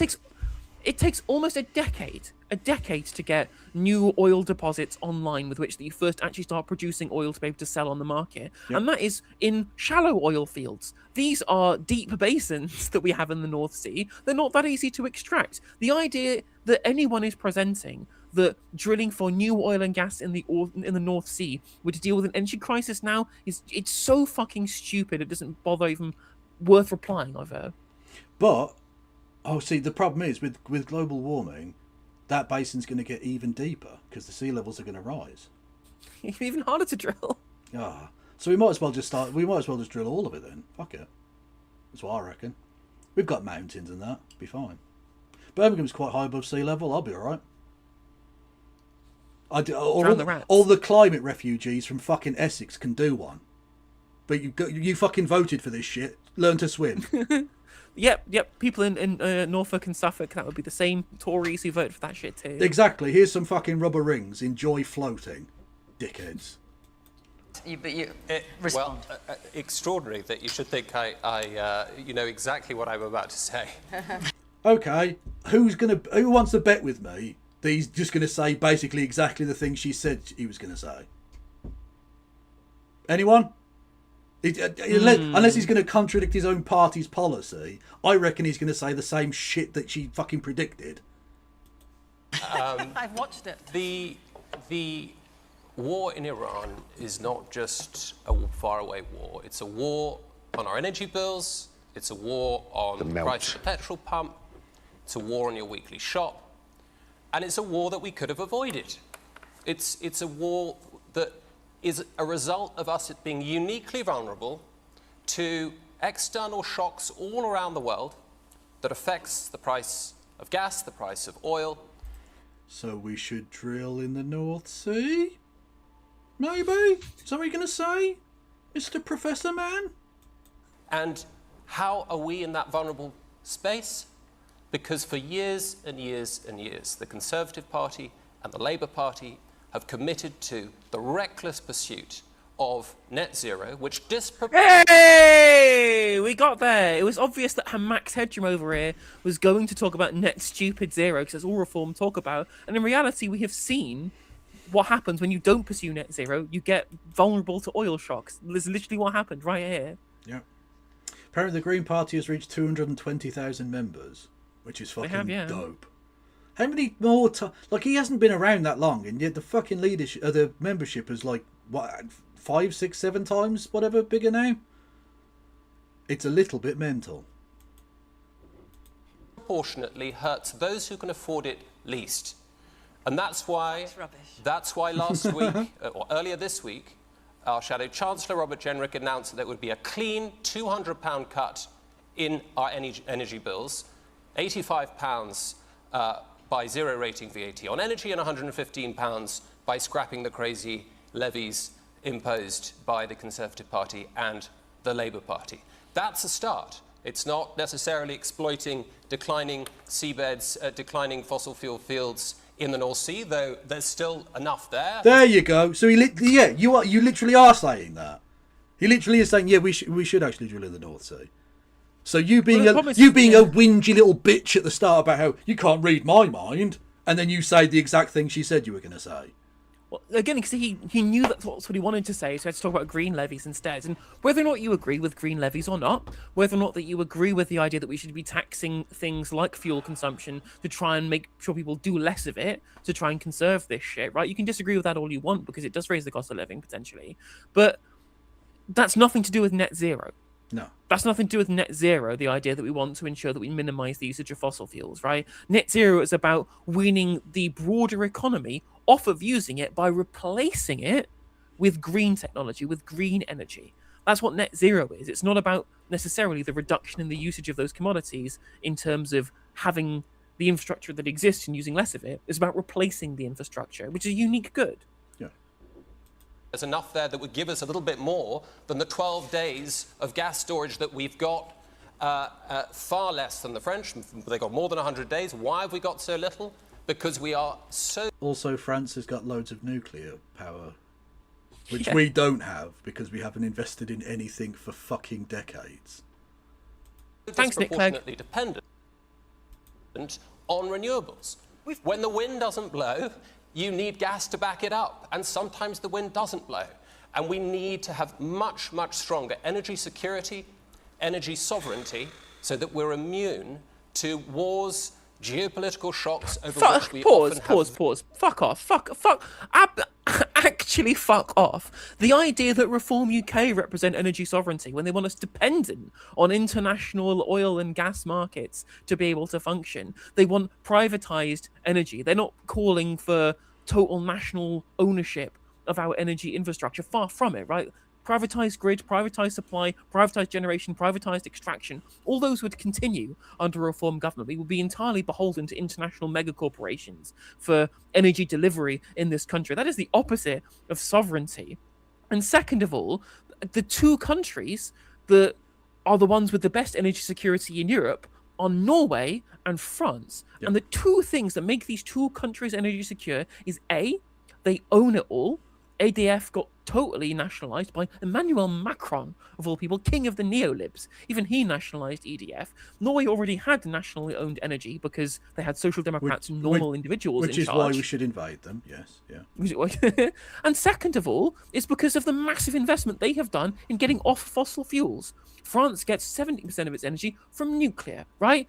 Norway gets the majority of its energy from hydroelectricity. Neither of these things require fossil fuels, which is what you and your stupid idiots want us to be reliant upon, which makes us more exposed to international oil prices than what France and Norway did. France capped their bill rises in the first oil shock by 4%. Yeah. We would have loved that. We would have loved that here. And one of the massive untapped sources of energy that we have in Britain in abundance is, virtually untapped I should say, is tidal.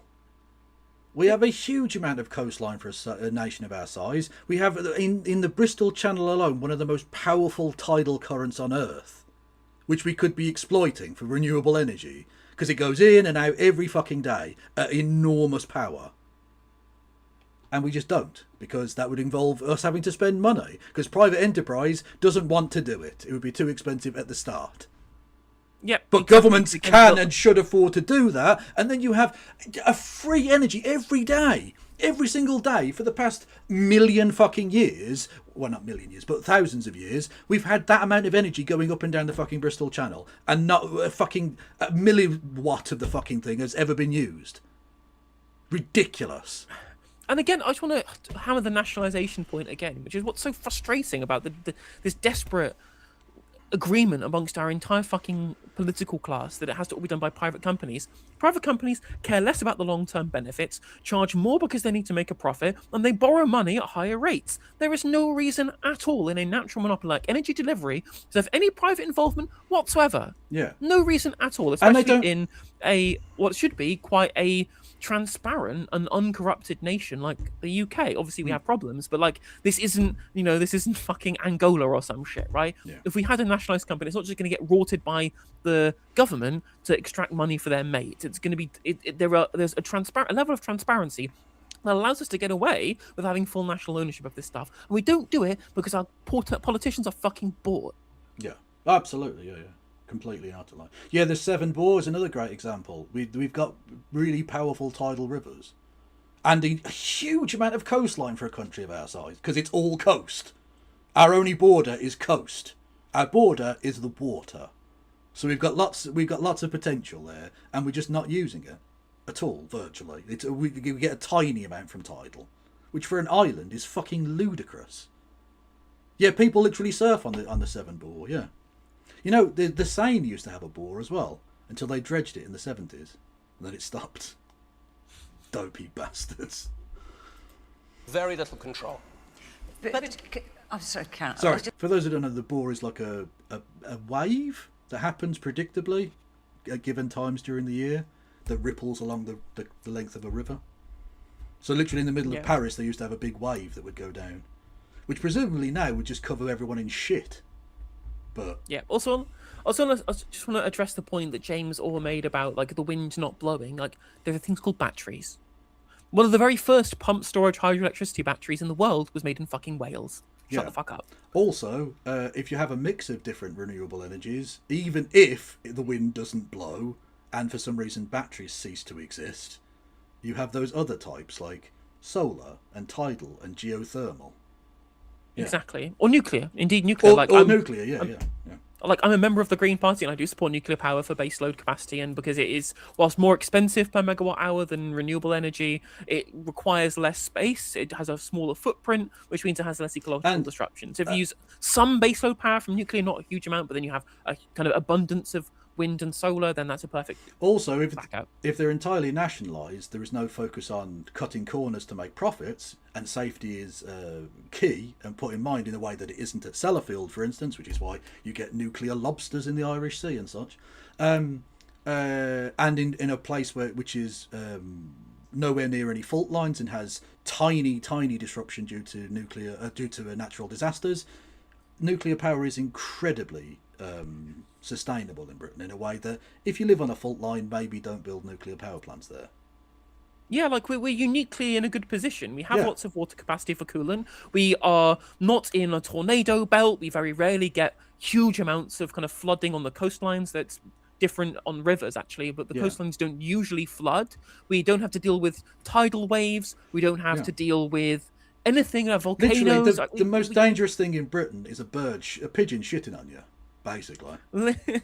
we have a really good country to build nuclear. We absolutely should build more. Well, we should have been building them for ages, because again, it doesn't just happen overnight. You need to build a thing and get it fucking working. So if you put the spades in the ground now, in 20 years you might get some fucking power. Jesus. Which is why they should have been putting spades in the ground 20 fucking years ago. Ugh. Just going to say, if oil and gas are traded on the international market, because they're not nationalised industries, how does that insulate us? Well, the prices are fixed internationally, but a portion of them is connected to... It really isn't. I mean, the bottom... No, you're talking shit, mate. What are you talking? No, you're lying. You're obviously lying. Because you're muttering and stuttering now. Liven yourself the fuck up, lad. Come on. Ridiculous. Line is that this is sold on international. So the Tories got laughed at and reformers got laughed at. It's right-wing's politics is kind of uniquely fucking stupid. Right-wing bollocks. Markets to the highest bidder. There are and the idea that that's we not are true. somehow going to The marginal save some of price this. mechanism does make us much more vulnerable than, say, France, which has a stronger, a much. So you agree we should nationalise the power industry then? And build lots of non-fossil fuel power like nuclear. Okay, Yeah, good. Yeah. How about nationalising all of the transport and shit as well? Because that could be quite important. And an array of stinky cheeses would also be nice. And winning the Six Nations. Much stronger energy mix, much more diverse energy mix. Of course, it's 70% nuclear. So you're not seeing. There's a reason why your bills are so much higher than they are in the rest of Europe, with the possible exception of Germany. It's not an accident. It's a result of political choices. It's a result on unreliable renewables. They are not unreliable, and what you can do is have interconnectors so that when it's not windy in this country, you import the wind from somewhere else. Honestly, I just despair of the kind of lies, James, that you are telling to people. It really is not right. These are not lies. That's an awful slur, an allegation. These are reasonable disagreements. Let's let our audience get a word in. Man there in the glasses. I feel like, although we must focus on renewable energy for the future, I feel like with a crisis like this, what the Labour Party could do is remove that green tax off people's energy bills. Because I feel like with the war, we might not see it tomorrow, but we'll see a massive rise in the oil price. And although I support green energy, I think at the short run we should drill the North Sea because you're an idiot. Yeah. Okay. Cool. No, that's fine. But you should probably shut up then, because you're an idiot. Denmark and Norway are doing it. But wait a minute, the reason that Norway is still able to do it is because they've had state involvement in their oil fields. And Say the fucking word! so they haven't gone hell for leather as we did by privatising our oil and gas, and therefore we managed to practically empty ours. They had a Hang on a minute. fund, they had the state. Pause. What is Helen Whately disagreeing with? Just think, oh, it's not true. What isn't true about the well-known fact of Norwegian state involvement in energy? I don't know, but I'm about to lose my shit. Do not fucking edge me.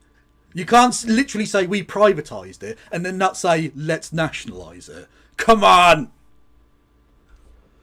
Used a far more gradual rate of reduction in those oil fields. We're buying fossil fuels from Norway. Okay. That is taken from the very seabeds. I have to bring other people in that as well. we have control over as well. Man there in the blue sweater. James, pause. James, what is it called? What is the mechanism called by which where you have your own oil beds and then you extract it for yourself via the state? Because it doesn't matter whether it's Norwegian state that we sold it off to or a private company from America that we sold it off to, we're still buying it back from somebody else. Whether it's Norway's government or Centrica, it doesn't matter. There's a different model with which that you do it yourself and the state keeps all of the money for use on the public purse, right? Yeah. What's that called? There's a word for this, James. Publicisation. 2 points. One, on the Iran war. It's funny how the Iran war is all being talked about. Oh my god, they found a Cockney in London. What? Where did this arrive? They allowed a working class in? Good god. But Donald Trump isn't in the Epstein files anymore. Secondly, where's all our energy storage gone? Because under the Conservatives... Well, we unpublicised it in the 80s and 90s, and so now we don't have any capacity for anything at all, ever. It's true. It's worth pointing out as well is that people will try and say that the blame for losing the storage will go on the Conservatives no longer funding it. But it's very specifically the fact that it was privatised that meant that the private company that owned it, that we were subsidising, right? Because this was the subsidies that were cut. We didn't sell it because we wanted to, because the state owned it and could. We had a subsidy for the private company that ran rough gas storage, which was Centrica, and their own CEO said, well, there was no business case for it because the government wasn't giving us free money to run it anymore, so we closed it. So privatisation is also to blame for that too. Yay! Another success story! As well as Maggie Thatcher and under Cameron and that, you got rid of a lot of our storage, which is why we have all these energy problems. our gas storage, in the you first place, yeah. Yeah, we sold it off to private companies who couldn't give a fuck about the long term. Because again, much like with Osborne balancing the books against future generations, these people don't give a fuck about destroying the country because they're not going to be CEO in 20 years. They're going to be in fucking Dubai waiting for a plane that we have to fucking pay for. Do you know what I mean? And the irony, of course, is that the irony is that, in fact, the opposite dynamic is true. Not only do they not care about the long term, they actively dislike the long term, because keeping the gas storage open means that the gas price would be lower, technically, because we'd be able to tap those reserves before having to go to Centrica for the gas that they are extracting now, meaning that in the short-term profit would be higher for them if they got rid of the storage, right? Yeah. They are actively incentivized. They're incentivized to make it worse for the consumer because it is a natural monopoly, and therefore they can sell it to a higher price by not having the storage. It is insane. It's fucking insane that we allow private companies to fleece us like this. Oh, yeah, no, it's pathetic cockery. Yeah, 100%. But this guy's been based as fuck. He's called out Thatcher, David Cameron, Nick Clegg. No, you called out Clegg, didn't you? Sorry. And said that Trump was Epstein's mate. Hit all the right notes, mate. Love it. Honestly. No notes. Base motherfucker. Yeah. So you let one actually working class person in, and this is what you get. It's lovely. The one at Battersea Park, right near the station, is gone, and it's got houses and stuff on it. Obviously, we needed it, so what was the point of selling it off? Helen. True. I will acknowledge mistakes that we made in government, whether you say on the storage side or, as James said, in legislating for net zero, when we didn't have a plan to get there. I mean, that's something that Kemi Badenoch has spoken about. You should not... Who's that? What? Also, it's funny they say we didn't have a plan. I mean, because as far as the Conservatives are concerned, state plans are communism. A plan on how to keep us energy secure would have been communism for them, because that would involve having to understand what the shape of the economy would be through state investment and state planning at any point. And they don't believe in that. They believe the free market is good, and the free market is what's led us into this fucking stupid place in the first place. No, you made a very good point there that my chat didn't hear, because as soon as you said communist, I started playing the USSR national anthem on my soundboard. I mean, basically, yeah, sure, that summarised my point. Yeah. Set a target if you don't know how you're going to get there, and if getting there, in fact, is going to be unacceptably costly and put huge costs on households' energy. It's so ludicrous, these fucking people. It would be unacceptably expensive. You know what would be more expensive? Your house being swallowed by the sea. Or unless you can sell it to fucking Aquaman, I suppose. Memes alert. But like literally having a fucking gazillion people turn up as climate refugees is going to be unacceptable. So how about we do something to try and forestall any of these issues? You know what's also expensive? One oil shock. Which apparently, according to according to studies, one oil shock costs as much as the entire green transition. Yeah, but it's got transition in it, and therefore is woke. It's fact. Energy bills, and also affect businesses, and that's one of the big challenges for our economy at the moment. So when you were supporting that policy, when you were in government, did you secretly think, gosh, that's a bad idea, because we've no idea how to carry that out? Or have you just changed your mind now? Well, I think at the time, I had expected there would be a plan. We're going to put a target in place. We're going to have a plan. It only transpired, became clear later that there wasn't a plan to achieve that. And so I'm glad that Kemi Badenoch has called that out and said, actually, this isn't the right way to go about either. Well, I'm not sure that she is funded by fossil fuels, although it wouldn't be surprising. But the Conservative Party is, yeah. But so is the Labour Party. So you know. Yep.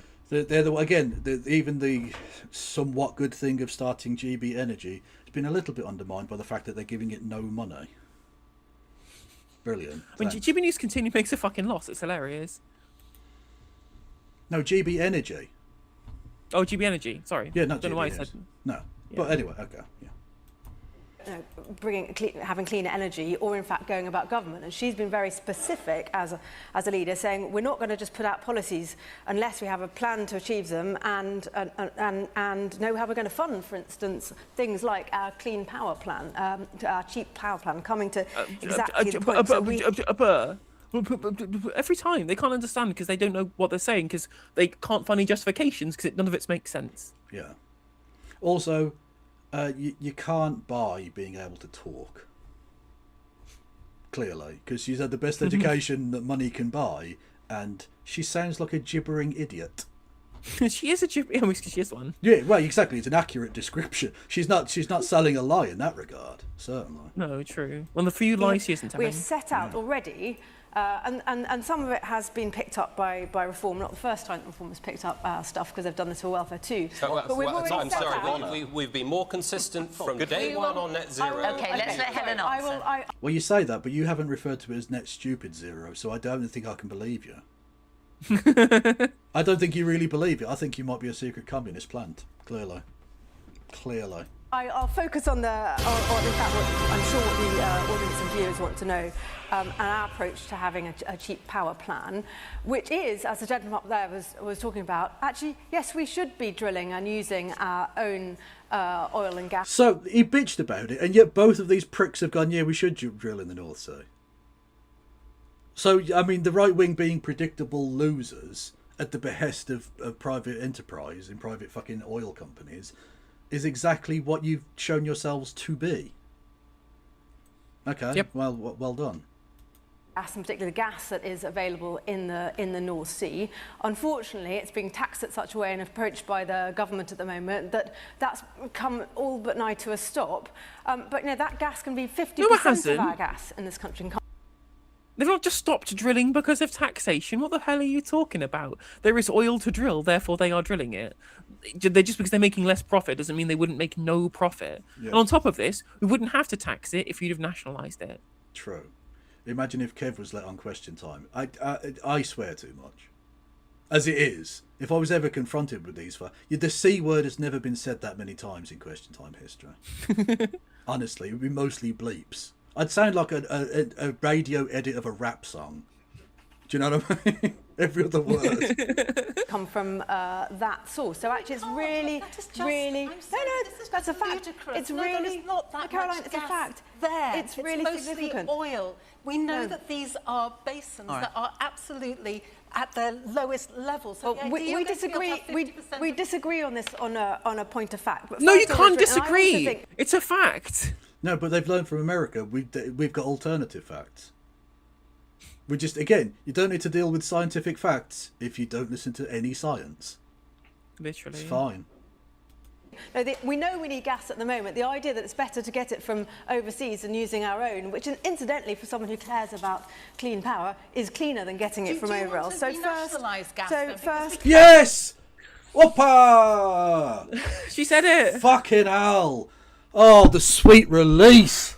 Oh, sorry. Oh. Forwards.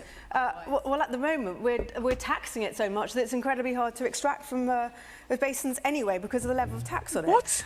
So what? We should be. What the fuck? Oh yeah, the poor oil companies don't make any money. Won't someone think of BP for once? Well, the idea that it gets harder to extract because it's been taxed. What? Yeah, no, it adds to the friction. It adds to the friction inside the tubes and everything. Yeah. The investment's already been made. All the existing oil fields that have been licensed have all of the wells tapped now, and they just extract from the wells that they have tapped. They're not going to just oh well, we're just going to not do the drilling because it's making like 10p on the pound rather than 15p on the pound to extract. They're not going to just cease operations because the profit is slightly lower. They're making a profit. They'll extract. What the hell are you talking about, Helen? She's so fucking stupid. Yep. She's so stupid. She really is. Bringing forward more nuclear. Unfortunately, the government has cancelled the next nuclear power supply in the pipeline. And then we should be bringing down bills here and now, as the gentleman there said, by taking those levies, those carbon taxes, let's ask Wes if he's prepared to do that, shall we? And those subsidies off people's electricity bills, particularly people's electricity bills, and then people could move to actually cleaner electricity. So what about the man's point there about even if it's not permanent, just temporarily while bills are going through the roof, to take off those green levies? So let's see if I can get through this answer without something kicking off on the panel. So in terms of the conflict in Iran, beyond the obvious risk to our people, personnel and allies, the big concern we've got is about the impact of this on prices and the cost of living, and fuel being a big part of that. This really is he's doing a pitch, isn't he, to become Prime Minister? This is his entire shtick tonight is literally just, I'm the Prime Minister. vote for me. Like he's doing the thing. Look, it makes political sense, I suppose. Keir Starmer's not getting any stronger. You know, quiet. He's very much the one of the next in line for succession that's preparing to kill all of his cousins and brothers. You know. So we've already put in place the energy price cap, which means people should start to see their bills coming down. The free, in terms of what we've done on that's fuel... That's only for what, the next 3 months or so, I think. That's for the next few months. The fuel duty... Hang on, is it 6 o'clock? It is 6 o'clock, yeah. Oh, for fuck's sake. Okay, well, I'll go beyond with Christy now. We can carry on. I'll set that Shall we finish off this one question? Okay. And then, because I think... I looked through the questions before. The third one is irrelevant, I think, and the last one's about the NHS. Yeah. So... Okay, we'll finish. If we finish off this one, then we can do NHS tomorrow, maybe. Okay. As well would be 8 pence higher at the pump than it would have been unless we put the freeze in place. That's there until September. Now, of course, we know that this is a fast-moving situation. We will obviously keep this under review. We're taking regular action on cost of living, on childcare, for example. We're saving families Okay, but let's stick with energy. Hang on, let's stick with energy bills. And that man's... I failed to get through that, someone killed. That man's question in particular about removing green levies. Yeah, these are short-term measures, some of which has been done, as has been acknowledged on the panel, by not applying some of these levies. So to the extent we're doing that, I just make this wider point about... No, but you haven't answered his question. I just did. I literally just said one of the reasons why... Did you hear an answer? Would the government consider... See, it is a pantomime. It really is, yeah. Honestly, every week. We do this every week. Every week, panel of politicians and Fiona Bruce going, ask the audience, do you agree with that? No. Hold up your red tomatoes or your green peppers. Hey! Already, because of the action we've already taken on levies. Given what I just said there, replace Fiona Bruce with Ainsley Harriott. You know what? I'm very much here for it. Yeah. Bills are lower. We've already done some of that. No, what? They could be... Miliband would never let you do that. Then you could cut the bills today. The bills have been moved or about to be moved to income tax, to be fair. Energy bills, we've taken action. We will continue to keep that under review. You can't get away with that, Wes. You committed to bring bills down, I think it was by £300 in advance of the election in your manifesto. They're now, at the moment, £73 higher on average. The energy price cap is falling. I got an email from my own energy supplier the other day telling me my energy bill is coming down. Well, lucky you, but on average households are... Because of that action that... Right, but you don't even pay your fucking energy bills. We do, you cunt. So like, I don't give a fuck what your experience is particularly. We are taking, bills are coming down. We keep these things under review. If the Chancellor needs to go further in the coming weeks and months, she will. That's why she hauled in the fuel bosses last week. I just make this point on renewable... And ask them nicely not to make money. Yeah. This one going to be true. On energy security and where we are on renewables. A decade ago... Yes, it changed the name of the show to Can't Politic, Won't Politic. That's from the chat. I can't take credit for that one. Who was that? Although to be fair, Lee. the red tomato green pepper thing is from Ready Steady Cook. Oh no! Well, you know what, Lee? I'm taking that credit back. Fuck you and your shit joke. Well, let's call it Ready Steady Politics. Ready Steady Politics. Yeah, I'm good for that. Yes, indeed. Anyway, right. We would have been having an argument that said, because of climate change, we have to move towards net zero. That was a point of national consensus, actually, and I cannot understand why the... We're joined by a fucking American. Hi. Hello. Howdy. How you doing? You are live. Good. How you doing?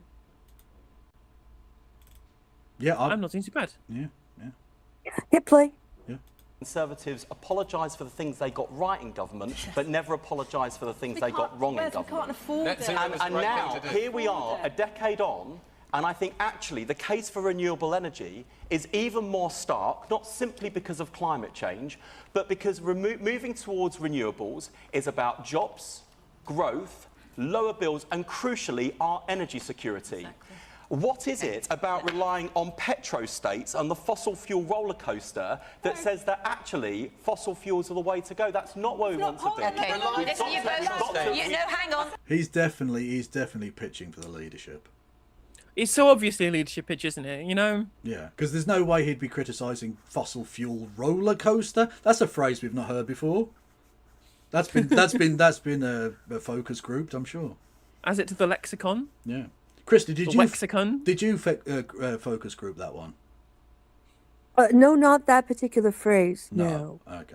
Well, I'm just checking. Yeah.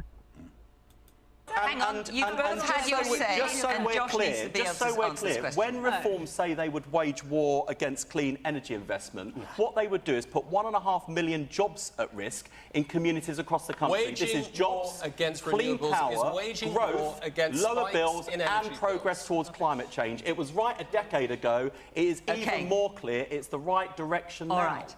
Josh, you've been very Pause patient. as well. It is worth pointing out that Reform UK going against clean power is just like it's terrible for their own constituents, right? Like there was millions and millions of pounds of investment in clean power in Andrea Jenkins' mayoralty, and she was like going to cut all of these jobs away, and everyone kind of was up in arms, and they elected some fucking random celebrity in Hull, and he was like, yeah, of course I'm not cutting the green investment. The green investment's important for all of the people who live here. What the fuck did you stand for reform then? Yeah. Mad. But like they don't give a fuck about the people that live in the area. Their whole thing was we're going to cut all of this DEI, and that doesn't exist. What are you talking about? Literally, like it barely exists in America. It doesn't exist at all here. Like it's especially funny watching people like the Tories talk about getting rid of DEI and stopping like racial profiling, so racial hierarchies in terms of DEI hiring practices. I'm like, it's illegal. Yeah. The Equality Act makes this illegal. It's illegal to hire with a preference for certain ethnicities in this country. Except the royal estates, which are exempt from such legislation. So they That can is true. hire and fire based solely upon race. Yeah, like Sabella Bradman said they were going to scrap the Equality Act because it's creating quotas. I'm like, look, having quotas is illegal. Yep. It is illegal to have a quota for hiring in terms of ethnicity or background. You can just decide to hire somebody of equal talent, not lower talent, but equal talent, assuming that creates a goal towards equality, right? Yeah. You cannot hire somebody just because they are black. That is illegal. Yeah. Also, I'm glad you corrected yourself when you said racial profiling, because they're very happy with the police doing that. It's true. It's true. They're very happy to for having quotas of people as long as they're being arrested rather than hired. Yeah. Energy bills. How can we ensure energy independence to insulate ourselves from global fluctuations? Well, let's ground this in rejoining the EU. It's the Lib Dems. He's going to say rejoining the EU. I guarantee it.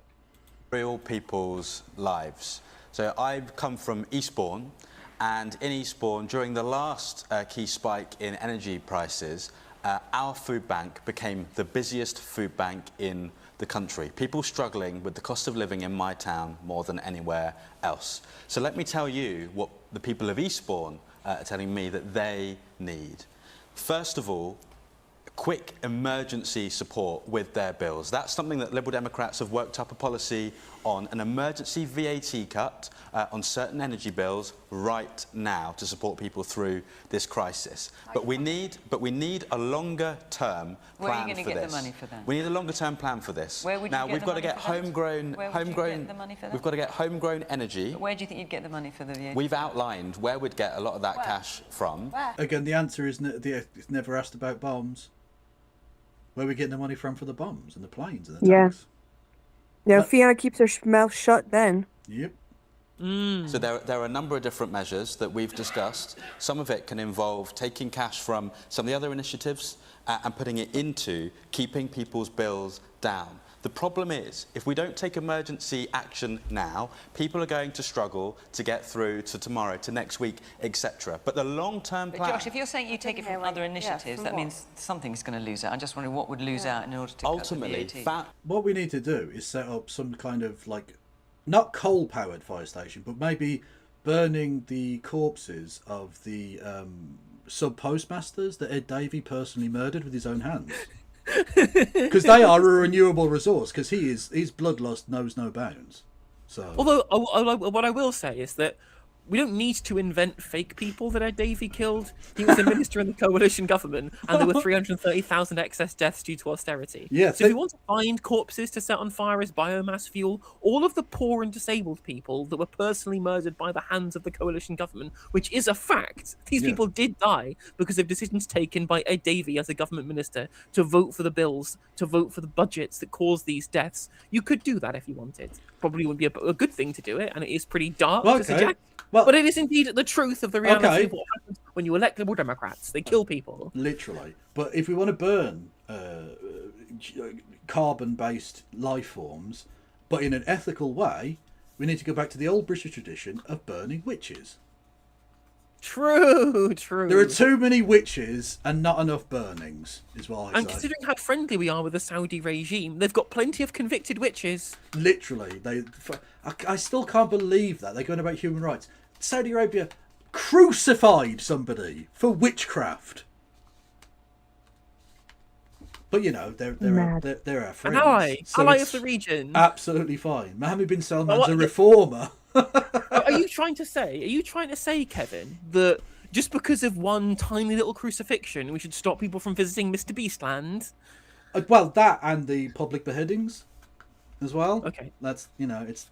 It's still not convincing me that this is any... To be fair, I was going to say that this should preclude us from access to Mr. Beastland, but arguably Mr. Beastland is worse than this. Yeah, I was about to say, yeah, look, I prefer to go to the public beheadings than Mr. Beastland, to be honest. Families are going to lose out if we do not take emergency action now. But let me tell you what we need to do ultimately. You're still not saying where you get the money from. In terms of we've outlined all of that. Yeah, but not here for our audience. In terms of renewables, we need to invest. We need to invest in home. Yeah, that was last year. They didn't crucify someone in like 1273. Like that like loads of places did that. But in the year 2025. Yeah.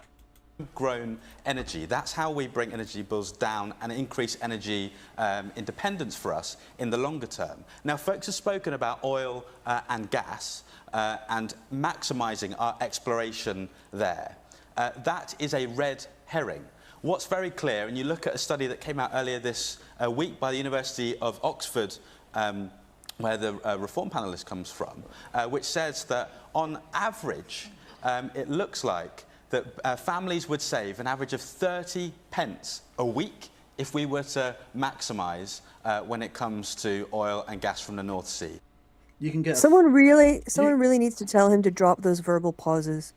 He says like every seventh word, and it's like, as a professional speaker, he should not be doing that. Krista, your homophobia is showing through now. No, it's about professional speaking. It also gets really irritating to hear someone go every third word. You find this You're game... a politician. You speak for a living. Fucking sort it out. You find this gay man irritating. That's interesting. Yeah. Yeah. I'm just saying. I find you more irritating, and you're also a gay man. Yeah, exactly. Yeah. So you're just against all man-on-man action. Okay. All three of us can manage 5 sentences without a verbal pause. He's a professional speaker. I think he can too. I mean, what I've basically done in becoming a streamer is learn to, if there is a verbal pause, just pause instead. Just shut up. Just stop speaking. And what's great about that is that when you're actually editing afterwards, rather than having to find where the ums and ahs are to cut them out, there's just silence, and you can just go through the waveform, cutting out all of the silent bits. It's great. Well, I just swear. I had someone that I interviewed for a podcast, and I went back and I shut up, Kevin, and I cut out all of the verbal pauses that this person did. I cut 5 minutes out of a 25-minute podcast. Oh, podcast. So much. I should just put all of the vocalized pauses in a collection. It would have been so annoying. Anyway, fucking disgrace. I did that one in my debate with Bowler Hat Man. It was an hour, just over an hour long. It was an hour and a half. I cut out half an hour, and then I also had to cut out. I cut out 15 minutes, and then I cut out another 15 minutes of him just going yeah. live debate. You silenced him then. Basically. I did silence him. I mean, he said I cut out a bunch of it. I'm like, yeah, I cut out necessarily. As a public service, really. Thank you. You took him out of context, is what I'm saying. The thing is, what's funny is I live stream, right? And then I watched his videos and I realised that happens in his pre-recorded videos as well. He'll Well, go like, because "Oh, he about films this?" them because he films them essentially as live stream, so he doesn't cut anything out. So it's just it's like the worst of both worlds. You don't have the immediacy of an actual live stream to interact with people, and you don't have the cleanness of an edited video. It's rubbish. Anyway, fucking rubbish. And unlike me, he doesn't even own a bowler hat. Rubbish. All right, well, I think we're, I mean, I did distract us from the actual things he was saying. Yeah, Christy, But shut we want to... shut up with your homophobia, okay? Yeah, my homophobia. It's a red herring. Energy independence ultimately is going to come from doubling down on investment in renewables, and the sooner we understand that, the sooner we can support people in the likes of Eastbourne to support with their energy bills in the long term. Okay, we could clearly spend the entire hour on this. I'm not going to. I just want to make because they're... I just want to reiterate a point here as well, which is that the countries which have the best energy security are the ones with the most renewables. You look at Denmark, they have a nationally owned company. That nationally owned company invests in a lot of wind power, and they use lots of wind power to generate energy. Norway has a nationally owned energy company, and it delivers lots of cheap energy through hydroelectricity, which is clean power. France has a fully nationalized energy company, which invests mostly in nuclear, as was pointed out by the anti-net zero person on the panel, right? But that's If you why want we to should bring those down- we should invade France as well. It's the only Back in answer. the good old days. Exactly. And then we stop boats. Stop boats in France. Liberate them from communism, clearly. With communist Emmanuel Macron. Yes, exactly. And his trans wife, which is definitely a real thing and not something Candace Owens made up. I mean, honestly, the Candace Owens extended universe is getting fucking crazy. Did we ever actually watch that thing, Christy? I can't remember. Oh, her expose. Yeah, was it Such a dud. The wife Such of a dud. Wife of Charlie or whatever it was called? Bride of Charlie. Bride of Charlie, that was it, yeah. Yeah, like Bride of Chucky. Yeah, she's very Oh, creative. Chuck Norris has died. True. You know, the death roundhouse kicked him. Yeah. Fact. It's a fact. 86. Huh? He got 86th. Sorry, my bad. Sorry, I'm just sort of like free association today. I should really focus. Well, we're done here, aren't we? No, just Yeah, we're gonna do the rest of the There's a next question, which I think is what was the next question again? Just the next question is it's something with Wes Streeting saying things, but for some reason the fucking Chiron isn't on the screen, which is very fucking annoying. Where is it? There we go. How can that's the NHS one. Oh, okay. That's it. I think the NHS question was what we wanted to go to. So me and Kev are gonna do that probably on Saturday, maybe. How can we? Yeah. Just the NHS last one. Okay, yeah, we can do that then. Or do you want to wait till Sunday and we do it before LK? No, because then I have to go onto Twitch off of YouTube and then back onto Twitch again. Oh, okay, yeah, okay. We'll do it's that. easy if we do it Saturday. Like, I do an afternoon stream if you're going to stream in the evening. I can stream onto YouTube, then move to Twitch and we do question time together, and then you do your own stream. So. Okie doke, right, with you. We'll have to coordinate then. Yes, everyone go and follow No Justice MTG, otherwise I will strike down upon you with furious vengeance. Everyone go and follow Kevin Logan and Christy Winters. No, don't follow Christy. Always nice to catch a little bit of time with you. Likewise. And plus, anyway, Kevin, Christy is like spiritually German now. So which is worse. Literally worse. They bombed our chip shop. It's ridiculous. We're still cleaning up the bombs from that you guys dropped as well, so we're even. Well, look, who started it? Are you guys still finding World War II bombs? Because we are. Yeah, that still happens. One of them will wash up like a mine on the beach or something every once in a while. Yeah. It's a bit mental. Anyway, yeah. I'm going to raid out into who's live on Twitch. Oh my gosh, you guys are doing happy hour. I guess you covering American stuff. Yeah. Well, we do. There's some American stuff, some British stuff, some funny stuff. Sometimes it may be good, sometimes it may be shit. I will send you all into Kevin Logan, who you should follow. Yeah, you should. You should That's do an that. order. That is a direct order. We were in the. There was no fucking Austrian resistance, Fogel. Fuck off. Shut up. Sometimes it may be good, sometimes it may be shit. Yeah, everyone go and follow The Van No Justice Traps. and all of that. You're forgetting about the Van Traps. They were Swiss. Wasn't he Austrian? Well, he was in the Wasn't he a member of the Austrian Navy? Austro-Hungarian Navy, please. Sometimes it may be good, sometimes it may be shit. But that was The Austrian. Hi, everybody. Was it Free last anyway, one? yeah. See you later. See ya. Bye. Yeah. Why am I waving? She's not fucking watching me. What? Anyway. Anyway, yes. So there's Sometimes it may be Oh, good, for fuck's sake. sometimes it may be shit. Hang on, we've got the noises are happening. 1 second, hang on. Alert box off. There we go. Talking of Hitler, did you see the Canadian politician who had to resign?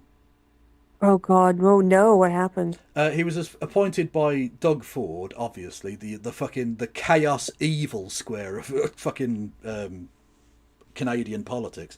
Yeah, The he was meth of Canadian politics. the meth head of Canadian politics. This guy, I forget what he was appointed to. It was some relatively high-ranking position, and he had to resign because it was found out that he had a signed copy of Mein Kampf, Oh God. signed by the actual Hitler. So like this, Wow. and obviously he didn't get it signed himself. He's not that old or anything. Like he Mhm. purposefully sought out and purchased a signed Hitler copy of fucking Bad Mein idea. Kampf. Now, I'm a fan of history. I'm a fan of I've got some historical mementos and stuff about the place. It's difficult to imagine ever buying a signed copy of Mein Kampf without actually being a Nazi. I think it's difficult to explain that one, which is why he didn't. He just resigned. He didn't even release a statement. He just fucking resigned and went into hiding, basically. Good choice. Yeah. Yeah. Speaking of which, I've got a whole section on football and history. Have you? Yeah. Oh, yeah, I forgot we're doing a show. I'll play the intro, shall I? Yeah, let's do that. Okay. Hey, it still works. Unlike the fucking other thing. Yeah, I've got I found a bunch of clips. I've been putting them together. Jesus Christ. This intro we don't talk over. The lack of respect for the thing that somebody... Did you do that one, or was it somebody else? Yeah, I made that one. Yeah. I made it. Oh, yeah. Well, you're allowed to disrespect it then, I guess. Yeah. It's like you're allowed to hit your own kids. There's no words on it. It's just music. I mean, it's good, whatever. But, yeah, I do have... I wonder why I can't ever make partner. I wonder. It's a mystery. Sorry, go on. I did find a bunch of clips, new clips, and I did create some new music. I found some new music, so I'm going to try to so we can get a working intro for the wheel. No, but the wheel, it works as it is. We don't need an intro. It does. It's a black screen. Exactly, that's the joke. It's like we're asking people to look into the void of reality, Christy. It's like, you know that song 4 minutes and 28 seconds of silence? And it's literally silence. The whole point is, as an audience, you're supposed to experience the nothingness of that. Are you referencing the Justin Timberlake Madonna only got 4 minutes to save the world? No. There's literally... There's an actual fucking, like... It was... A classical composition, albeit not composed because there's nothing in it, and it's literally 4 minutes and 28 seconds of silence. And the whole point is that you're supposed to experience the silence and hear all of the, the small noises that are around you. Although, interestingly, when they perform that live, they do a rehearsal, which I imagine goes quite quickly. Yeah. As rehearsals go, Probably only need to do about like 5 seconds of that before you move on. Well, no, you need to do Just the whole like thing. that, but double it, triple it. Yeah. Also, yeah, the fucking conductor just has to stand there with his arms just out. Or down. Yeah. Or down. It'd be hard to keep your arms up that long. Anyway, did you find the bit? Did you find the section? I'm looking, Christy. World's you- best are food you critic, deep, white peepo, puak. We've got some puak. Puak. Love it. It should be like one with a whole bunch of them. How it started. Remember this guy? Have you seen this? Have I? Well, we're looking at have I seen this just to see if I've seen this. Yeah, it's from the 10th. The 10th at 7 p.m. Sports plus History Memes Volume 1. Plus history memes. No. Yeah, close enough. I wrote it on the 10th. That's 10 days ago. Okay, hang on. Is it going to load? I definitely haven't seen this. What the fuck is this, Christy? What are you doing to me, woman? Right, hang on. Why'd you pick that one first? But okay. Because it was called Have I Seen This? So I had to answer the question. Well, answer is you haven't. No one has until this moment. Well, no, presumably if you've seen it, other people have seen it. It's on fucking Instagram. And not until I saw it. Well, that is, I mean, yeah. Basically, yeah. Hang on, I need to share, don't I? Share. Instagram. There we go. Share. Boom. Right.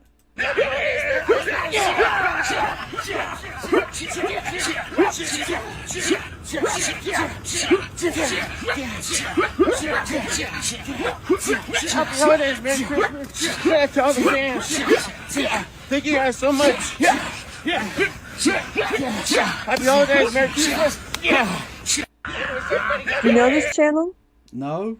Look at the whole channel. Butterbean Jr. Is it actually the son of Butterbean? Or does he just look like Butterbean? Just click any video.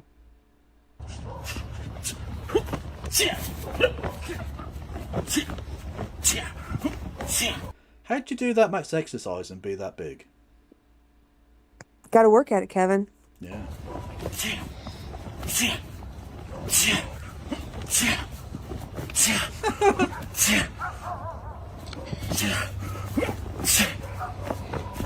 There's no way he's a black belt. Not a chance. Not He's a got chance. a whole channel of him doing this in different, yeah. Hang on, oh, he's got a stick. Jesus Christ!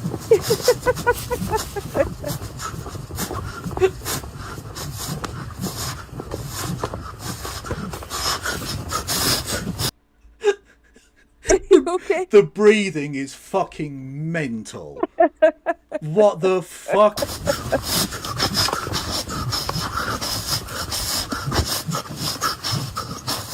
Yeah, James, what's his name? Really let himself go. O'Keefe. James O'Keefe. It was Master of the Axe. He got sacked, didn't he? He got sacked from fucking Veritas, and it's just never been the same for him. Good. Oh God, bare feet.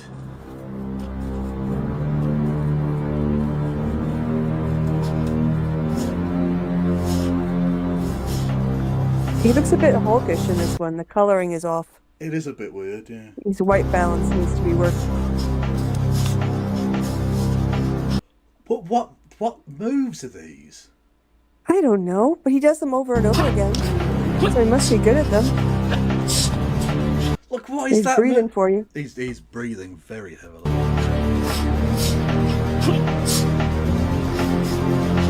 I apologise to No Justice's audience who came in. I'm Why? This is I'm not sure fascinating. I'm not sure it's going to get any better. No. Oh, here we go. Hit sports plus history memes. Okay. Yeah.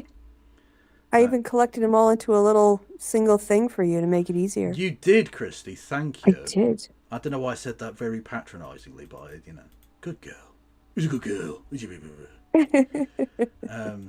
Talking of which, sort of, I was looking after my niece and nephew the other day. It was very pleasant.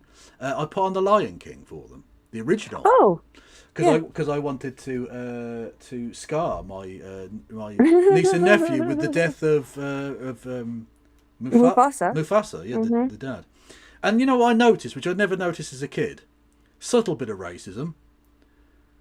In that movie, all of the characters have American accents, even though they're in Africa, right? Mm-hmm. Except the monkey. Scar is Jeremy Irons, right? So he's British. Well, okay, white people accents, whatever. You know what I mean? Yeah. Western. Okay. Certainly not African. Whereas the monkey has an African accent. No, I don't know who the monkey was played by. I don't know either, but he clearly speaks sort of a bit like Nelson Mandela, basically. Ah, okay. Oh, that one character. Yeah, I think I vaguely remember that. Yeah, the head monkey guy that does he lifts which apparently translates as something silly like, oh my God, there's a lion. Yeah, someone said that, but then some other people said that it's not really, it's not exactly that. So, internet knowledge. Like the hacker sounds awesome in Kiwi, right? In fucking Maori, right? But in English, it's rubbish. Come on, fight me! Oh. Fight me! There's the monster. What? What the fuck are you talking about? Yeah, it sounds better in their native language. Yeah, whereas in Maori, it's all like fucking badass, and they Like they look like they're gonna fucking eat you. I was told by a German. We were doing our PhDs at the same time, and when she was younger, Radiohead was really big. It was her favorite band, but she didn't know English yet, and she just thought like Tom York's voice was so beautiful that the lyrics must be really super deep and like really philosophical and beautiful. And then she learned English and was very disappointed. Well, you know, there's philosophical in "I'm a creep, I'm a weirdo." Yeah. It's deep. It's about the French Revolution. Oh well, you're gonna like that because there's a lot of history in these memes. Cool. Also, I So just this one realised says- based upon we were talking about politics earlier with No Justice, I had it's a regular little Chiron thing I have up on the screen which says Israel has nuclear weapons. Yeah, they do. Just to point out that they have nuclear weapons, and that was on the screen as we were watching the fat man pretend to do karate. South Africa too, probably. What? I've heard South Africa and Israel both have nuclear weapons. Well, South Africa Nukes. did. Well, Christy, you clearly don't remember my Racist White History Month on this particular topic. No. Where I explained that one of the reasons that South Africa got rid of its nuclear weapons was racism. Oh, because they didn't want the black people to have it. Yeah. So they got the dual advantage of looking to the rest of the world and being like, see, we're peaceful and we're modernising. See, we're getting rid of these nuclear we weapons. actually did have nukes, but we're dismantling everything and taking it away. Yeah, and they stopped Nelson Mandela getting a nuke, which was the actual reason they wanted to get rid of it. So, in a way, that was positive racism. When you think about it. All right, you're gonna read out the title for this. You rarely have to hand it to apartheid. True. Henry VIII after beheading Anne Boleyn. Oh, this isn't getting a unique cheerer at all. Henry VIII after beheading Anne Boleyn and immediately marrying Jane Seymour, who will be dead in a year. Okay. Have we got noise for this? And I'll tell you something, I'll leave you with this.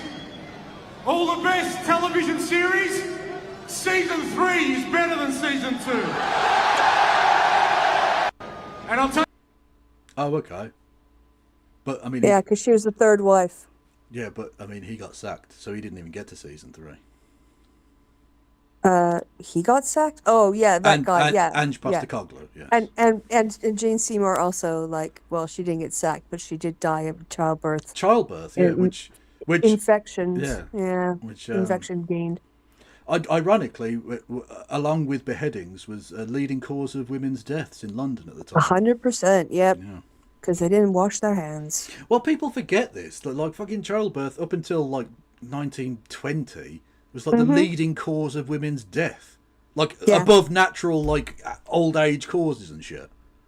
Mental. Why would you ever get pregnant? Don't fuck. Right? Ever. Well, they didn't have contraception, so they kind of didn't have. Well, don't fuck ever. Become a lesbian. It's the only answer. Like makes a lot of sense, doesn't it? Defensive lesbianism. Yes. It's the only answer. Political lesbianism. Well, it's not even political. It's just like self-defense.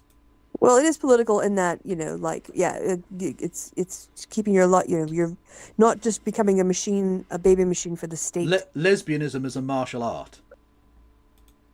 Yes. Taekwondo. That works. Taekwondo. That works. Come on, that works. French peasants to marry Antoinette's head after hearing that cake comment, which, by the way, she didn't really say. I mean, she was like callous towards poor people and spent a lot of public money very frivolously. So, like, whatever. But it was a meme of its day. Yeah, but she didn't really say that. It's time to go! It's time to go! Fucking hell. That is a very unfortunate freeze frame. Jeez, he looks like a fucking blobfish. I'm sorry, but I didn't mean to do you dirty like that. But it's there. It's there. Jujitsu, that also works. Yep. Yeah. Oh, the chat's gonna have fun with this one. Yeah. What was the one they had them on the other day? We were talking about something very serious, and then I did one pun, and they just carried it on for the rest of the show. And we didn't talk about anything serious for the rest of it. Again. Oh my God, Stevie fucking G. Is this when he went to Saudi Arabia, the fucking cunt? Sorry. Anyway. You seem very excited about this one. So this is Lawrence of Arabia using fractured Arabic to bring down the Ottoman Empire. Stephen Gerrard. Ana El Etifaki. See you soon. Mahaba. Ana. I would hope that Lawrence of Arabia spoke better Arabic than that. I would hope. Look, there's no way you pull off that fucking manoeuvre. Yeah. By the way, I've been to his. Well, I'd say I've been to. I didn't go there specifically, but I went to his where he's buried, Lawrence of Arabia. Oh, I was like, Stephen Gerrard. I don't think he's dead yet. He's not dead. I mean, spiritually, he's dead because he took that fucking Saudi money. But Lawrence of Arabia. Where is he buried? T.E. Lawrence. It's in Dorset. We were on holiday there about 15, 20 years ago, and I didn't go there specifically to see it, but he was in this village, and someone said, "Oh, Lawrence of Arabia's buried in that church over there." And I was like, "Oh, okay, cool." So we went to see it, and it's literally just this little marble stone thing in one of the corners. It's nothing special. Yeah. You'd think he'd have something a bit grander, but clearly not. Anyway. Yeah, I kind of get confused when they've got these sort of cobblestones. Do they drop them down up and feet first in those places to save on space or something? Yeah. Well, there's in the Westminster Abbey, to save on space, they do that now. Yeah. They bury them essentially standing up. Yeah, it doesn't really make a difference, but just because it kind of makes me go, But I suppose that also, when Time Team, they find a body and they can tell what era it's from based on if it's in the fetal position and what direction it's facing and all this other sort of stuff. To be fair, at Westminster Abbey, it's pretty well documented. I don't think they're going to have to dig it up to find out. But just the up-down burial just seems a little bit like... Well, yeah, they'll know he was buried between 1825 and 2130 when they were burying people like that. Yeah, it's kind of strange that Christians didn't bury people up and down because they think of the resurrection. So surely, it would be easier if you just came right out of the ground head first. Also, the story of St. Peter, who said he had to be crucified upside down because he didn't want to die as Christ had died. Nonsense. That doesn't Wasn't it work. Paul? Was it Paul? Whoever the fuck it was. One of them. It's one all of the fucking cunts. legend Either anyway. way, it didn't happen because that literally doesn't fucking work. What do you mean you got upside down? You just fall off. What are you talking about? I think you're supposed to die from all the blood rushing to your brain or something. I don't know. Yeah, but they wouldn't have done it anyway. That's not. No, how they that don't. works. Romans didn't take requests. Yeah, exactly. They weren't doing fucking specifics on it. Last meal, facing on the side, a pinwheel. Yeah. We'll make you a little crucified. And then you can do a little joke. You'd be like, "I'll tell you what, lads. I prefer to die by firing squad. You'll have to wait a couple of centuries though for the gun to be invented." Anyway, but having mentioned Westminster Abbey, my favourite story is Lord Byron, famous Leftoid kind of character, and because he was both a poet, so he could have been buried in Poets' Corner, and a lord, so he could be buried there as a right. It was asked if he'd want to be buried there, and one of his friends said if you tried to bury him there, his corpse would get up and walk out. It's my kind of guy. I think I could have vibed, And yes, the baboon was called Rafiki. Okay, chat, I fucking heard you the millionth time. They're just shouting Rafiki at you. I'm getting over and over. Getting fucking Rafiki blindness. Okay, where we go? Is that the third one down? I think. Yeah. Fourth. The fourth. Fourth. Yeah, that was the third. Now you're on your fourth. I am indeed. May the fourth be with you. I promise. So this is Winston Churchill fanboys trying to justify the Bengal famine and firebombing of Dresden. And even it's been a weird these past few months, and knowing how as true. Oh, did you see? Talking of dickheads who can't talk properly. Did you see very, very, very drunk Alex Jones being interviewed by Tim Pool? No. Oh my God, that's hilarious. Amazing. Please show me after this. Yeah. Well, if you say after this, you want to do the sports thing and then we'll do Alex Jones? First sports, then Alex, then drunken Alex. Absolutely, It's amazing. Because the one Several- I'm really waiting for the last one because the last one's my favorite. This is all lead up for like the actual best one. Yeah. But yeah, Alex Jones can't string like a sentence together, and Tim Pool That's keeps amazing. like responding to him like he's saying words. It's very, very funny. So this is Nazis in April 1945 deciding where to move to after being chased out of Europe. Plaza América, sea Chile, Argentina, Uruguay, Paraguay, Bolivia, Peru, Ecuador, Brasil, Colombia, Venezuela. Literally. Literally. If you ever meet a person from fucking Argentina called like Carlos Bustos Schultzman, probably came. Yeah, Nazi family. Yeah, what's that? Your granddad was an anti-communist. Came over in the 40s. Yeah, that was it. Anti-communist. Yeah, I'm sure. I'm sure he was. Yes. Anyway, yes. Where? Anyway, righto. I've totally lost where we are in the list, but we'll just go with this one and hope I haven't seen it. Here we. Oh, it's Thierry Henry and Marouane Chamakh. I know obscure Arsenal footballers, and I will not apologise for it. Come on, internet. So this is POV, the Ottoman Empire remembering how to win a one battle last time at Gallipoli. Oh, you might want to mute the music, yeah.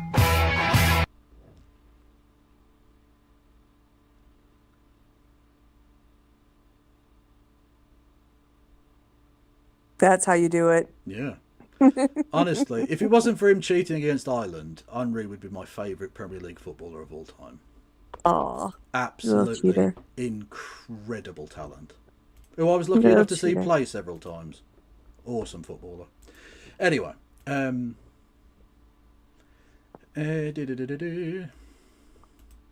Vladimir Lenin trying to explain why he had the Tsar's entire family killed. Well, to be fair, it's pretty obvious why he had them killed. You can argue about the morality of it, but the reasoning makes a lot of sense. Here we go.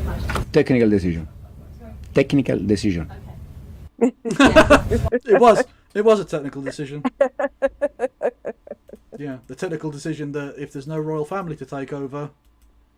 Yep. Then you fix the problem. Yeah. No royal family, no succession. Oh, yeah. Here we go. Hello.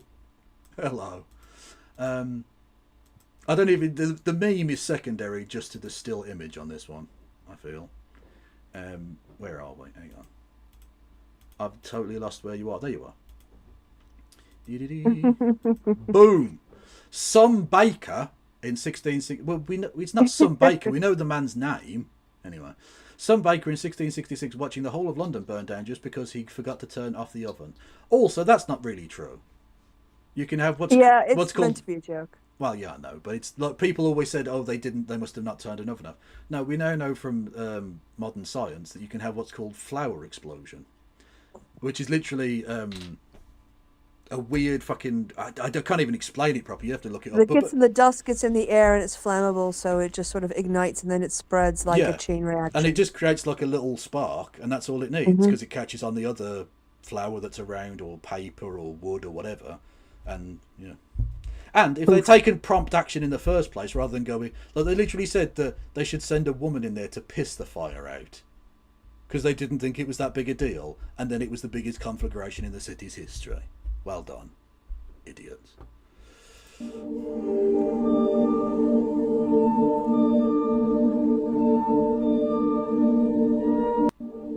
Yep, just slack-jawed. Yeah. Like, oh, because Jake with his fucking busted jaw. Yeah. So good to see. Oh, that just brings me such happy memories. Yeah, also you don't just turn an oven off in 1666, no. There was not a gas supply. You're always so pedantic. There's not, you have to actually physically put the flames out and stuff. Also, the first person to die in it was the housemaid. She was upstairs in the house and couldn't escape. Poor thing. Yeah. But to be fair, loads of other people died too, so... And then they just rebuilt London exactly as it was, which is why it looks mental. rather than like building it on a grid. Like it was I never realised that. perfect opportunity to do complete ground planning. Like a fire is not a good thing, but it is an opportunity to rebuild. Do you know what monument is at the London stop called Monument? I don't know that. No. It's the monument to the Great Fire of London. Is it? Is that why it's called Monument? Yeah. Oh, okay. You go there and there's a big marble thing. It's pretty huge, and they've got like a whole sort of like history of the Great Fire of London there. That's why embankment's called Embankment. Because it's on an embankment. Because they built the very creative naming there. Well, to be fair, yeah. But that's why like the old Thames was about 50 metres wider, and then they built the embankment so they could build all the Bazalgette could build all the sewage and stuff underneath. And so there are old like fishing docks and gates and stuff that are meters from the river, because that's where the old shoreline used to be. Little facts. Anyway, Alex Jones. No. We need the last one, which is the best one. I thought that was the last one. No. Isn't that the last it's one? The one that says. Oh, my personal. Okay, it's separated off, and it says my personal fave. So I thought that was a different thing. Sorry. Oh, sorry. No, this was of this section. This was one I've been waiting for since we started. The French being asked why they lost the Battle of Agincourt. That's because they're French. Yes. Because they're French. Do you recognize the interview? I recognize the interviewers. Okay, this is amazing. This is definitely the best one. Interestingly, Robbie, the guy on the left here, used to be a ragga singer as well back in the 90s, which is pretty funny. Also forget that it's been raining, so the pitch is quite... It's been raining? Yeah. Are you being serious? It's raining for both teams. Yeah, I know, but... Come on, Ty. We must forget that it's been raining. It's been raining. It did affect the French knights far more than the English longbowmen, though. Well, maybe learn to fucking use a bow then, you dopey bastards. Yeah, well, you know why. There's a whole bunch of reasons why, actually. But yeah, it's been raining. It's been raining for both teams. Well, they did. It always annoyed me when England failed to qualify for Euro 2008, and we lost. Like all we needed was a draw at home to Croatia in the last game, and we lost, right, 3-2. Mad game of football. And they were like, "Oh, they held the NFL." It was like one of the very first NFL games at Wembley. Like, so this was 2000. It's nearly 20 years ago now, and wow. And they said, "Oh, it's chopped up the pitch so we couldn't play." And I'm like, "The fucking Croats played perfectly well on it. They played on the same fucking pitch. You switch ends at both at half time, so you both have to use both sides of the pitch." They seem They seem perfectly happy with it. It's been raining, you cunt. It's England. What did you expect to happen exactly? It's always fucking raining.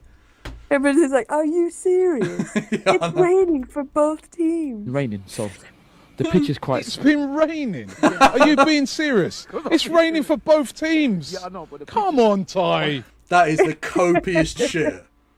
You are coping and seething. Oh, that's my favorite sports plus history meme. That is pretty good. Alex Jones, Tim Paul. Here we go. Right. Yeah, let's watch the majority report bit because they'll have cut out the interesting bits for us. Okay. Rather than us having to listen to a fucking 3 hours of them dribbling on. Was he drunk for the whole thing? He turned up drunk and got drunker. Oh my god. Yeah. Amazing. Incredible. He is... Alex Jones, to be fair, is not a man that does things by half. No, he is balls to the walls kind of guy. Full throttle lunatic. Yeah. Tim Pool is traveling the country. He's going from Florida to Texas. Either he's been kicked out of his house by his... He's going from Florida to Texas. Is he doing any of the good bits? Oh, is he being shot at again on, like, hunting land in the middle of nowhere? Well, one would be terrible if I said, I hope that's happening. That would be a terrible thing to say, which is why I'm not saying that. I'm even shaking my head to show my disapproval of that concept. Yes. His partner or wife, or I don't know if he's traveling with his kids, or he's going around trying to, I don't know, sell a show to somebody. I mean, that could be a part of it too. Looking to replace a sponsor? We don't know.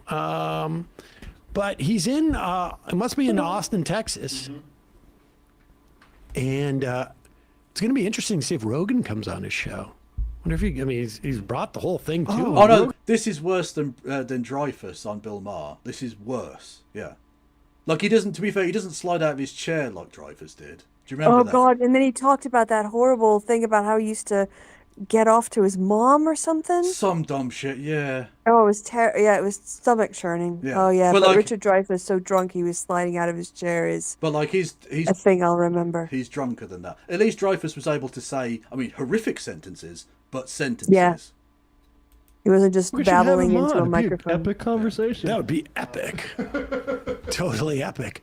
So apparently Epic Alex job. Jones either stumbled into the studio or was invited and broke through the wall like broke Kool-Aid through the Man. wall. And as we are everywhere, as writes on the IM, his business is in the hangover phase. Not quite. Here is Tim Pool interviewing Alex Jones. And here we go. On creation. Indeed. Wow. Wow. Hang on, we're having that again. I was not prepared. We're having that again. You told me and I was not prepared. He sounds like a fucking Wookiee. Yeah. Here is Tim Pool Holy interviewing shit. Alex Jones. And here we go.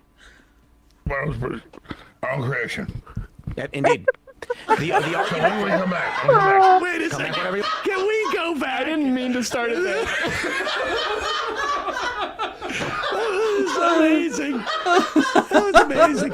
Now understand that Tim Pool is in a tough position here because, and I would say like Tim is actually quite good at denying reality. Right? That is and true, maintaining some disposition, but. Here it's right in his face, and his audience can see reality, and Tim can't really address it. You know what he sounded like? He sounded like a really big fart in the bath. Like yeah. Because he has too much invested in like maintaining a good relationship with Alex Jones. He's also, I think, afraid of him. I think he also Yes. wants his audience. And so it creates a chill. Like, I'm trying to think, like, how would I react if Alex Jones came in here and was like that? And I think I know exactly how I would react. I'd have one question for him. See if you can figure out from the way that Alex Jones is talking, if you can figure out what that one question would be. The first question. Workers, you start and taxing then the what? machines. And then universal basic income? Yeah, that's not going to work. That's what he's thinking about. It is not going to work that He you are was going to. made obsolete by on creation. Indeed. So when we come back, What the fuck is that? No. Yeah, he sounds like Scooby Doo. Scooby Doo. Oh, no, Ruggy. Exactly. Holy shit. That is. I don't think I've ever been that drunk. That I can't. Like, my fucking vocal cords stop working. Well, how is he upright without like falling asleep when he's that drunk? He I- can't articulate. I don't know. Damn. Yeah.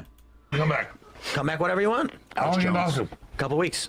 Here for South by Southwest. We're not here for it, but we're here during it. You know, one of the reasons I came down here is I was going to be playing poker at the lodge, and then the state shut him down. I'm pissed about it. What's weird was I keep bringing texted it you a up. week ago. Somebody texted me and said, "Hey, Tim's here, come on the show." I'm like, "Am I supposed to be on your show?" Like, I don't know, but play poker. But Yeah. Well, we want to do it. I think he said poker at one point. Yeah. It sounds like he sounds worse than Churchill. He sounds a lot worse. A poker game with you and a few other people. Not so much about poker, but about having fun, goofing off, and I think it'd be really fun to play a game. I'm ready. I'm ready. But don't follow me at Real Life Shows on X, Infowars.com. We're getting shut down. We beat so many attacks, but finally we're shutting down like the middle of next month. Wow. It's gonna be insane. Oh, what they're happens. People finally say, shutting down. Awesome. Yeah. So this is Oh my God. Did he just say awesome? I don't know. It could have been Austin. Awesome. I no if idea. Tim said awesome, it just proves he can't understand a fucking word he's saying. But it's like that when you've got your kind of slightly senile old relative, and you just have to kind of nod Go, along. "Oh, And go, yeah, yeah, that's absolutely, great, that's Grandpa." fantastic, yeah. Yeah. Except like he's saying things that could get him into trouble or some shit. Like could be saying some terrorist shit. Who knows? It's drunk Boomhauer. Yeah. Can anyone guess what the first question I would be asking at this point is? I mean, you can get Is that around. just alcohol? How you doing, buddy? Yeah. Hey, man. A little early to be drinking. You been drinking at all, or is it? I started late though. Okay. I've had started conversations late like this last with night and didn't unfortunate stop. people on the street. Indeed. Yeah. So The this fake is it. receiverships, the fake auctions, all of it's happening right now. What? So what are you gonna do? You're launching a new thing, or what are you doing? Yeah, auctions now, we're really fine. All right. Well, are you leaving? Is that why you're saying all this? Yeah. Okay. I'm exhausted, brother. Well, good day. That was exhausted, I think. But again, it could have been Austin. It could have been auction. Okay. I don't know. I can I can understand what he's saying, but yeah. Now this is 4 a.m. Unless you can do a table dance for me. No. He's not on this. What? I didn't see this bit. No. Are you the going to table dance for me? Okay. Table. None of this. Yeah. Maybe no. next time. These things are probably like Yeah, $20. it's really not going to withstand anybody. Oh no, these are standing on it. okay. Well, my wife over there. Pull it Maybe off. do a table dance. Where's she You sound tired. You should look at falling asleep. You sound tired. You sound like you shouldn't drive for at least a day and a half. Yeah, is like, what he sounds have you like. Have you got someone? Have you got a ride? Have you got someone? Exactly. Do you want to Come call pick you up? Call you a cab? Yeah. He's Oh wow. Yes, rest, man. Well, it's good having you, brother. Just come back whenever you You want. go for hours, right? Yeah, we're gonna go for another 2 hours. I want to come back. You are allowed. That is always that is He is acceptable. not. For 2 weeks? Yes, sir. Oh, please. Did you just say There's you a ever real shows you on ever X kill a stuff, man? all that. You what? Sorry. Did you just say you ever kill a man? I'm not sure. I'm finding it difficult to pass a lot of these sentences. You can leave the beanie on. Yeah, but it's a lot dirtier if he takes it off. Too late. They're there right now. Real Alex Jones on X. Did you get it? But imagine a giant Joe Rogan pussy. What? A giant Joe Rogan pussy? Is that what he just said? We'll go back. We'll go back. This might be a soundboard classic. But imagine a giant Joe Rogan pussy. Right up there, elevated, like a jellyfish. teleported up into Joe Rogan's vagina. Well, we know he's into trans porn. We know that. Yeah. Oh my God! Please imagine a giant Joe Rogan pussy on your soundboard. It has to. please. I don't know what I'm going to Please. use it. The sound, that is. Not Joe Rogan's, Whenever Joe Rogan comes up in conversation, obviously, Imagine or a makes Joe Rogan news. pussy. Or just the word pussy appears at any Yeah. point, yeah. In this. Yeah, please do. So at the very beginning of this interview, remember the first thing Alex Jones says is something about Joe Rogan's supposed vagina, and what they're referring to is Joe Rogan said he was uncomfortable with having a wrestling match on the White House lawn while there's a war on because Joe thinks it would be a target for an Iranian strike. And Oh, wait a second. Wait. The what? But what's that got to do with the Rogussy? What's I don't know, but honestly, if it's on the White House lawn, I don't think the UFC fight would be the target. Ever. Also, if they can't defend the White House, what makes you think they're going to defend anywhere else in the world? Doesn't he do his show in LA? LA is more of a fucking target than the White House, surely. I mean, look, you got to hand it to the British. They did manage to burn it down once. And don't make us do it again. Give us our fucking tea back, and we'll call it quits. Is that part true? About Rogan? Yeah. Yes, that's true. They played a clip of Rogan saying, I'm concerned about if this war's still on, if we can do Don't this. you think? What? That's such a wimp fucking move. Because he's all for the war because he's a fucking schmeathead. But he's like, there's an infinitesimally tiny chance that I might get any blowback because of this. Therefore, I'm not going to do a thing. Motherfucker, you want Americans to go and fight and die for Israel in in Tehran, and you don't even want to do a USC event on the White House lawn, like the safest place on earth. Mm-hmm. With more air defenses than probably, like the Washington Monument is probably an air defense system at this point. Yeah, they've probably got more fucking F-35 jets than there will be attendees at your event. You're fine. Yeah. The fuck, man. Also, maybe there should be a concern of it sort of feels like it's in poor taste when we have a U.S. service. Well, it is massively in poor taste, but this is the Trump White House. They're literally knocking down an old bit and replacing it with the gaudiest piece of shite I've ever seen in my life. Bad taste is their thing. Men and women in harm's way to have a spectacle on the front lawn of the White House. A little bit bread and circus-y, and I mean, even I've seen fighters say, I don't want to fight for a bunch of billionaires who are covering up for the Epstein files. Yeah, I've heard some people refer to this as the axis of Epstein. That's true. pretty good. But instead, Rogan says it's a security issue. Yeah. And so... No, it's not. Yeah. You can imagine... Oh, apparently Rogan moved to Texas. Okay. Well, who cares? Fuck him. Imagine the Iranians saying... Can you believe Spotify gave him $1 billion? No. I told you, I canceled. That's when I canceled my Spotify membership and I never went back. Absolutely mental. I was never going to let my money go to that prick. Yeah, no, that's fair dues. Well, let's just wait and see... If they do some stunt on the lawn of the White House, that's when we strike. 85,000 people. Wait, that's not real though. Because how are they going to? I've heard that number, but how is that even possible? That's what Dana White said. Okay, right. 85,000 people on the lawn of the lawn. No, you could. No, no, that's not possible. No. Even if you build temporary seating and stuff, that's not 85,000 is like a massive football stadium. Well, these guys also think that, a 2-inch cock is 8 inches long. True. By the standard of, let's say, if we're using, instead of feet and inches, we're using Trump hands. Yeah. then we're talking 85,000, definitely. Yeah. It's not that big. Giggity. No, the White House lawn really isn't that big an area. No. It's... The White House isn't that big. Well, it's big for a house. Yeah, but it's not big for compared to Congress. Or just an actual sports stadium that holds 85,000 people. Or castle, like Windsor Castle or Kensington or something. Yeah, there's some big castles. On of the White House? That's what Dana White said. I'll double check. No. No.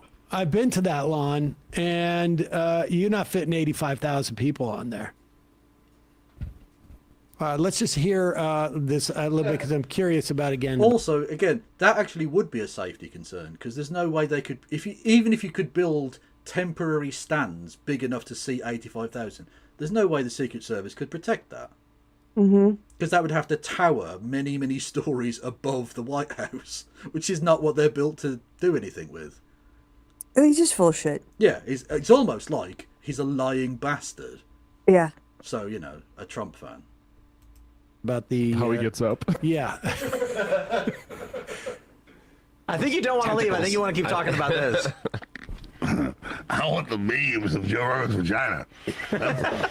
I want the... Did he say the beebs? The memes. The memes of Joe Rogan's vagina. Why not? Yeah. I want them as well.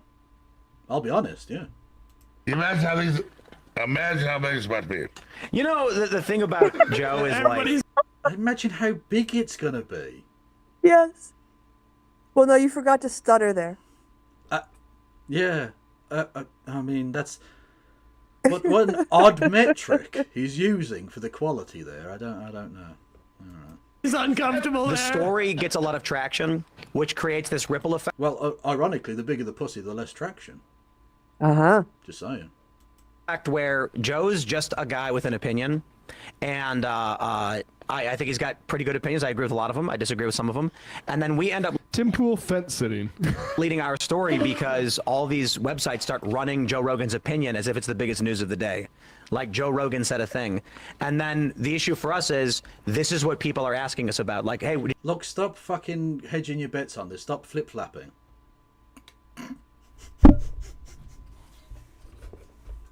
Did you see what Joe Rogan was saying about the UFC and this UFC fight? And I'm like, okay, I guess. Like what was it, a couple days ago? Yeah. They were like, I think that Joe Rogan questioning the war in Iran is big. And it's because he... Yeah, his thoughts on this are really evolving. Evolving. Christo?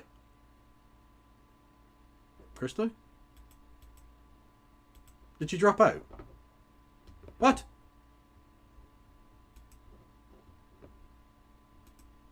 Oh, the session ended. What the fuck? Hang on. Do I have to set up another one? That don't make no fucking sense. She missed my fantastic vagina jokes. Oh, I'll have to tell him again then, won't I?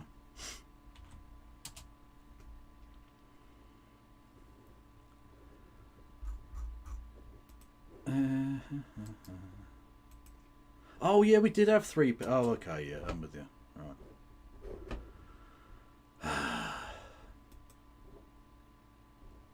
Oh, we'll just wait a second. Why are the stripes on that flag yellow?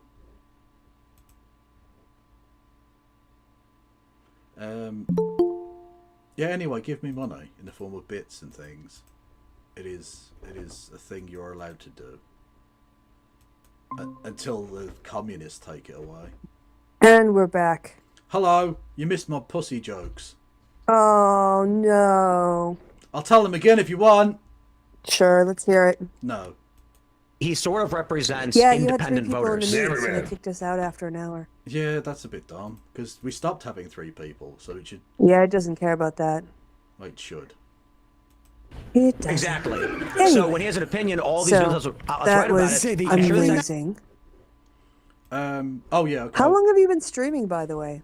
I was streaming for like 3 hours before I got. Oh, geez, like we can go for like another 20 and then call it a night, mate. Because I'm also kind of tired, so we can just do what you want for the next like 20 minutes, and then you can. I've been taken with the phrase murder. What? You posted one thing as murder ! Okay. So. All right, let's see what I had in mind for that. We'll have a look at that, shall we? Yeah. Oh well, we've got to do Puak as well, obviously. Yes, it's been a while since we've been to the corner kitchen. True. Colonisers, so. Northern Ireland colonised you. You can't even get out of our country. Are you Oh, sorry, you're calling me an Irishman English now? Do you know how many wars we've fought over this? Look, do what the French do and retreat and give up, okay? Colonisers, so. There you go. All I'd say is I would do some checks on your car before starting it. Going home tonight. Because that's the kind of you're getting involved in things that are above your pay grade at that point, I think. Mm-hmm. Just saying. But yeah, the French comment was very well timed. I told that the Irish guy in America who did that joke about the I think I've told you this one before as well, haven't I? About he said in Ireland we don't have white guilt as such because we had this revolutionary concept of we had potatoes and we picked them ourselves. Yeah, yeah. And he said, yeah, it's black people always get that joke. With whites, it's 50-50. Anyway, yes. Although he was from the south rather than the north, but he's from Ireland, not Northern Ireland. Well, exactly. Yes, I know. Remember this guy? Well, we'll see. Oh yes, I do remember this guy. A British legend. Yep. He's back. He waits for the fucking oil shock and then he's back. There's one man who likes oil prices going up. Queuing for petrol. Queuing for petrol. Queuing for petrol. But I'm on a horse. I'm on a horse. I'm on a horse. I don't need petrol, cause he lives on carrots. He runs on carrots. He runs on carrots. I don't need petrol, cause I'm on a horse. Cute. Absolutely top tier bants. No notes necessary. He's on a fucking horse and it runs on carrots. Was that COVID? During COVID? Yeah, time? during COVID, there was like people were panic buying like toilet roll Everything. and petrol. God, you couldn't find toilet roll to save your The- life. And the thing is, it was so dumb because toilet roll, like, there are things like petrol or food that there is no real replacement for. Mhm. Whereas with toilet paper, like just regular paper or You know, leaves. worst case scenario, just wash your ass every time you've, Yeah. had a poo. Yeah. There Yeah. are solutions. There are. Yeah, you don't need to stock up on to the point where it becomes more expensive than gold. Like, ridiculous. Yes. Anyway, he needs to get off his high horse. I see what you've done there. Did you come up with that one on the hoof? Rein it in, rein it in. Oh, you really shooed that one in. How it started. What is this? Okay. Oh, it's a black man in the forest. Okay. That's just a description of the thing I see. I'm like a toddler. I just say it. It doesn't have to be relevant necessarily. Here we go. Good white people. You got anything you want to say to black people today? Black people, why don't you call people trick asses anymore? I miss when you called people trick ass bitches and hoes. I don't remember trick ass. Was that an American thing? I think it was like late 80s, early 90s, maybe. Oh, okay. No, I don't remember that. There's a lot of trick ass bitches and hoes in the world now. They're still here. You have work to do. You have work to do. True. I had a black person call me their N-word the other day. I was honoured. Oh, well, that's a compliment. Yeah, I was honoured. I was like, oh, nice one. Thank you. Yeah. And I think they know. They know that it's an honour as well. They don't bestow it cheaply, was what I meant to say. And couldn't, because I don't speak English as a native fluent language at all. I'm a fucking idiot. So that white guy who did the whole black people, please bring back trick ass bitches. So then other people were stitching it and like giving him responses, like someone did like, oh, this the California black delegation will have to deal with this, and some woman like, California black here, yes, I can confirm we will bring back trick ass bitches if you bring back cruising for a bruising. Yes. See, this is the kind of intercultural dialogue necessary. This is how you heal rifts. Don't I have one that says this is the racial dialogue we need? Yeah, exactly. Yeah. I would like to request that you also bring back Mark-ass Busta. In return, we will bring back Scallywag and Rapscallion. Scallywag definitely needs to make a comeback. Or, what's the other one? Ragamuffin. Yeah. Who doesn't want to use ragamuffin on the daily? That is cute. Thank you for your time on this matter. Please be prompt in your response. That specific here we request go. is going to be left up to the California blacks.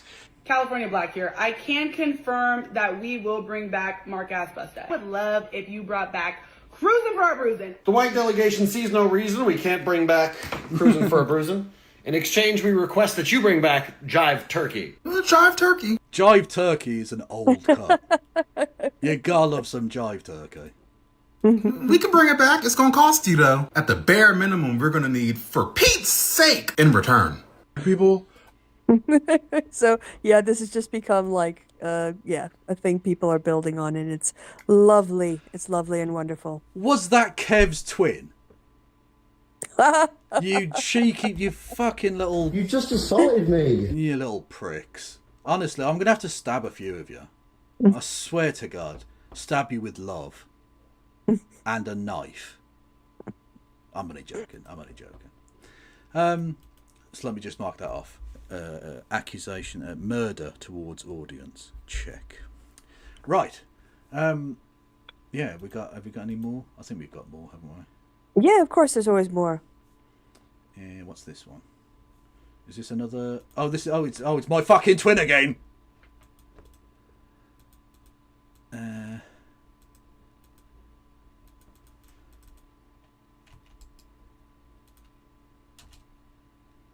Oh yeah, by the way, everyone, talking about my twin, quote unquote.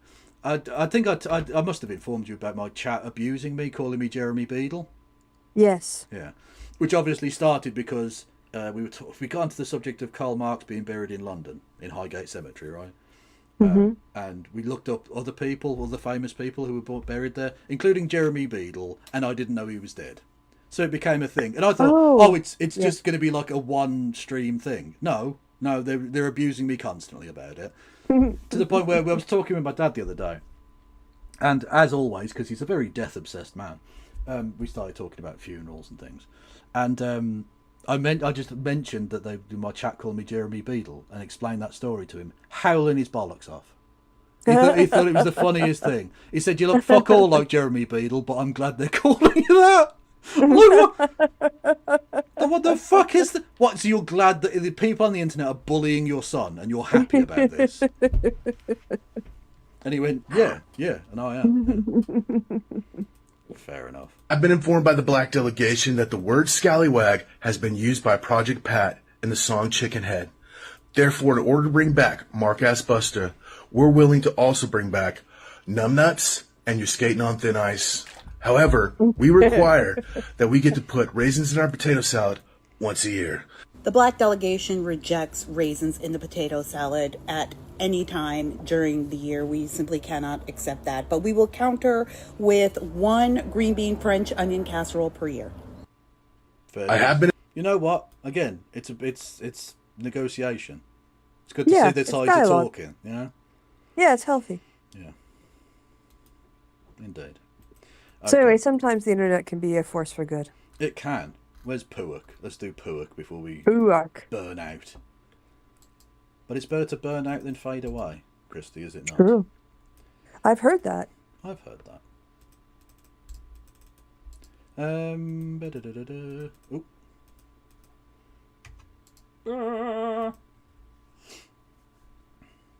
I need to get a non-clicky mouse.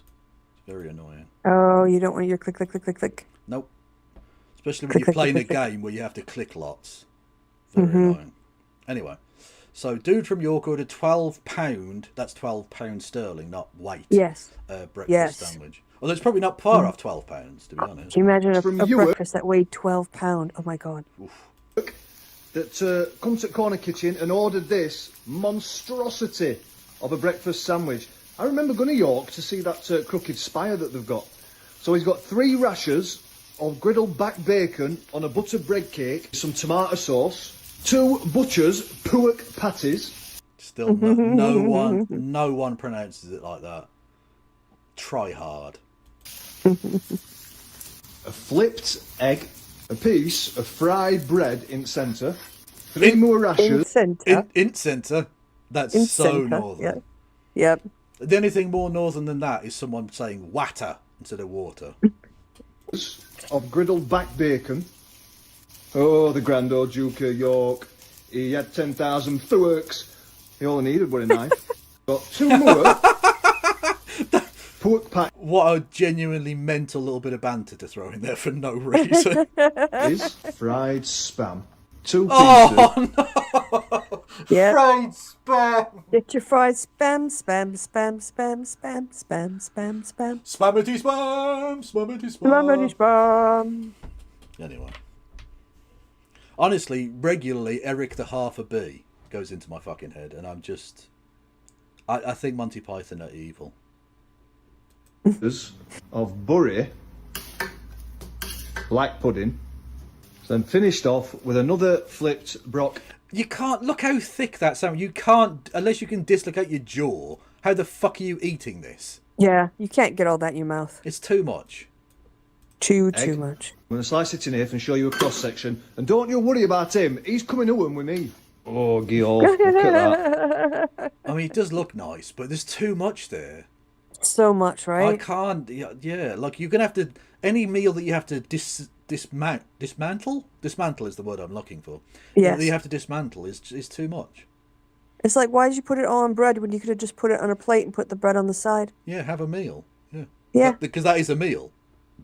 That is a meal for two. Look, the sandwich is supposed to be a convenient way of having a small meal.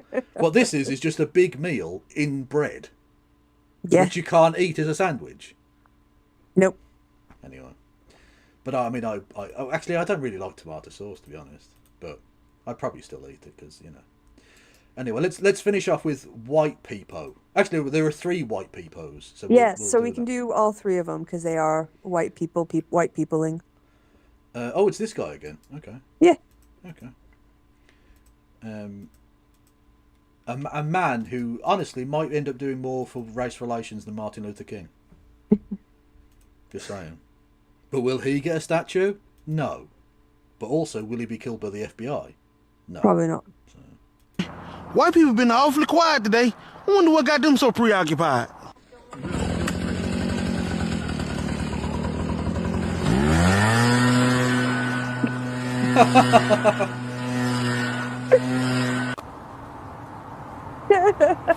Well, okay, I'll leave y'all to it then. Nah, y'all, I'm minding y'all business, so I'm gonna take my cue from y'all and mind mine.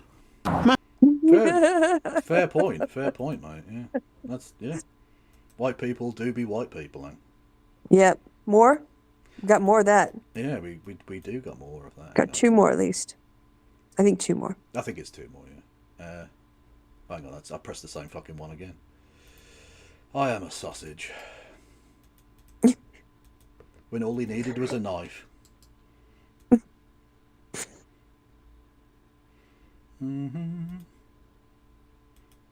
I ain't heard from white people all damn day. I wonder what they up to. To be fair, they do look like frogs. That is quite good frogs.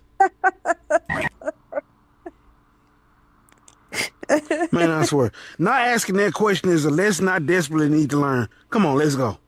Man. I don't know, man. Why are white people? I don't know, but they're harmless. Of all of That the, was harmless, of but all of the also white, very dumb. Of all of the white people shit you can complain about. Yeah, that's true. Of like, colonization and mass genocide and Like, the spread of disease and the destruction of culture. Those white people like bombing motherfuckers, right? If they would just, if only Trump would do a They were frog this thing. benign. Yeah. I ain't heard from white people all damn day. I wonder what they up to. Huh? So what? They at work? Oh, well, if they at work, I ain't even gonna bother them. Nah, because I know they super busy and they doing important stuff.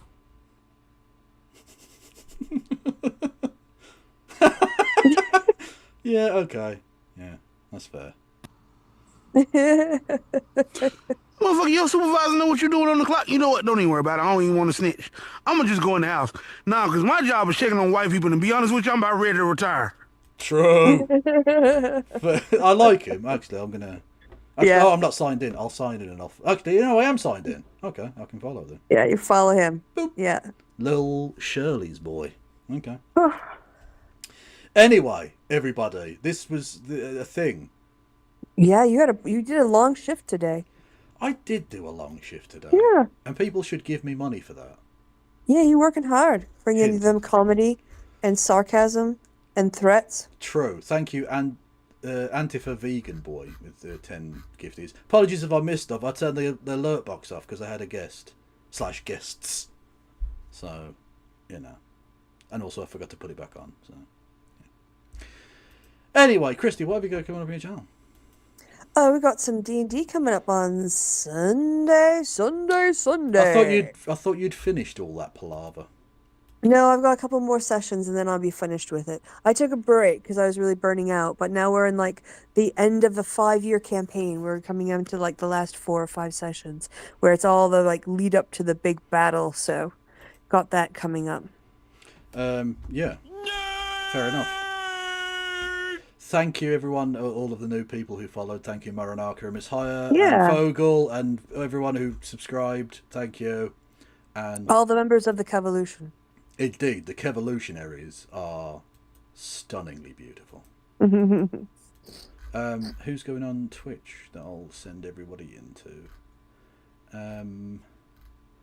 I probably should have looked at this while you were talking, really, shouldn't I? That's literally one of the reasons that I ask you Yeah. that question, so it gives me 10 seconds to be like, oh, what am I doing? No Yo, fucking so you don't idea. actually listen to what I say, as if you ever listen to what I say. Well, no, the problem is I did listen to what you said. And I Yeah, shouldn't and then have you been. didn't I should have been just concentrating on ending the fucking show. I'm sending you over to Denims. Fucking shut up. Don't forget to turn off YouTube. Thank you, Wayward. Yeah, I was watching. Thankfully, I didn't jerk off or anything. But yeah, yesterday I left it on, and I was just watching like an innocent YouTube video. But I could have been doing anything, couldn't I? Could have been like that guy who thought he wasn't streaming, and he went in for a little quickie before. Yeah, Dark the Side stream. Phil. Yeah, who literally he was jerking off, and then the best bit is the look on his face when he realizes. Terrified. You want to see a man Just- looking absolutely terrified. If you do, we want to look at a man whose heart's just fallen out of his arsehole. Yeah. It's that. Who did I say? Denims. Who's not usually streaming at this time. They're usually finished by now, but they're still going. Talking about, Hassan Arby going to Cuba, along with Kneecap and Jeremy Corbyn and various people. I don't think anyone should go to Cuba right now. They can't handle it. It's already very stressful for them. Well, no, They're just going to take specifically- resources they need. Well, no, specifically, they're going there with resources. It's like a flotilla, aid flotilla. Okay, well, so they're send the literally. flotilla. Like, the fewer people that go, the better, probably. There aren't that many people. It's not like they're sending Okay. thousands or anything. Trust me, it's going to be a net medical benefit to the people of Cuba. All right. I can't raid into Denims for some fucking reason. I don't know. Do they have raids turned off? That can happen. People get hate raided and such.